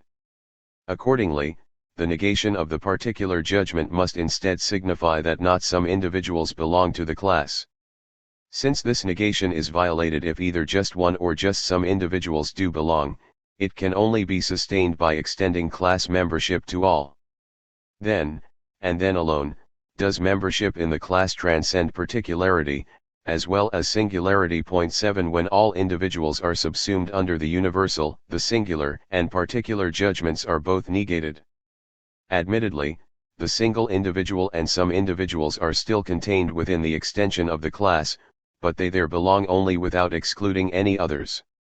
In this way, the particular judgment results in the universal judgment, that all individuals are subsumed under the universal of class membership. If reason were limited to the reflected universality of class membership, no judgment, not the singular nor the particular nor the universal, could provide grounds for what individuates class members or for what distinguishes one group of individuals from any other within the class. Because class membership does not individuate members or their subgroupings, knowing their desiderata cannot be obtained by thinking the class, but only through empirical investigation. Similarly, since the particular identity of a class depends on what individuals and particulars belong to it, and these are left undetermined by class membership, there can be no a priori differentiation of classes. What defines each class is itself an empirical matter, to be decided by the corrigible labors of collection and comparison that uncover the family resemblances distinguishing natural, that is, empirically given, kinds. Any attempt to make this the final word on reason is subverted by how quantitative judgment transforms itself into the judgment of necessity, in which class gets superseded by genus. As Hegel points out, once all individuals are subsumed under the universal, the individual cannot fail to be determined by that universal.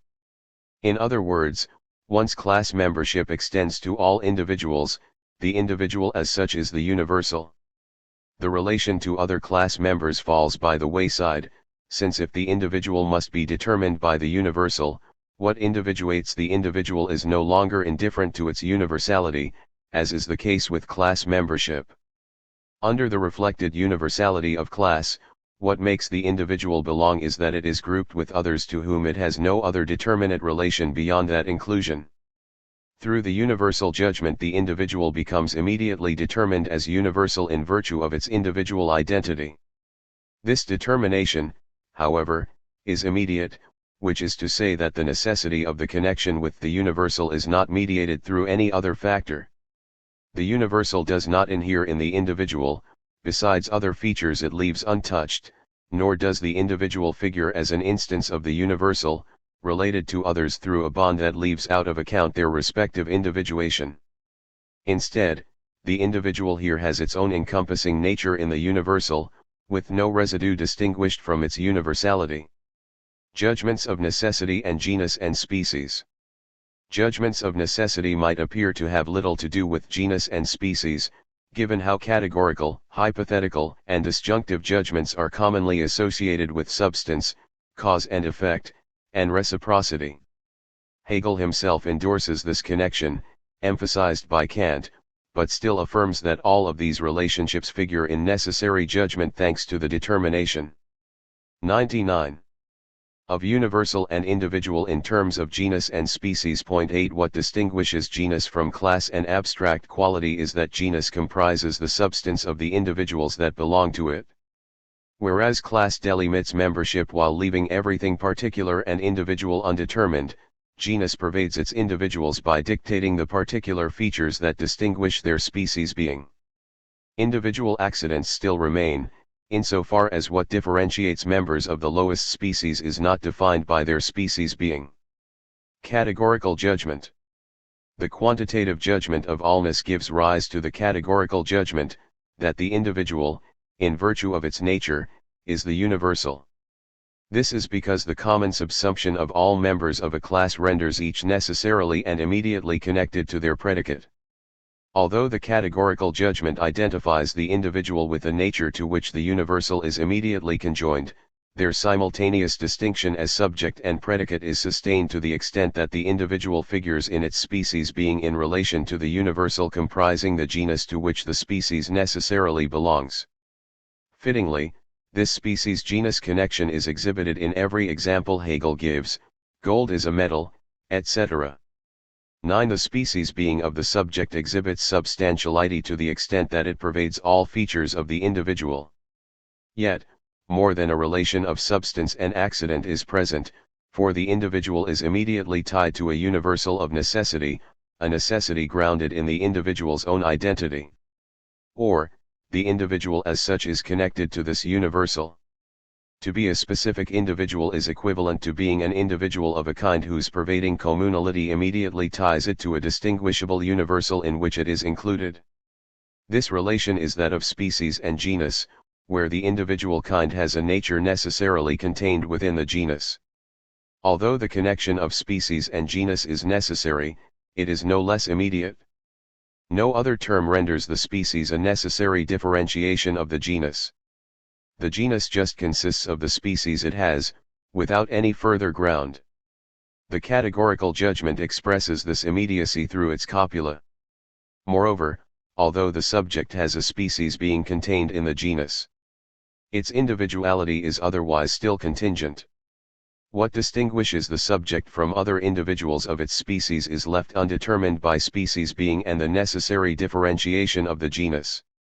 Consequently, what the categorical judgment posits is not the necessity of the subject qua individual, but the necessity of its species-genus connection. 1011 In positing the subject's species to be of the genus, the categorical judgment thus contains an asymmetry. Whereas the species being of the individual entails the genus can be in different individuals of its other species, as well as in other individuals of the same species. 11 Consequently, the categorical affirmation of the necessary connection of species and genus leaves the individual existence of the species unnecessary. This asymmetry is expressed in the hypothetical judgment, that if an individual of a certain species is, then so is an individual of a certain other species. On the one hand, this judgment posits the necessary connection of different species, which is the unity of the genus. On the other hand, the judgment leaves the being of each individual contingent. Hypothetical judgment. Ordinarily, the hypothetical judgment is linked to causality, and causality is construed as a cause and effect relation governed by a law neutral to the kind of entities cause and effect may be. The hypothetical judgment is thus associated with efficient causality, which is indifferent to formal causality and relations of genus and species. Yet hypothetical judgment arises from categorical judgment involving genus and species, and in particular from the way in which the necessary connection between genus and species still leaves undetermined whether the genus will be realized by one species or another. Accordingly, are the cause and effect associated in hypothetical judgment individuals, whose kind is of no consequence, or rather particular species, whose connection rests on the genus. After all, causal relations are commonly acknowledged to relate entities of a certain kind, where the cause will be a type of state of affairs producing as its effect some other type of state of affairs. Although this presence of kind is usually treated as if cause and effect were linked by a law. Law is properly indifferent to kind, subjecting all legal subjects to the same rule, whatever they may be. Hence, that cause and effect involve types suggests a relation of species rooted in the genus they share, or alternately, a relation of individuals that have a genus and species and are dependent upon one another. What the hypothetical judgment posits is not the existence of the extremes, but only the existence of their connection. Point 12 The causal relation holds whether or not there is an individual of that species, whose existence would entail that of an individual of some other type. Disjunctive judgment. The hypothetical judgment entails disjunctive judgment to the degree that the conditional relation of individuals with a species being gives the universal of the genus in its particularization, where the individual being of the genus is identical to the conditional, rather than necessary existence of each of its species. Point 13 The genus has a disjunctive realization because, as the hypothetical judgment makes explicit, although the genus exists in the individuals of its different species, none of them has a necessary existence. That is, the genus will exist in one or another of these individuals which represent one or another of its species. What allows the disjunctive judgment to have necessity is that the universal is the genus and that its disjunctive reality is the exhausted particularization of its species. Because class does not determine the particularity of its members, no disjunction of them or of any subgroupings can ever necessarily exhaust class membership, e.g. the class of bachelors is always open to addition and further subdivision. Point 14 By contrast, the disjunction of species is necessarily exhaustive because the unity of the genus differentiates its particulars, the different species, albeit without individuating the members of each species. For this reason, the universal of the genus cannot consist of some mark abstracted from individuals. If that were the case, the genus would not immanently determine its disjunction, since what exists in each individual besides any such mark would be indifferent to it, leaving the differentiation of both individuals and species external to the universal of the would-be genus. Point 15 Although the disjunctive judgment connects the genus with its differentiation into species, that connection is present neither in the subject nor in the predicate. What disjunctive judgment does is posit their immediate connection. Because the connection is immediate, it remains necessary, rather than free, in that subject and predicate do not themselves posit their connection, but have it made externally by the judgment. Nonetheless, because disjunctive judgment does posit their unity, the subject thereby gets determined to be the genus united with its necessary differentiation. This posited unity comprises the immanent combination of universal and particular generic to the concept. As such, it provides the distinctive content predicated in the type of judgment warranting description as the judgment of the concept. Combining the genus with its comprehensive division into species, this totality comprises a new type of universality to which judgments of the concept connect a correspondingly new type of individual. Judgments of the concept and the universal of normativity. Judgments of the concept determine normativity insofar as what is predicated of the subject is the correspondence of its particularity with its universality. Truth, right, and beauty all involve the agreement of particular reality with what is universal in nature. This agreement, however, remains incomplete if individuality falls outside the correspondence. The relations of species and genus may equate the exhaustive particularization of the genus with its own concrete unity, but individuality still remains external to their unification. If reason were limited to the universality of genus and the corresponding judgments of necessity, individuality would remain opaque to thought and individual existence would resist evaluation. Although the outcome of disjunctive judgment is the posited unity of the differentiation of species and their genus, that this is now predicated of the subject signifies that individuality is to be equated with that unity. What lies at stake is therefore the complete conceptual determination of individuality. Because, however, the judgment of the concept sets the subject in immediate relation to the posited unity of particularity and universality, the individuality of the subject does not yet contain the correspondence to be attributed to it. the agreement of the individual with the correspondence of particularity and universality is still something external, depending upon the immediate linkage of subject and predicate through the copula of die judgment. Assert-oric judgment. Accordingly, the judgment of the concept is, to begin with, merely assert-oric, immediately affirming a connection between individuality and the unity of particularity and universality that is not already present in the subject. The connection is posited by the judgment, but since the connection rests only on that positing, the individual cannot be otherwise certified to fit the evaluation conferred upon it. As far as it is immediately given, the subject might or might not correspond to the evaluative predicate. The individual is a candidate for normativity, of correspondence with the concrete unity of particularity and universality, something involving more than possessing abstract qualities, belonging to a class, or having species being. Nevertheless, because the individual does not contain that concrete unity, it is contingent whether it warrants the predication affirmed in assert-oric judgment. Problematic judgment. Consequently, assert-oric judgment is problematic, ascribing a normative predicate that may just as well fit as not fit the individual. Immediate individuals are not necessarily true, right, or beautiful, but might or might not agree with such correspondence, depending upon their particularity and its connection with universality. This signifies that the individual does agree provided it possesses the proper constitution that is immanent to the universal. In other words, the problematic judgment issuing from assert-oric judgment ends up positing that the individual is in accord with normativity insofar as its individuality contains the particular constitution wedded to universality. Apodictic judgment. This yields the apodictic judgment, that the individual, possessing a particular constitution entailed by the universal, is concretely universal, that is, a unity of particularity and universality. Because here the individual already contains what is predicated of it, what the judgment posits is necessarily and objectively the case. Unlike the categorical judgment, which connects the individual's species being with its genus, without providing any ground for that. 104. Connection. The apodictic judgment has a necessity that is fully grounded in the subject.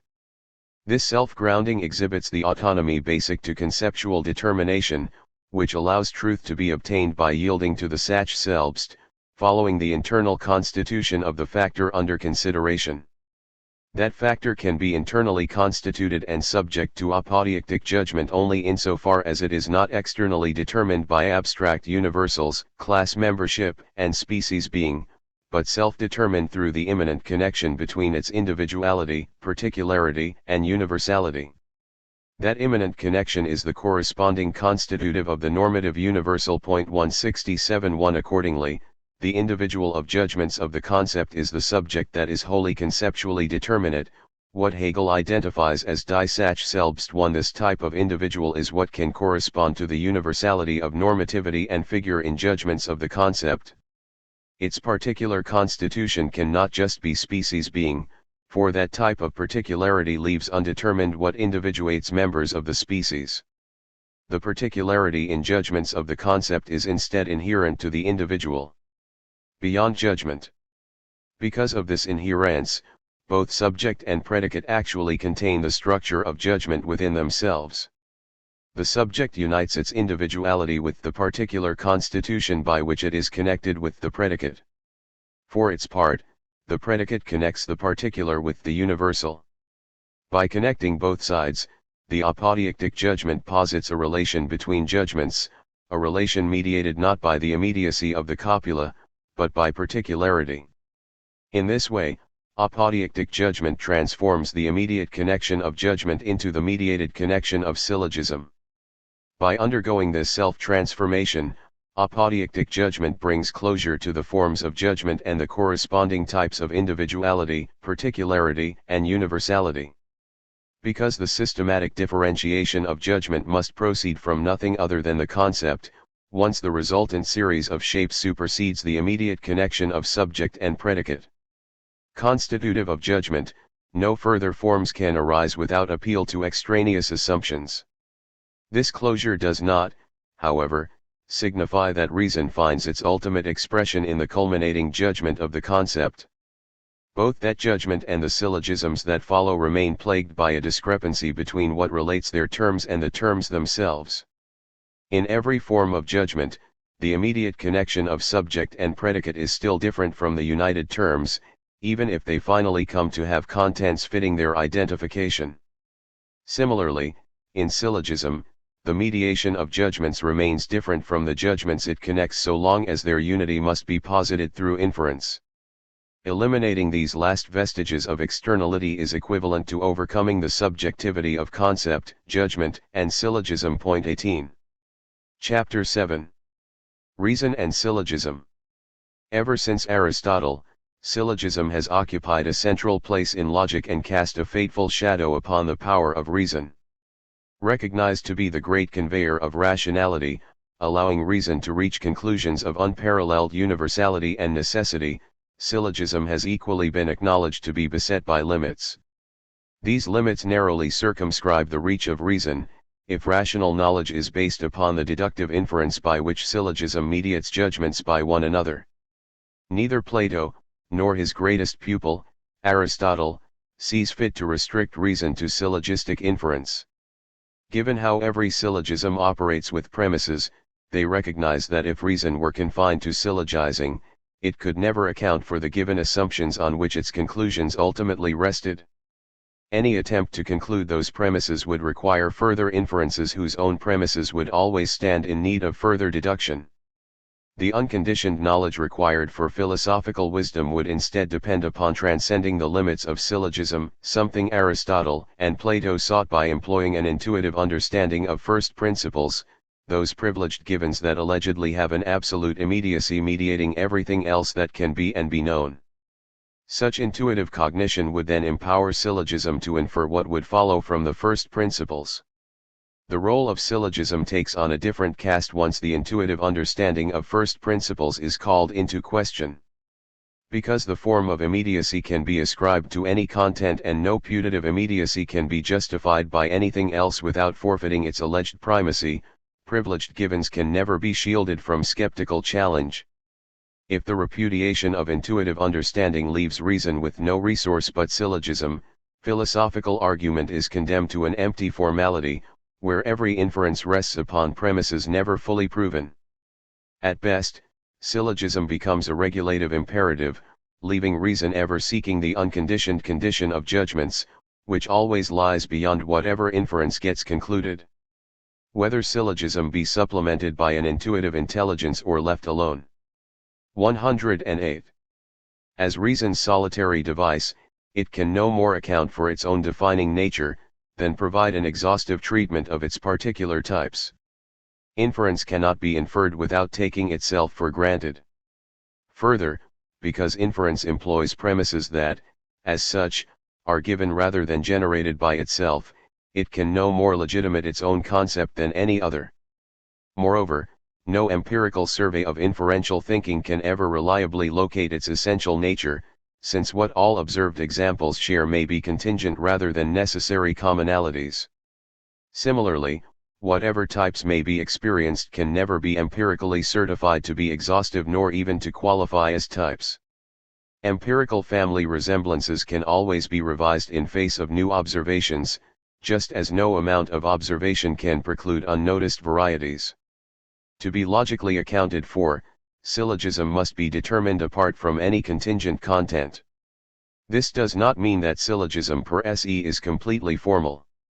It does have a content consisting minimally in the mediated succession of terms comprising inference. Commonly, these terms are identified as three successive judgments, which are just as commonly assumed to be determined in their own right and only externally related through the inference to which they belong. The connection of inference thereby appears to be something subjective, rather than objective, residing no in the judgments themselves, but in the arrangement imposed upon them from without by some syllogizer. Even if the conclusion is drawn from the succession of the major and minor premises, these enter into the inference as givens. Nevertheless, the immediacy they possess is just as much superseded by the inference of which they are a part. Insofar as the conclusion follows within the syllogism from them and them alone, it certifies that their connection is not just subjective, but inherent in their content.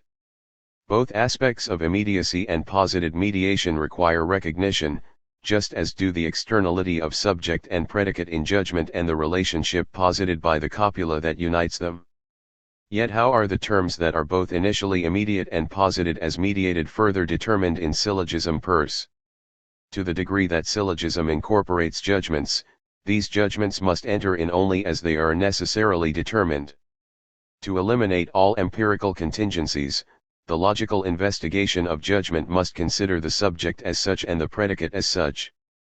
Instead of predicating some particular universal, judgment per se predicates the universal as such and does so not of some contingent subject, but of the individual or particular as such. Similarly, if inference is to be categorized independently of all contingent content, its constituents must be as equally conceptually determined as those that comprise the terms of judgment that get further related inferentially. Moreover, if the minimal nature of syllogism involves factors that are, logically speaking, the universal, the particular, and the individual per se, then any differentiation of types of 109. Syllogism will be necessary and exhaustive only if it relies upon nothing but the generic types of judgment they contain and the types of universality, particularity, and individuality that distinguish these. Further, if differentiation of forms of syllogism is to be non-arbitrary, it must emerge from what minimally characterizes syllogism. Whatever particular types of syllogism arise must do so from that starting point alone, for otherwise their differentiation will be alien to the nature of syllogism and contingent upon some extraneous factor. Although philosophers since Aristotle have freely employed syllogism as a central fixture of philosophical investigation, a systematic account has been just as wanting for inference as it has been for judgment. The great exception to this neglect is Hegel, whose treatment of syllogism follows upon and indeed follows from his systematic account of the forms of judgment. To escape arbitrariness, Hegel attempts to think through how the differentiation of judgment achieves closure when a type emerges whose connection overcomes the defining immediacy of judgment's copula, transforming itself into the mediated connection minimally comprising syllogism.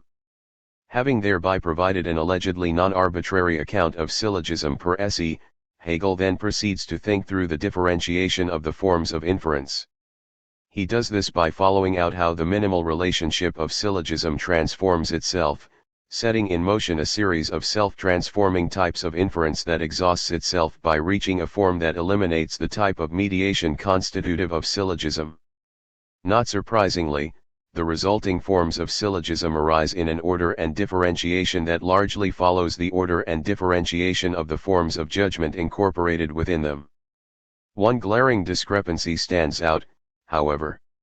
Whereas judgment successively takes the form of judgments of determinate being, qualitative, of reflection, quantitative, of necessity, modal, and of the concept, normative, syllogism takes only three forms correlating with the first three of the four forms of judgment. Point 1 In Hegel's account, the first form of syllogism is that of determinate being, relating qualitative judgments and the abstract universals, particulars, and individuals that these involve.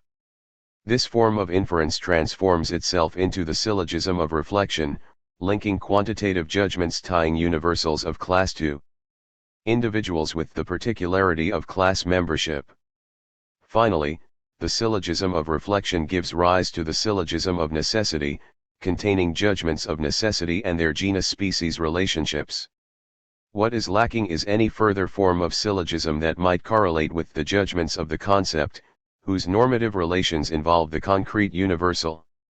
Instead, the syllogisms of necessity allegedly exhaust the necessary forms of inference by eliminating the difference between what is concluded and that by which it is inferred. This purportedly undermines the mediation constitutive of syllogism, removing the remaining externality of its connections, in which its abiding subjectivity resides. With the universal and particular relations of individuals now completely posited in their own individuality, the category of objectivity has emerged. The only way to evaluate the anomaly between the series of judgments and that of syllogisms is to think through their determinations and establish whether they transform themselves as Hegel suggests. Doing so will allow us to equally determine to what degree a systematic account of inference has been achieved and what significance any closure has for the role of syllogism in the realm of reason. In drawing upon Hegel's investigation to comprehend syllogism, the logical starting point consists in examining whether syllogism does arise from the self-engendered closure of the forms of judgment, and if so, with what character it emerges.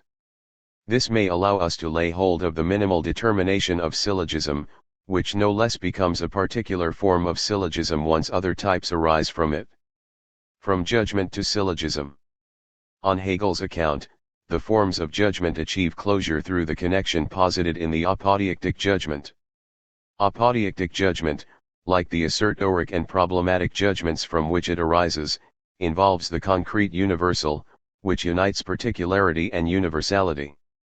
As we have seen too, this correspondence of particularity and universality is predicated of the individual in all three of these judgments of the concept. Because the assertoric judgment makes this connection immediately, providing no ground for the individual to fit this correspondence, the individual may or may not fit, depending upon what particularity it has. The problematic judgment posits just this, which yields the apodictic judgment insofar as the latter specifies that the individual has the unity of particularity and universality by containing the appropriate particularity. As a consequence, both subject and predicate now take on the form of judgments, containing an immediate connection between individual and particular, the erstwhile subject, and particular and universal, the erstwhile predicate. Moreover, the identity posited by the apodictic judgment resides no longer simply in the immediate connection of the copula, expressed by is. What connects the individual in the subject with the universal in the predicate is instead the particularity both equally contain, which is why the connection is not contingent upon some subjective association, but necessary and objective. Although the apodictic judgment nominally has the form of a subject-predicate relation, the connection it effects yields a relationship leaving judgment behind, or, more precisely, incorporated in a more concrete mediation of the three factors of the concept, the individual, the particular, and the universal. The apodictic judgment has brought closure to the forms of judgment by transforming predication into a process in which an immediate relation between individual and particular is connected with an immediate relation between particular and universal, leaving individuality and universality related through particularity. What has emerged is syllogism, taking the immediate form of an inference concluding universality from individuality by means of particularity. These transformations, which Hegel has duly followed, explain both how syllogism arises from judgment without taking anything else for granted and how syllogism immediately, that is, without any further development, comprises the determination of universality from individuality through the mediation of particularity. This determination is the minimal form of syllogism to the degree that it rests on no inferences and will be presupposed by any that follow from it. In this regard, it comprises syllogism pers, while awaiting the possibility of showing itself to be a particular form of syllogism once others arise from its workings. Differentiation of the forms of syllogism. Any systematic differentiation of the forms of syllogism must follow from what arises from apodictic judgment, given that this delivers the minimal determination of inference. Appeal to any other resource will introduce factors wholly extraneous to syllogism, contaminating the development with arbitrary additions. But does syllogism transform itself into a succession of different forms yielding one another, before achieving closure by turning into some category transcending inference? The first task is to examine what syllogism immediately is. There might 112. Appear to be a discrepancy between what Hegel presents as the minimal form of syllogism and the elements of apodictic judgment from which it follows. Apodictic judgment can transform subject and predicate into judgments connecting individual and universal through particularity precisely because the universality at stake is concrete, containing particularity, just as the individuality involved is not immediate, but inherently connected to the universal through its own particularity. Yet, when Hegel examines syllogism as it results from apodeictic judgment, he finds a syllogism of determinate being, involving abstract universals, particulars, and individuals, each as immediate as their counterparts in qualitative judgments of determinate being, which comprised the initial form of judgment and now build the constituent propositions of the first form of inference. What makes the universal of qualitative judgment abstract is that everything individuating the individual in which that universal inheres is given independently of that universal. Predicating the abstract universal of the individual has no bearing upon whatever other qualities it possesses. This individual therefore both is and is not that universal, just as it can be connected with many different abstract universals by way of alternate particulars. One need only examine the outcome of apodeictic judgment to understand why it yields a syllogism whose constituent universal, particular, and individual are immediately given, with determinations indifferent to their connection. Although the subject and predicate of the apodeictic judgment involve an individual and universal inherently containing the particularity uniting them, no intermediary connects this individual with its particularity or this particularity with the universal. Through apodeictic judgment, the individual and the universal obtain a mediated identity, but one resting upon a subject involving an immediate connection between individual and particular, and a predicate involving an immediate connection between particular and universal. What results is a syllogism uniting the individual with the universal through two judgments in which, on the one hand, the individual is immediately identified with the particular and on the other hand, the particular is immediately identified with the universal. Due to the immediacy of both relations, their elements have a givenness indifferent to their connection. The universal, particular, and individual are therein abstract in that the universal and particular inhere in an individual whose other features are indifferent to them, just as the universal inheres in a particular left otherwise undetermined by it. Because the terms all involve a residual otherness not absorbed in their interconnection, the inference is qualitative, or, in other words, a syllogism of determinate being.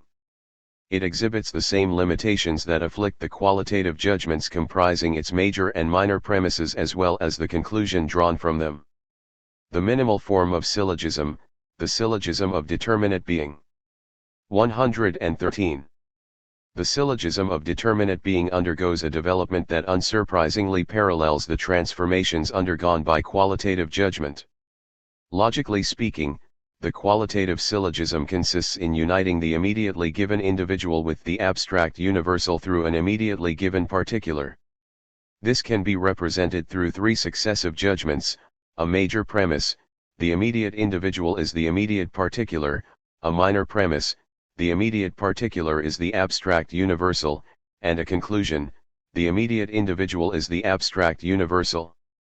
Of key importance is the type of individual, particular, and universal at play, for this is what differentiates forms of syllogism as well as the forms of judgment they contain.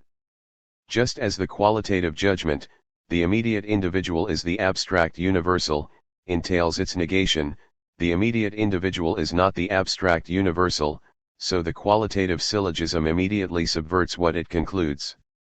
The abstract universal may be predicated of the immediate individual owing to the immediate connection of abstract universal and immediate particular and of immediate particular and immediate individual. Nonetheless, the indifference of the terms to their connection signifies that a different abstract universal can be predicated of the same individual through the same particular, just as much as that another individual can have the same universal predicated of it through the same particular and that other particulars can connect the same individual and universal. All these options are possible because 1.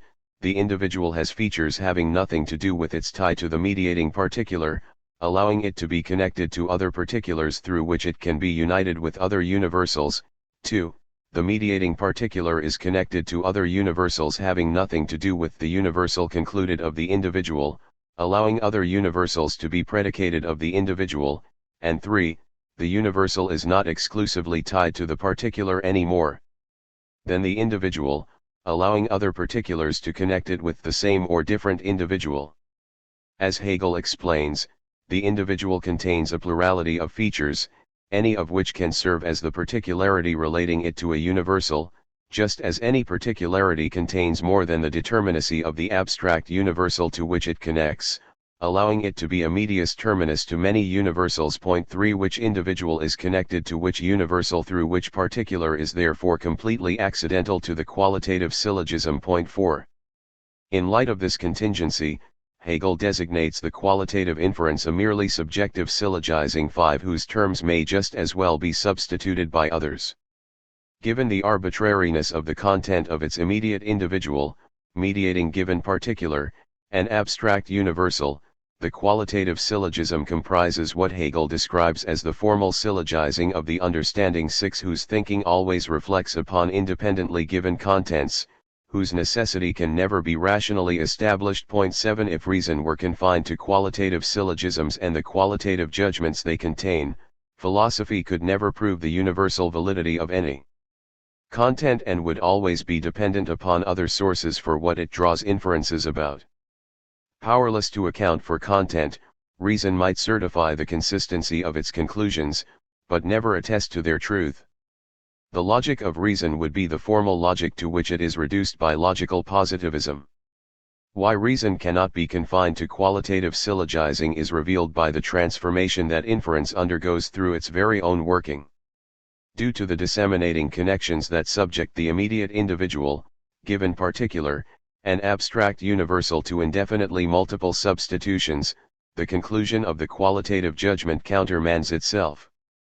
The immediate individual just as much is as is not connected to the abstract universal by the given particular serving as predicate of the major premise and as subject of the minor premise. Nonetheless, the result is not simply negative. Whatever individual is united with whatever abstract universal by whatever given particular it shares, the accomplished conclusion renders that universal connected to that particular through that individual.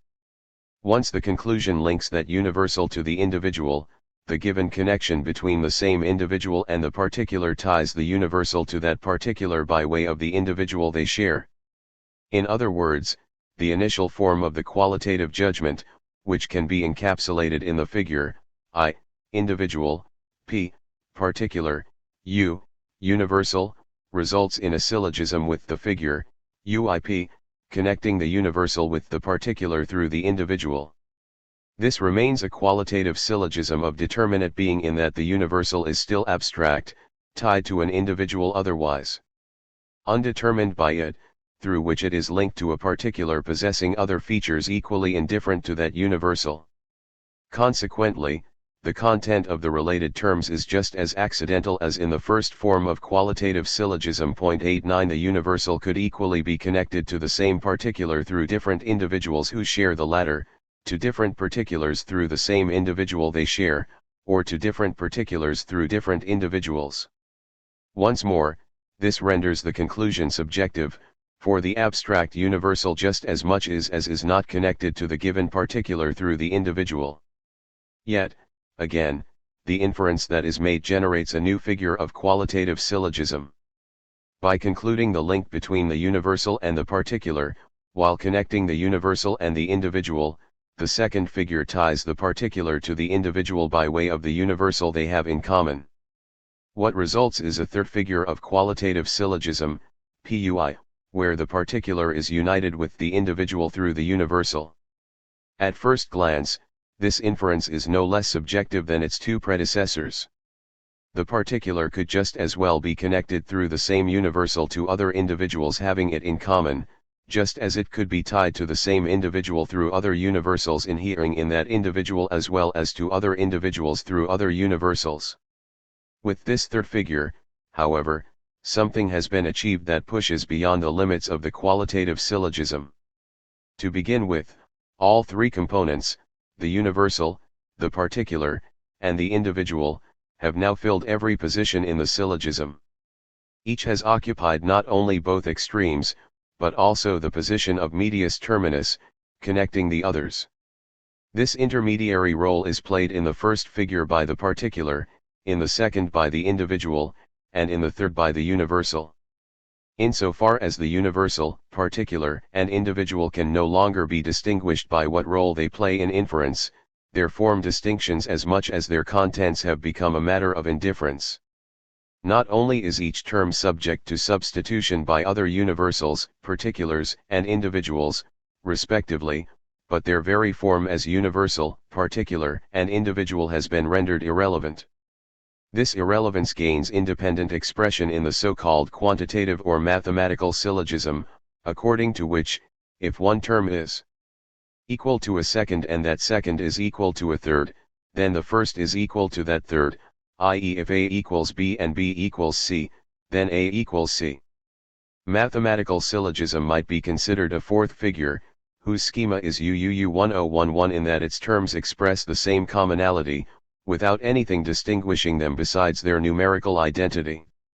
Yet, because the concluded quantitative equivalency abstracts from all qualitative differences, including those specific to the concept, namely universality, particularity, and individuality, its empty transitivity eliminates the very factors logically constitutive of syllogism. Although the qualitative indifference of the mathematical inference reflects one aspect of the outcome of the three figures of qualitative syllogism, more has been established.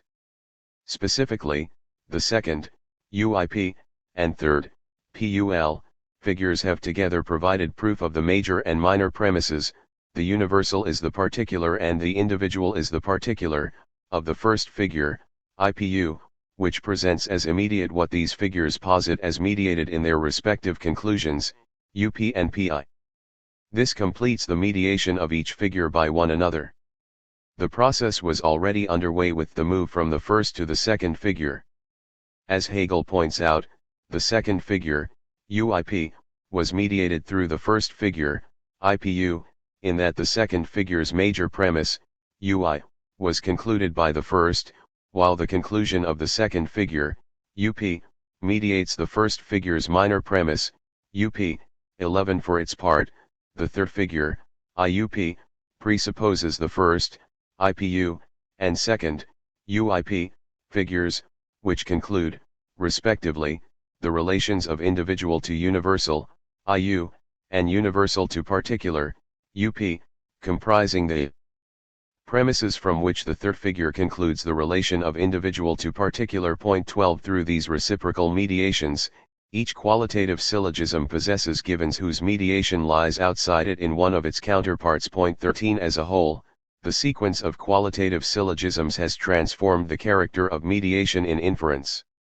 Instead of occurring through a single factor of the concept, taken in qualitative, that is, immediate difference from the others, the mediation occurs through a concrete identity in which each term reflects its relations to the others. Point 14. No longer immediately given, the mediating term is now grounded upon mediation *51, namely, the particular that mediates the individual and universal is just as much mediated by their relation, and so forth. Point 16. The type of syllogism that involves such mediation is characterized by Hegel as the syllogism of reflection. Its component elements exhibit the relations of class membership that play themselves out in the quantitative judgments of reflection, in which predication applies to one, some, or all members of a class. Although the same figures that order qualitative syllogisms envelop the syllogism of reflection, its constituent universal, particular, and individual no longer are abstract and immediate, but reflect the mediation of class relationships. This mediation is not the self-mediation proper to self-determination, because what mediates and what gets mediated remain distinct. It is instead the mediation occupying the logic of essence, where determinacy is determined by a determiner that it thereby reflects. Class relationships bring this reflection to the universal, particular, and individual. The individual, as class member, reflects the class to which it belongs, possessing a particularity shared by every other member of the class. Relations of one, some, or all members of a class always reflect the implications of the membership that underlies them. These implications, however, are limited in that class membership still leaves undetermined what particularities, subclasses, fall within a class, as well as what individuates members from one another. By contrast, with genus and species, the universal becomes more concrete, determining its own particularities, i.e. species, while leaving unspecified what individuates members of the same species. All these contrasts decisively distinguish the types of syllogism that infer conclusions about these different types of universals, particulars, and individuals. As we shall see, the development underway progressively resolves the contradiction inherent in syllogism. This contradiction consists in the discrepancy between the middle term and the extremes it unites. So long as the middle term remains distinguished from the extremes, it cannot truthfully be the unity of them that is concluded through it. The difference between middle term and extremes is most pronounced in the qualitative syllogism, where each term is still indifferent to the other. This difference now becomes diminished in the syllogism of reflection insofar as the terms reflect their mediation by one another. Because, however, class membership does not determine its 117 particularities or what individuates its members, any syllogism involving it will be plagued by an abiding difference between the unity posited by the syllogism and what mediates that unity. As Hegel points out, in order for the discrepancy to be overcome, the middle term must become the same totality that it mediates. 17 That, however, will remove the difference between middle term and extremes upon which the very form of inference depends. How this equalization can occur is what lies at stake in bringing the development of syllogism to closure. The syllogism of reflection. To legitimate the move to the syllogism of reflection, it is necessary to show why the mediation of universal, particular, and individual emerging from the forms of qualitative syllogism involves class membership relations of quantitative judgments, rather than genus-species relations of judgments of necessity. Hegel presents the immediate outcome of the qualitative syllogisms to be the syllogism of allness, where the mediating term between the individual and the universal is class membership. Class membership is particularity of a specific kind. Unlike the particularity of qualitative judgment, it is not an abstract quality, otherwise unrelated to either the individual or the universal it connects. Instead, class membership relates all members to one another as well as to the same universal. In so doing, however, class membership is indifferent to the further individuation of its members, as well as to its own subgroupings. For this reason, the old saw, Socrates is a man, all men are mortal, Socrates is mortal would be a misleading example of the syllogism of allness if being human here counted as a specification of a genus. Then, having that genus would necessarily entail further commonalities comprising the species necessary to that genus. By contrast, the universal to which class membership relates the individual leaves undetermined what other universals may also be shared by all members.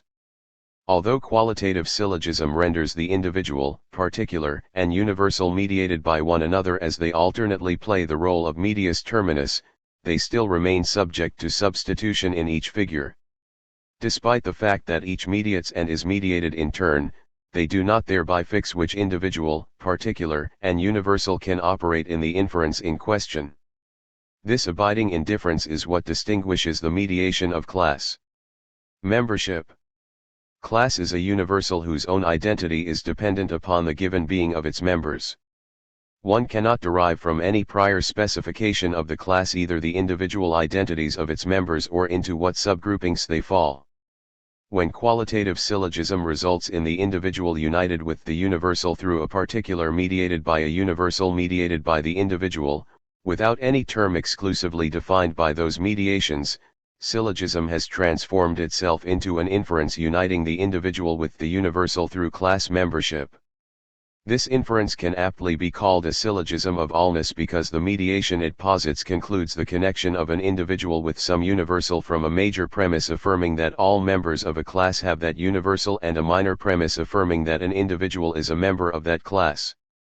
The syllogism of allness fits under the same figure, IPU, as the first qualitative syllogism, but what must not be forgotten is that the particularity is here that of class membership.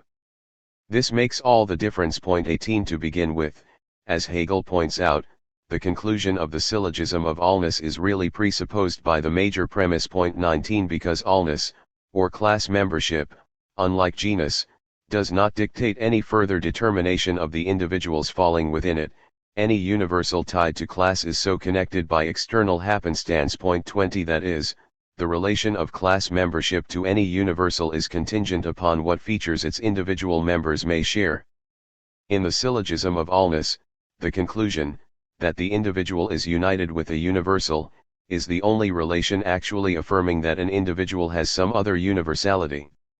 Yet, without this conclusion already being true, there can be no truth to the major premise, that all members of the class have the specified universal. 21 Hence, the individual stands in immediate, rather than a concluded relation to this predicate. 22 The major premise may encompass all individuals, but because it does so under a universal that fails to posit their particularities or individuation, it needs their independently given content for support. For this reason, the syllogism of allness depends upon induction, the certification that all individuals grouped in a class happen to have the universal attributed to class membership. Since class membership does not itself entail that connection, the certification can only be obtained by observation of every individual belonging to the class. Expressed as a syllogism, this truth yields the syllogism of induction, according to which a specific shared feature is connected to class membership through the complete given array of its constituent individuals. Accordingly, the syllogism of induction falls under the second figure, UIP, with the crucial qualification that the particularity is that of class membership and the mediating individual is not singular, but the complete, immediately given array of individuals belonging to the class. 23 This expansion of the middle term can be expressed by the schema UI/IP,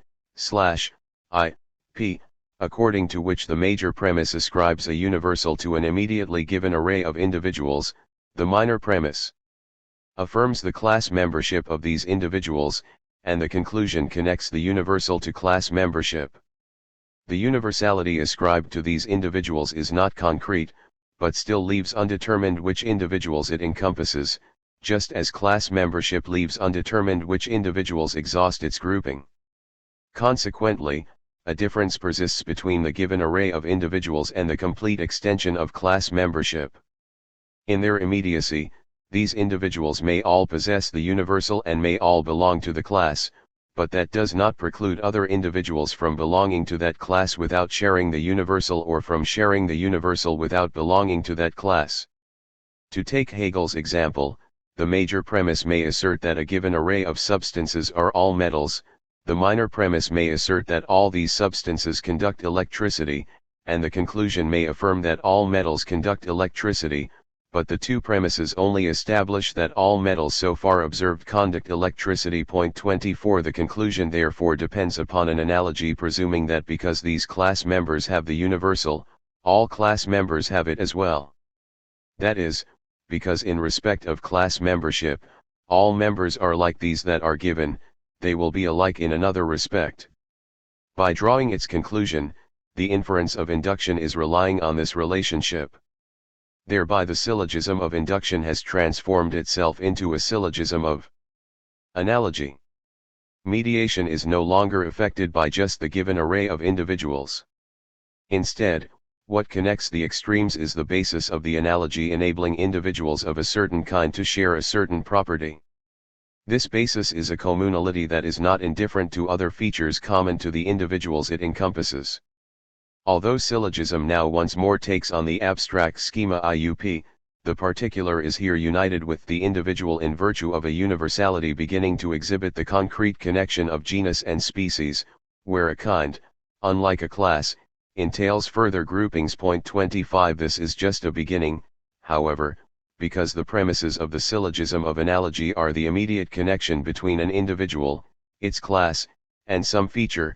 To take Hegel's example, Earth is a heavenly body and is inhabited, and the immediate connection of another individual and that class, the Moon is a heavenly body, from which is concluded the connection of the latter individual and that feature, the Moon is inhabited.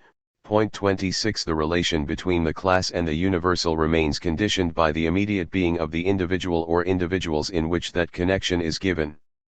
That immediate being may possess features not shared by all individuals of the class, which is why results can be concluded that may not be the case. The Moon is inhabited. If the conclusion is valid, it is because the individual to whom the universal is inferred by analogy happens to have the right property.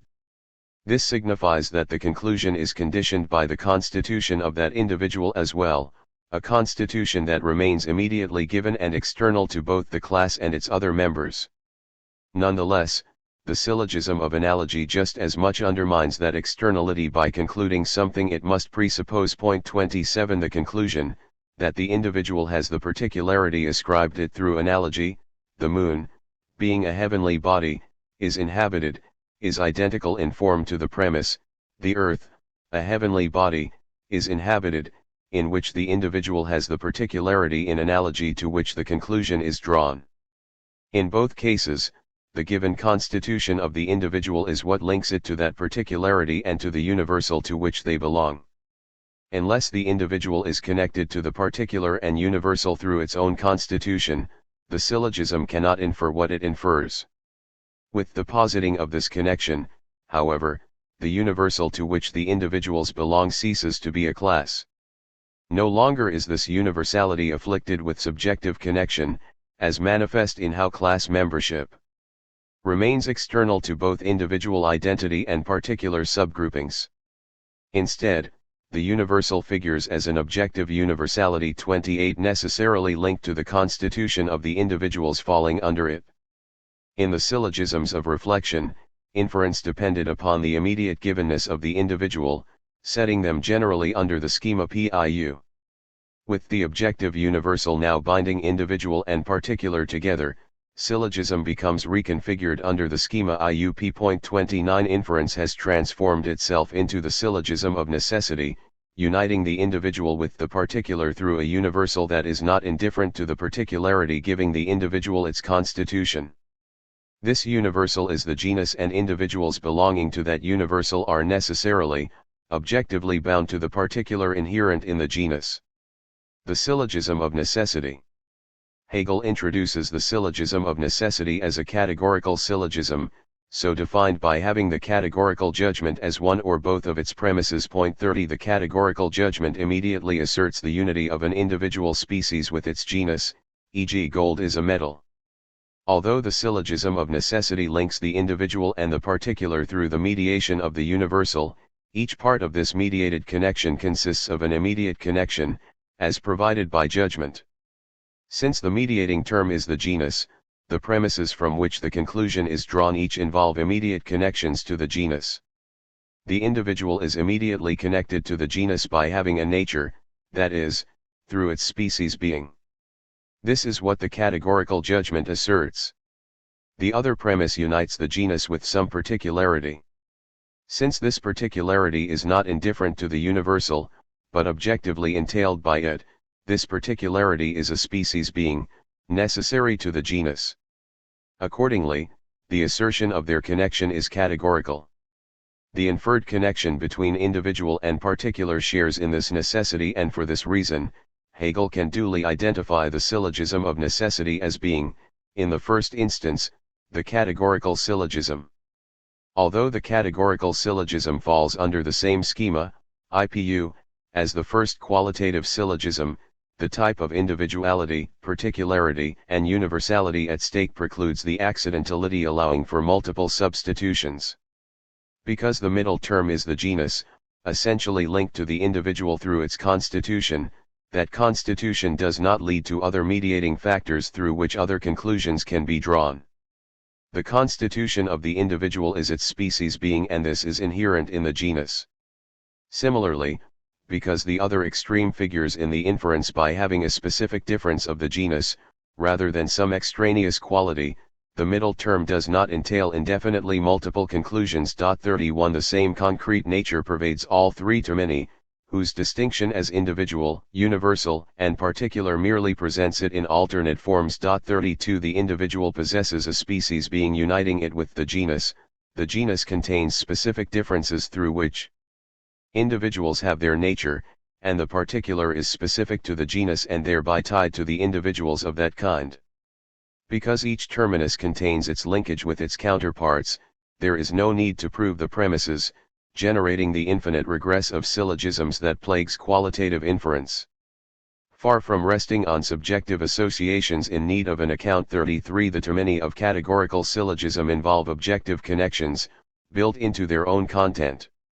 Aristotle, who, like Plato, privileges the universality of genus and the hierarchical knowledge of genus species it makes possible, not surprisingly points to substance as the basis for syllogism. 34 As Hegel observes, the categorical syllogism, like categorical judgment, encloses substance relations in the concept determinations of universal, particular, and individual. 35 Insofar as Aristotle and Plato conceive substance to involve a form/matter relationship rendering each substance an individual of a kind, genus, they can regard the reality ultimately consisting of substance to be eminently knowable through syllogisms of necessity.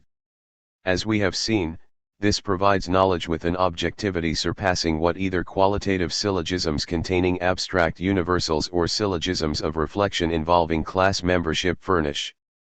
Nevertheless, syllogisms of necessity remain tainted by a limitation that calls into question their adequacy for philosophical cognition. The problem is that not everything about the domini of syllogisms of necessity is determined by their unification through the genus. The individual may have a nature by which its genus ties it to some specific difference, but what individuates the individual remains external to the genus-species relationship. The genus may be inherently differentiated into its species, but the nature of the genus does not provide the identity distinguishing each individual from any other of the same kind. This indifference to the individuation of individuals comprises an abiding subjective element in the categorical syllogism. Although each member of the genus is objectively connected to a species particularity, the exclusive identity of each member remains subjective, being extraneously given. For this reason, when any categorical syllogism is concluded, the identity of the individual must be supplied by the subject who formulates the syllogism, irrespective of the content of the genus and its species. The same deficit that led categorical judgment to resolve itself into hypothetical judgment now transforms categorical syllogism into hypothetical syllogism. The subjective character of the individual in categorical judgment left the existence of the individual hypothetically conditioned, reflecting the necessity of the genus-species relation and the accidentality of the individual. With its characteristic formula, if A then B, hypothetical judgment necessarily links two individuals, while making the being of one depend upon another, whose own existence remains contingent. Similarly, the extraneous character of individuation in categorical syllogism renders the concluded connection between individual and specific difference contingent upon the being of another, while retaining the objectivity of the genus-species connection. The categorical syllogism produces this result insofar as the genus indifference to individuation allows indeterminately many other individuals to be pervaded by its nature, leaving its subsumption of this individual in the syllogism something accidental and therefore contingent upon another. 36 That other, as individual, is equally indifferent to the genus to which it is connected. Accordingly, this extreme is afflicted with the same contingency it extends to the subject whose generic character it mediates. Schematically, hypothetical syllogism takes the familiar shape, if A, then B, A is, thus B is. In this way, the necessity of the terms relation, if A, then B, is presented apart from their immediate being, A is, B is. So expressed, the inference abstracts from both the general determinacies of the concept, universal, particular, and individual, and the particular form that these factors have in genus-species relations. Nonetheless, given from where and how hypothetical syllogism arises, it still retains genus/species relations. The individuals are not simply abstract, they each instead have a generic nature and differences specific to it. The necessity of their relation depends upon these connections of the objective universality pervading them. That is, although the being of one is dependent upon the contingent being of the other, this dependency is grounded in what kind of an entity they each are. Commonly, hypothetical syllogism is taken as an inference of cause and effect, since cause and effect are both contingent, yet linked by necessity. Causality, understood as efficient, abstracts from formal causality and thereby conforms to a law indifferent to the kind of factors subject to it. Such causality pertains to the material being of factors, in abstraction from what they are. Accordingly, causal necessity of this sort involves laws of matter. Because such law is completely indifferent to what it governs, it does not involve universality, particularity, and individuality. This is why Hegel addresses law and causality in the logic of essence. Their law comprises an essential regularity whose appearance retains a phenomenal indifference categorically distinct from the relation of universal, particular, and individual, each of whose content is just as essential as that of their conceptual counterparts. For this very reason, cause posits its effect without relating to it as universal, particular, or individual. Although hypothetical syllogism does share with causal relationship the contingency of its extremes and the necessity of their connection, the extremes are factors of a kind, connected through the objective relations of their genus. By positing this connection as hypothetical and concluding the contingent existence of certain individuals, the syllogism presents the individuals of the genus in two respects. On the one hand, because of their contingent existence, these individuals do not exhaust the extension of the genus. The syllogism posits their related existence and not that of other members of the genus. On the other hand, because their being is contingent, the hypothetical syllogism could just as well posit the linked existence of any other members of the genus. Taken together, these features signify that while the genus is either this individual or any of the others comprising its exhaustive particularization. 126. Insofar as the genus gains existence in the contingent being of certain individuals, it thereby does not exist as the others. The hypothetical syllogism has thus transformed itself into the disjunctive syllogism, whose abstract formula is presented by Hegel in two alternate forms. 1. A is either B or C or D / A is B / thus A is not C nor D / and also 2. A is either BOR C or D, A is not C nor D, thus B is 0.3783 because what mediates the conclusion is the universal in the disjunctive array of its contingent particularization. Hegel places the disjunctive syllogism under the scheme IUP3s whereby it becomes reformulated as 1. A is B, A is either BOR C or D, A is not C nor D, and 2. A is not C nor D / A is either B or C or D, thus B is. The different ordering is really of no consequence, for the disjunctive syllogism reaches the same conclusion whatever sequence is followed. Given how it emerges, the disjunctive syllogism must no more be reduced to its formal scheme than any of the other syllogisms of necessity. Following the familiar sequence of Hegel's first formulation, A is either B or C or D / A is B / thus A is not C nor D, the first premise, A is B or C or D, determines the genus in its exhaustive development and in so doing, contains both the universal of the genus, the species that are necessary to it, and the contingency of the individuals in which it consists. The middle term, A is B, is not just a single individual without further qualification. Rather, the middle term consists in whatever individuals happen to comprise the genus, individuals that bear the specific differences inherent in the genus. The conclusion, A is not C nor D, expresses the exclusive individuality of the given members of the genus, negating those individuals who happen not to exist. Considered in isolation, the three terms of the disjunctive syllogism appear to be different in content. The disjunction of the genus in the major premise appears to contain more than the array of individuals given in the middle term and those denied in the conclusion. Yet, through its own inferring, disjunctive syllogism determines the genus to consist of just those individuals contingently given in the middle term, who are just those not excluded by the conclusion. Although the disjunctive syllogism operates on the basis of a distinction between its three terms, without which no inferring can proceed, the mediation it effects renders all to many equivalent. Each consists in the same exhaustive determination of the same genus. Thereby, what mediates can no longer be distinguished from what is mediated. Why there is no syllogism of the concept.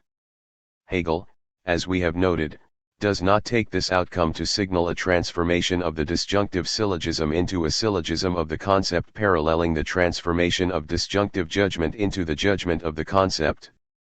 To understand why Hegel is correct in not introducing any more forms of syllogism, one need only compare the outcome of disjunctive judgment with that of disjunctive syllogism.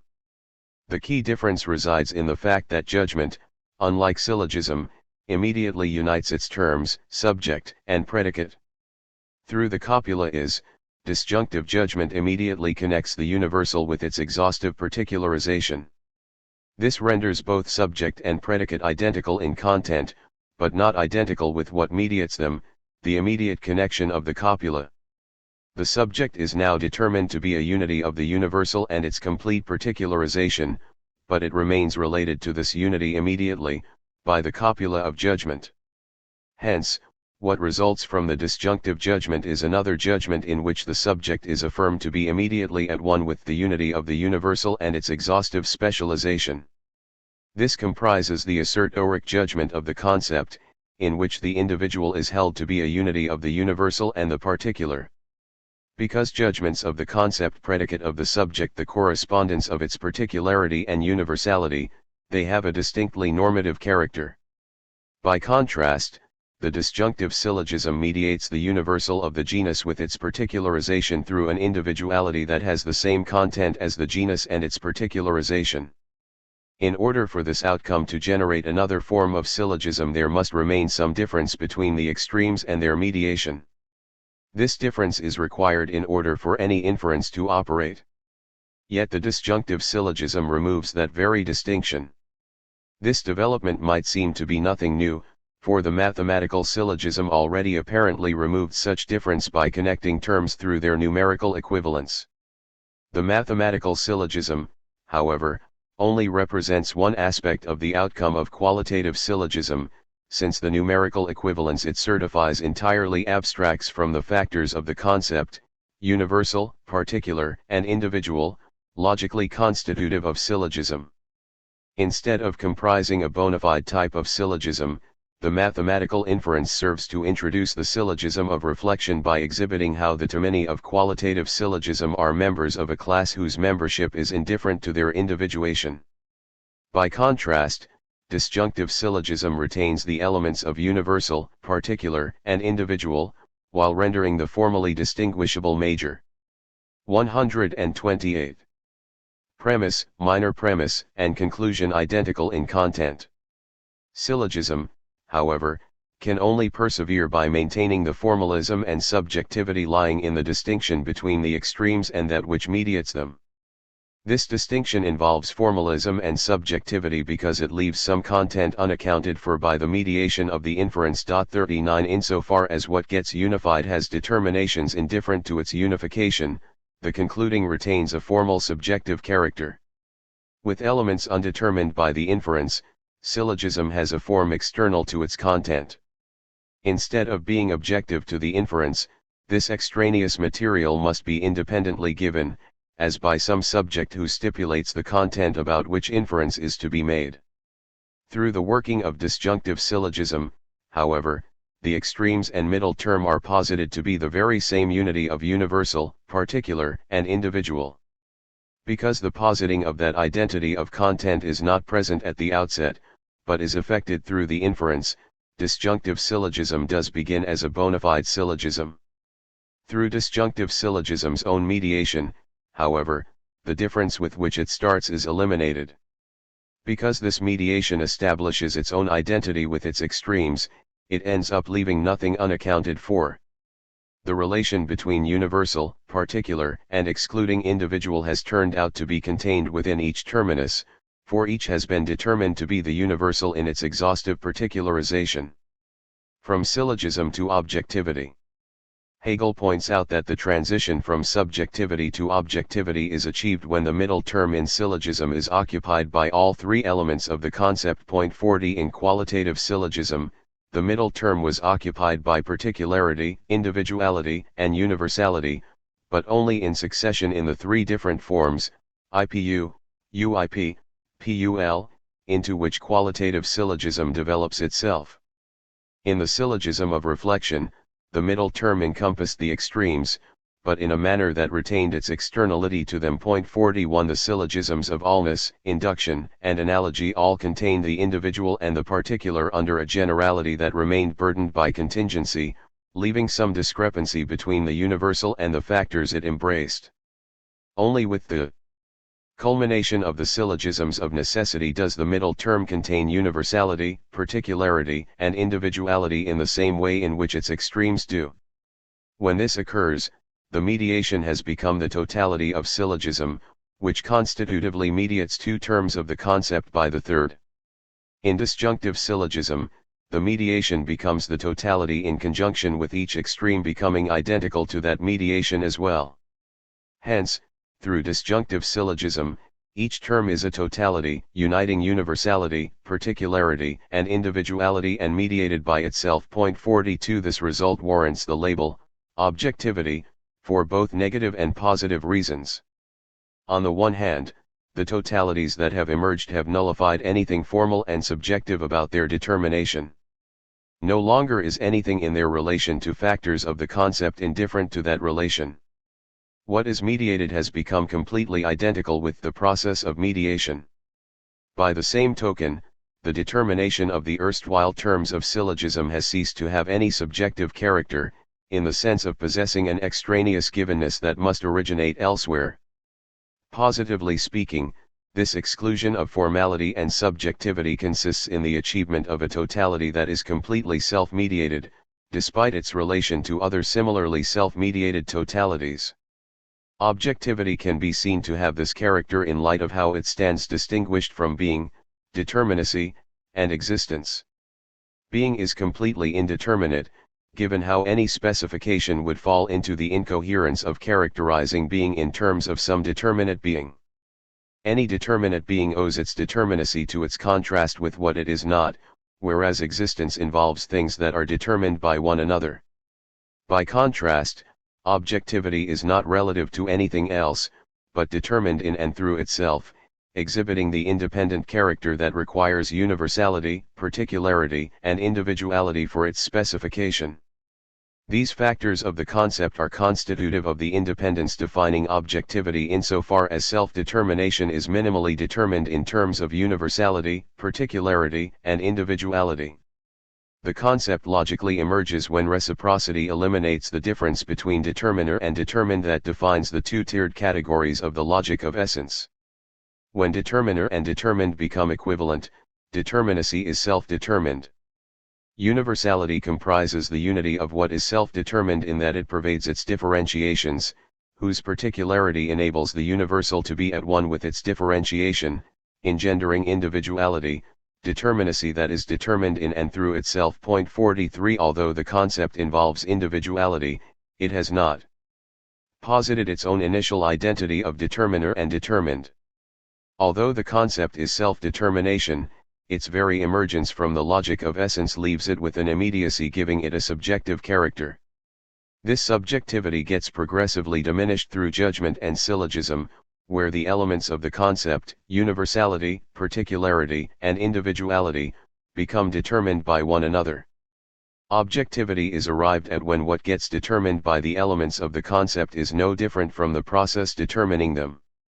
Consequently, objectivity is eminently conceptualizable, though not through syllogism. Syllogism may pave the way for categorizing objectivity, but only by undermining the defining process of inference. This process consists in setting conceptual factors in a mediation that leaves some extraneously given content unaccounted for. Because objectivity is a self-mediated totality, conceiving objectivity requires overcoming the appeal to givenness that always encumbers inference. Chapter 8. Objectivity in Logic and Nature. The perplexity of subjectivity and objectivity as logical categories. The emergence of the category of objectivity from the closure of syllogism confronts systematic logic with a puzzle, all the more challenging when one recalls the basic insights that have driven the whole development up to this point. Logic, being the thinking of thinking, stands apart from all other disciplines by proceeding upon the elimination of any difference between the subject and object of its investigation. Because logical thought is its own topic, the method and content of logic cannot be distinguished. For just this reason, logic can begin neither with a pre-established procedure nor with any pre-established content without question begging. Insofar as philosophy only escapes dogmatism by operating with no unexamined presuppositions about its method and subject matter, philosophy must begin with the same overcoming of the distinction between subject and object that logic presupposes. More than any philosopher before, Hegel takes seriously these elementary prescriptions, as most evident in his recognition that access to philosophy requires liberating discourse from the opposition of consciousness, which confines cognition to the standpoint where the subject of knowing refers to an independently given object. Nonetheless, with the unfolding of the subjective logic, Hegel reintroduces subjectivity and objectivity into logic as distinct categories. Here, as we have seen, he first develops subjectivity as encompassing the concept, judgment, and syllogism. Then, through the self-dissolution of syllogism, he proceeds to determine objectivity as encompassing mechanism, chemism, and teleology. At first glance, any logical treatment of subjectivity and objectivity seems to explode the distinguishing unity of logical determinacy. By addressing subjectivity and objectivity discretely, logic appears to operate with a subjectivity opposed to objectivity, in violation of the identity of knowing and object of knowing in logic's thinking of thinking. Naturally, if subjectivity can be determined before and without objectivity, subjectivity seems to fit the persona of consciousness, for whom objectivity is always something. 132. Independently given. Further, the specific characterizations of subjectivity and objectivity seem hardly containable within the confines of logical categories. How can subjectivity be determined without bringing in extra-logical factors of psychological reality, with all its physical, biological, and cultural underpinnings? Can the concept retain its identity without involving representations of a certain kind? Can judgment or syllogism be characterized apart from the mental activity of linguistically competent conscious individuals? The prospects of a purely logical objectivity appear no less problematic. Can mechanism and chemism obtain specification without material bodies and the physical processes of motion and neutralization? And how can teleology be determined without subsuming these material factors to the designs of a conscious agent? Subjectivity and objectivity as logical categories. The first objection, that logic undermines its own unity of form and content by determining subjectivity and objectivity as discrete categories, is subject to a manifold rebuttal. To begin with, the logical distinction between subjectivity and objectivity is not identical to a distinction between knowing and its object. This is because subjectivity and cognition are no more equivalent than are objectivity and object of knowing. Symptomatic of their disanalogy is Hegel's own determination of the category of cognition within the logic of the idea, which incorporates both subjectivity and objectivity in their unity with one another. After all, even if cognition involves conceptual determination, it thereby aims at truth, the correspondence of concept and objectivity. This suggests that although cognition may involve subjectivity and objectivity, subjectivity by itself is not knowing proper. Moreover, that consciousness can be a standpoint for which subjectivity and objectivity are independently given, whereas logic's self-thinking thought removes their opposition, indicates that subjectivity and objectivity must have a per se determination. Otherwise subjectivity and objectivity could not be alternately opposed or united. In addition, the successive determination of subjectivity and objectivity in logic need not disrupt the unity of method and subject matter. What matters is whether the order of categorical development is bound to the content of the categories themselves. So long as that holds, what gets determined and how it is specified are tied together. Subjectivity and objectivity satisfy this requirement so long as they become topics of logic through the content of whatever category precedes them and then give rise to their successor. 133. Categories through themselves. If Hegel is right to treat subjectivity as the outcome of the logic of essence and objectivity as the outcome of subjectivity, their serial emergence only reaffirms the underlying connection of form and content. These considerations may deflect immediate dismissal of a logical differentiation of subjectivity and objectivity, but they do not remove the suspicion that subjectivity and objectivity are unspecifiable without factors external to logic. To hold this suspicion at bay, the contents of subjectivity and objectivity must be addressed. What is logical and what is subjective in logical subjectivity? Properly speaking, subjectivity is not so much an integral category as a categorial domain extending through the determinations of the concept, judgment, and syllogism. These three forms successively build upon one another. Judgment involves the elements of the concept, universality, particularity, and individuality, relating them externally so as to give them particular forms, just as syllogism relates forms of judgment to one another so as to further determine the elements of the concept. All depend upon the emergence of self-determination, into which the logic of essence collapses once what determines and what gets determined can no longer be distinguished. This collapse arises through reciprocity, where the identity latent in every pair of terms in the logic of essence becomes manifest when the cause of a derivative term is revealed to be determined as cause by what it determines, leaving its effect just as much a cause as the cause is an effect. The emergent equivalence of determiner and determined provides the threshold for self-determined determinacy. This must further develop since what is self-determined cannot be what it is until it has determined itself to have its own identity of determiner and determined. That is, self-determined determinacy must posit itself as it is immediately given by the outcome of the logic of essence.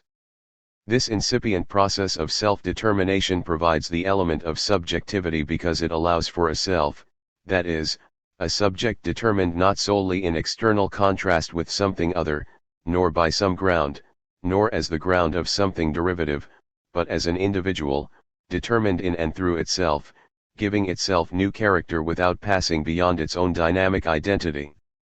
To the extent that subjectivity is self-informing, it is bound up with the self-development of self-determination and, thereby, with the elementary terms of self-determination, universality, particularity, and individuality. Subjectivity is defined by universality insofar as it remains self-identical in its self-differentiation, just as it exhibits particularity by acquiring determinacy, that is. 134. Always a phase in its own development, which no less possesses individuality in that the identity of the subject is one with its self-differentiation, making it a law unto itself, unique and exclusive.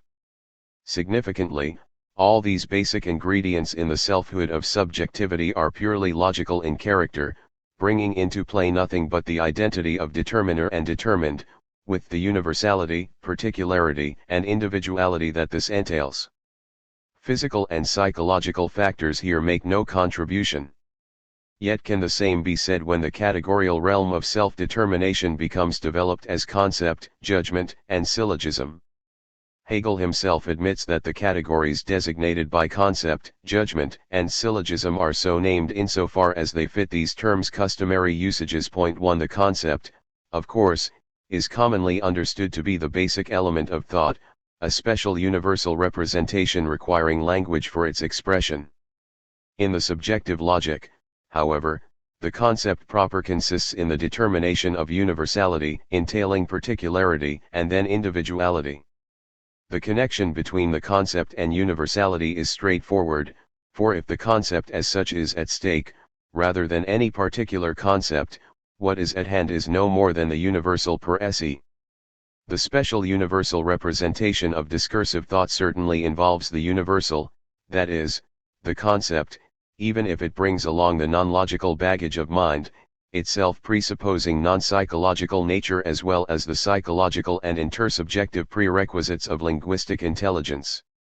In this respect, and this respect alone, the customary usage contains everything that the logical category entails.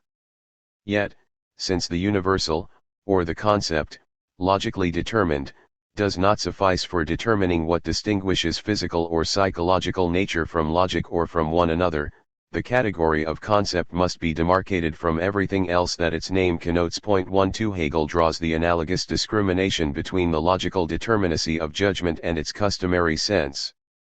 Judgment, as a logical outcome of the concept, presents the individual and the universal in immediate connection, both determining them by and leaving them external to one another. In each of the further forms into which judgment develops, the elements of the concept pers, universality, particularity, and individuality remain determined by one another in this immediate fashion.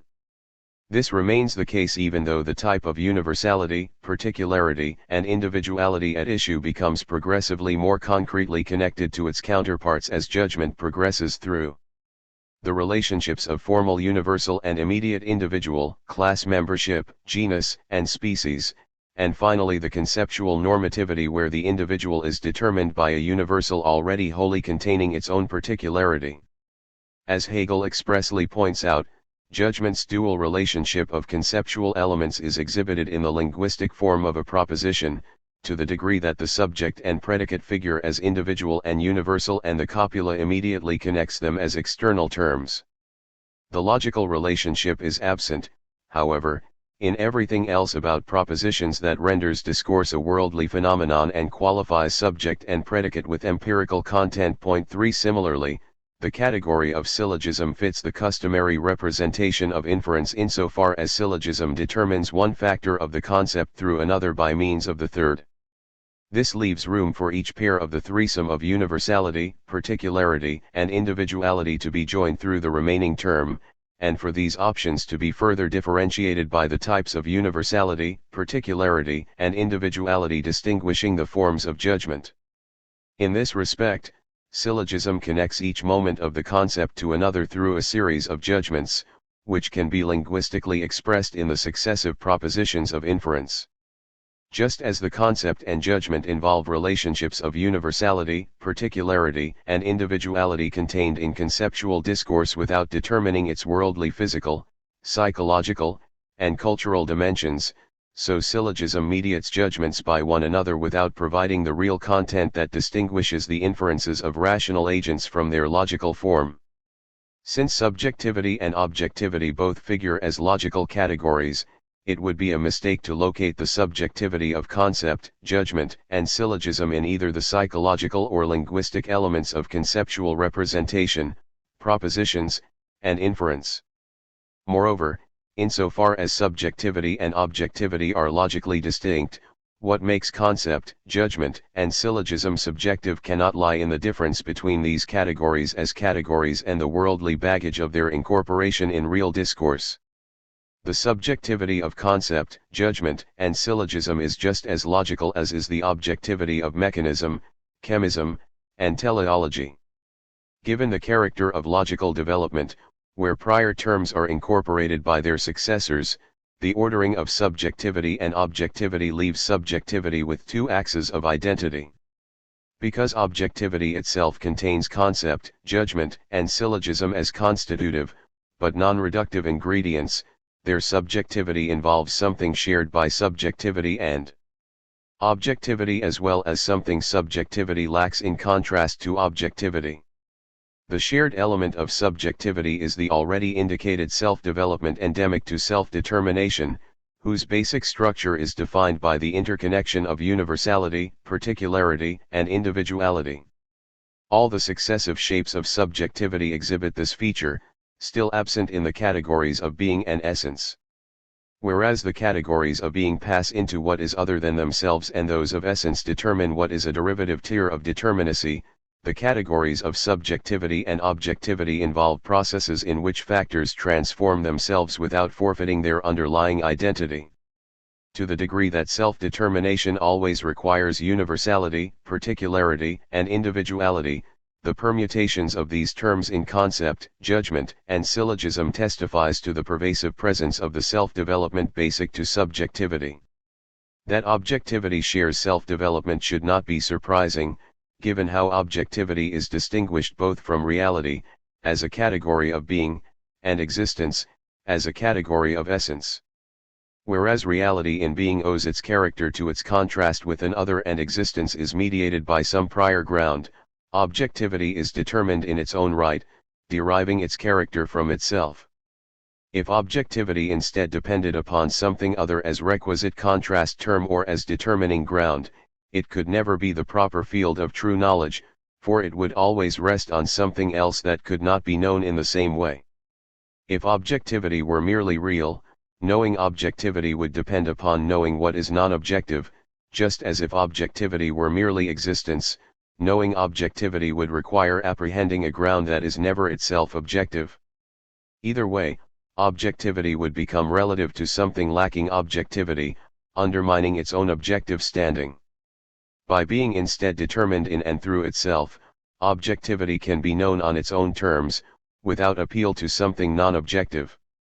Nonetheless, this self-sufficiency of objective determination does not distinguish objectivity from subjectivity, for concept, judgment, and syllogism all comprise structures in which the subject of determination is determined by its own constitutive factors, universality, particularity, and individuality, albeit in various ways.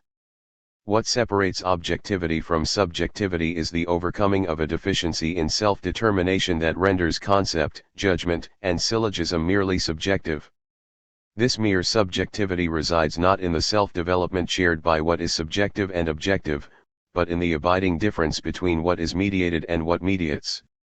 Such a discrepancy might appear completely superseded once the logic of essence gives way to the logic of the concept, where determiner and determined coincide. That coincidence of ground and grounded, of cause and effect does immediately present what is self-grounded, self-cause, or, more. 137.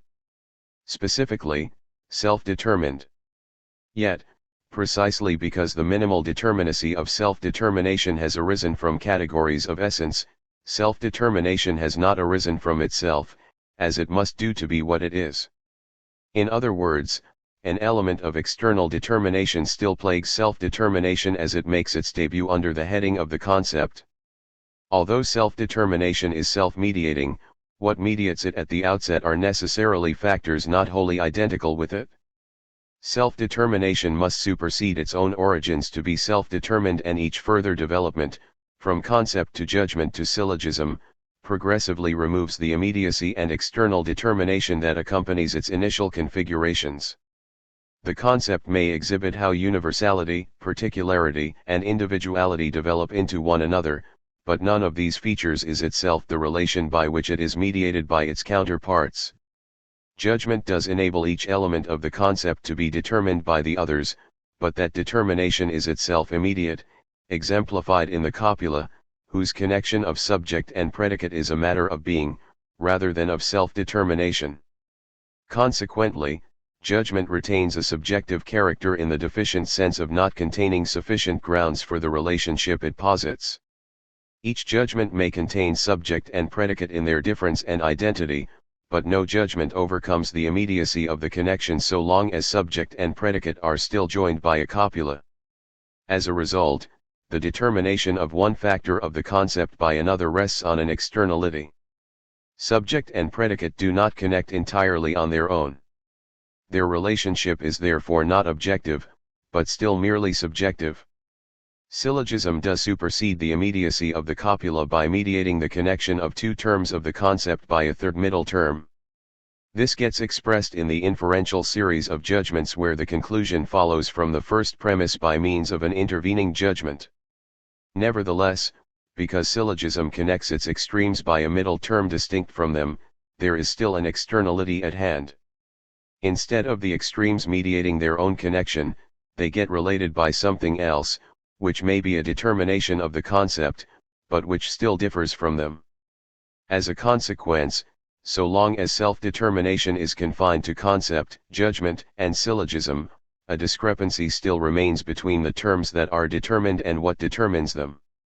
This renders each subjective in the sense that the mediating connection of universality, particularity, and individuality is not fully contained within them and must be imparted from without. The abiding externality is, of course, part of the relationships of concept, judgment, and syllogism, and therefore does not require appeal to an agent to connect the terms. Nonetheless, it allows for embodiments in which the relationship of particular universals, particulars, and individuals depends. 138. Upon the manipulations of a subject. This situation is superseded through the workings of syllogism once the middle term connecting the extremes contains them in their connection at the same time as they each contain their connection to one another. When that occurs, the discrepancy between mediated terms and mediation is eliminated, removing the mere subjectivity of that abiding externality.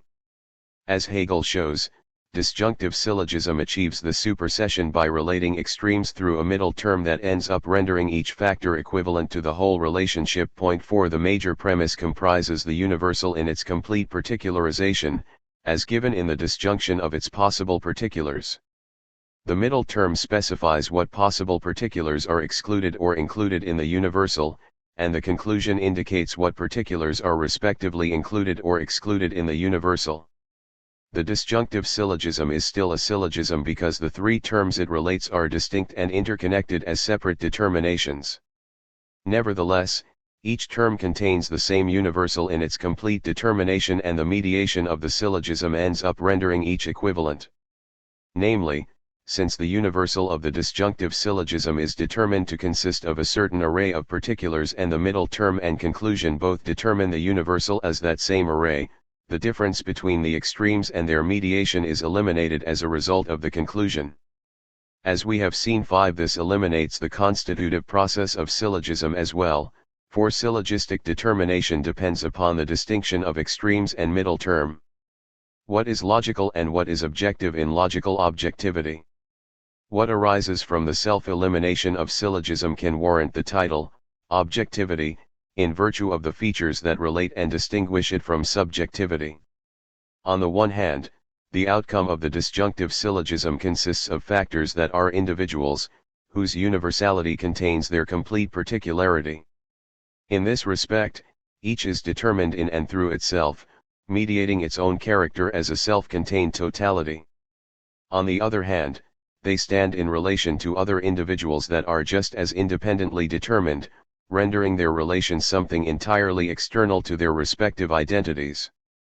By consisting of factors that are independent totalities, structured in terms of universality, particularity, and individuality, objectivity is not a relative object in the sense of a Gegenstand, determined in reference to an underlying structure of consciousness that posits what it confronts.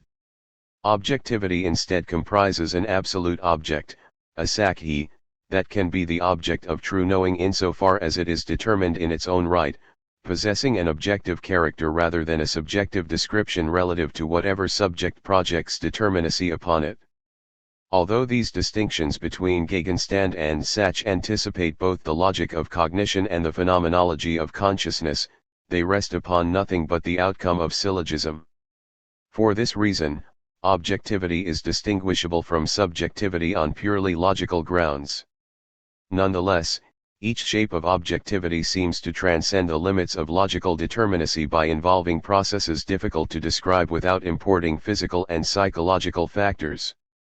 Mechanism, as defined by activities of communication, attraction to a center, and self-perpetuating lawful-centered interaction, appears all too wedded to the physical parameters of locomotion of bodies in their gravitational system. Chemism, as comprising the neutralization of objects with affinity and the reduction of their neutral product into objects tensed for further neutralization and reduction, seems already immersed in the physical transformations of chemically distinguished materials. As for teleology, the realization of an end seems bound up with the worldly relation of an agent aiming to realize a represented design in a physical world of mechanical and chemical processes. Nevertheless, in each case, Hegel takes pains to forewarn readers that objective process has a logical determination that can have physical and psychological embodiments, but can just as well be detached from those realities of nature and mind. 6 Precisely because mechanism involves independent totalities, defined in terms of universality, particularity, and individuality, whose external relationships allow judgment and syllogism to re-enter as qualifying categories, these logical terms can do all the work in specifying the communication, centrality, and lawful systematics of undifferentiated objects. The same is true of chemism, where the tensed affinity of chemical objects is defined by the same independent totalities of mechanism, with the further qualification that they stand in external relation to one another through a complementary difference.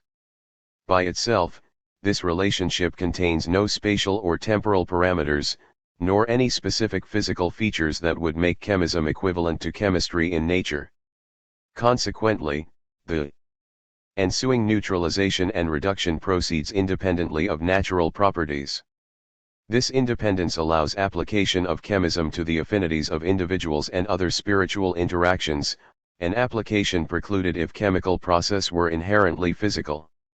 By the same token, the independent logical determinacies of mechanism and chemism forestall any automatic naturalization of teleology, enabling the realization of the end to involve mechanical and chemical processes per se. This does not, however, directly redeem the logical character of the end itself, nor the end's relation to its means, and thereby, to its result. The end must still be shown to be determinable without being a mental representation chosen to be fulfilled by an agent. Hegel achieves this by strictly defining the end in terms of the concept relating to an independent objectivity that is essentially determinable by the concept. What is at stake is not some particular end being realized in some particular context, but the end per se as it achieves objective realization per se. Accordingly, the end is the universal, further qualified by precipitating the process of informing an objectivity susceptible of taking on its determination. Although the ensuing relationship can be embodied in the technical activity of a living agent, the relation of end to objectivity through an objective means is determinate in its own right, irrespective of the further context in which it proceeds. These considerations indicate how subjectivity and objectivity can be logically determined, but in so doing, they pose the question of how logical subjectivity and objectivity are distinguishable from subjectivity and objectivity in nature and mind. Since this question concerns the general relation between logical and real determinacy, which applies equally to subjectivity and objectivity, as well as to nature and spirit, its solution can be drawn from focusing upon what makes objectivity in nature distinct from objectivity in logic. The distinction between objectivity in logic and objectivity in nature. If we take Hegel's treatments of logic and nature as a guide, it is easy to distinguish objectivity in logic from objectivity in nature by simply contrasting the succession of their respective configurations. Whereas objectivity in logic develops successively through mechanism, chemism, and teleology, objectivity in nature is restricted to the first two forms, whose natural analogues do not directly follow one another. 7 Instead, nature's realizations of mechanism and chemism, the mechanics of bodies in motion and material chemistry, are separated by an intervening development of physical processes neither mechanical nor chemical in character. Moreover, nature culminates in the internal teleology of living organisms without first embodying the external teleology that follows chemism and precedes life in logic, but only resurfaces non-logically in the technical activity of conscious individuals within the domain of spirit. These discrepancies only pose problems if one rigidly presumes that nature and spirit are determined by successive application of each logical category to the logical totality of the absolute idea. 8 Then, one would expect an exact replay of the ordering of categories in the logic, with the difference that now they supervene upon the absolute idea as the given substrate they further qualify. It is debatable, to say the least, that such an exact reiteration is required by the basic insight that a legitimate conception of nature and spirit must apply logical categories to the totality of logical determination. 9 This insight largely converges with recognition that a non-metaphysical, non-transcendental conception of nature and spirit must follow from a self-development of the system of logical determinacy beyond itself, where the otherness of non-logical determinacy must consist of a self externally of logical determinacy. Any other putative otherness would depend upon insupportable appeals to the given 10 reinstating the problematic foundationalism afflicting the opposition of consciousness. The systematic conception of nature and spirit cannot rely upon anything other than the logical categories that have emerged presuppositionlessly, for no other determinacy is available independently of illicit assumptions. Any ploy to engage in some logic of discovery, where one conceives non-logical reality by uncovering thought determinations as they are allegedly found in what is given, resurrects the dogmatism of metaphysical reference, which uncritically assumes that one can immediately think what is.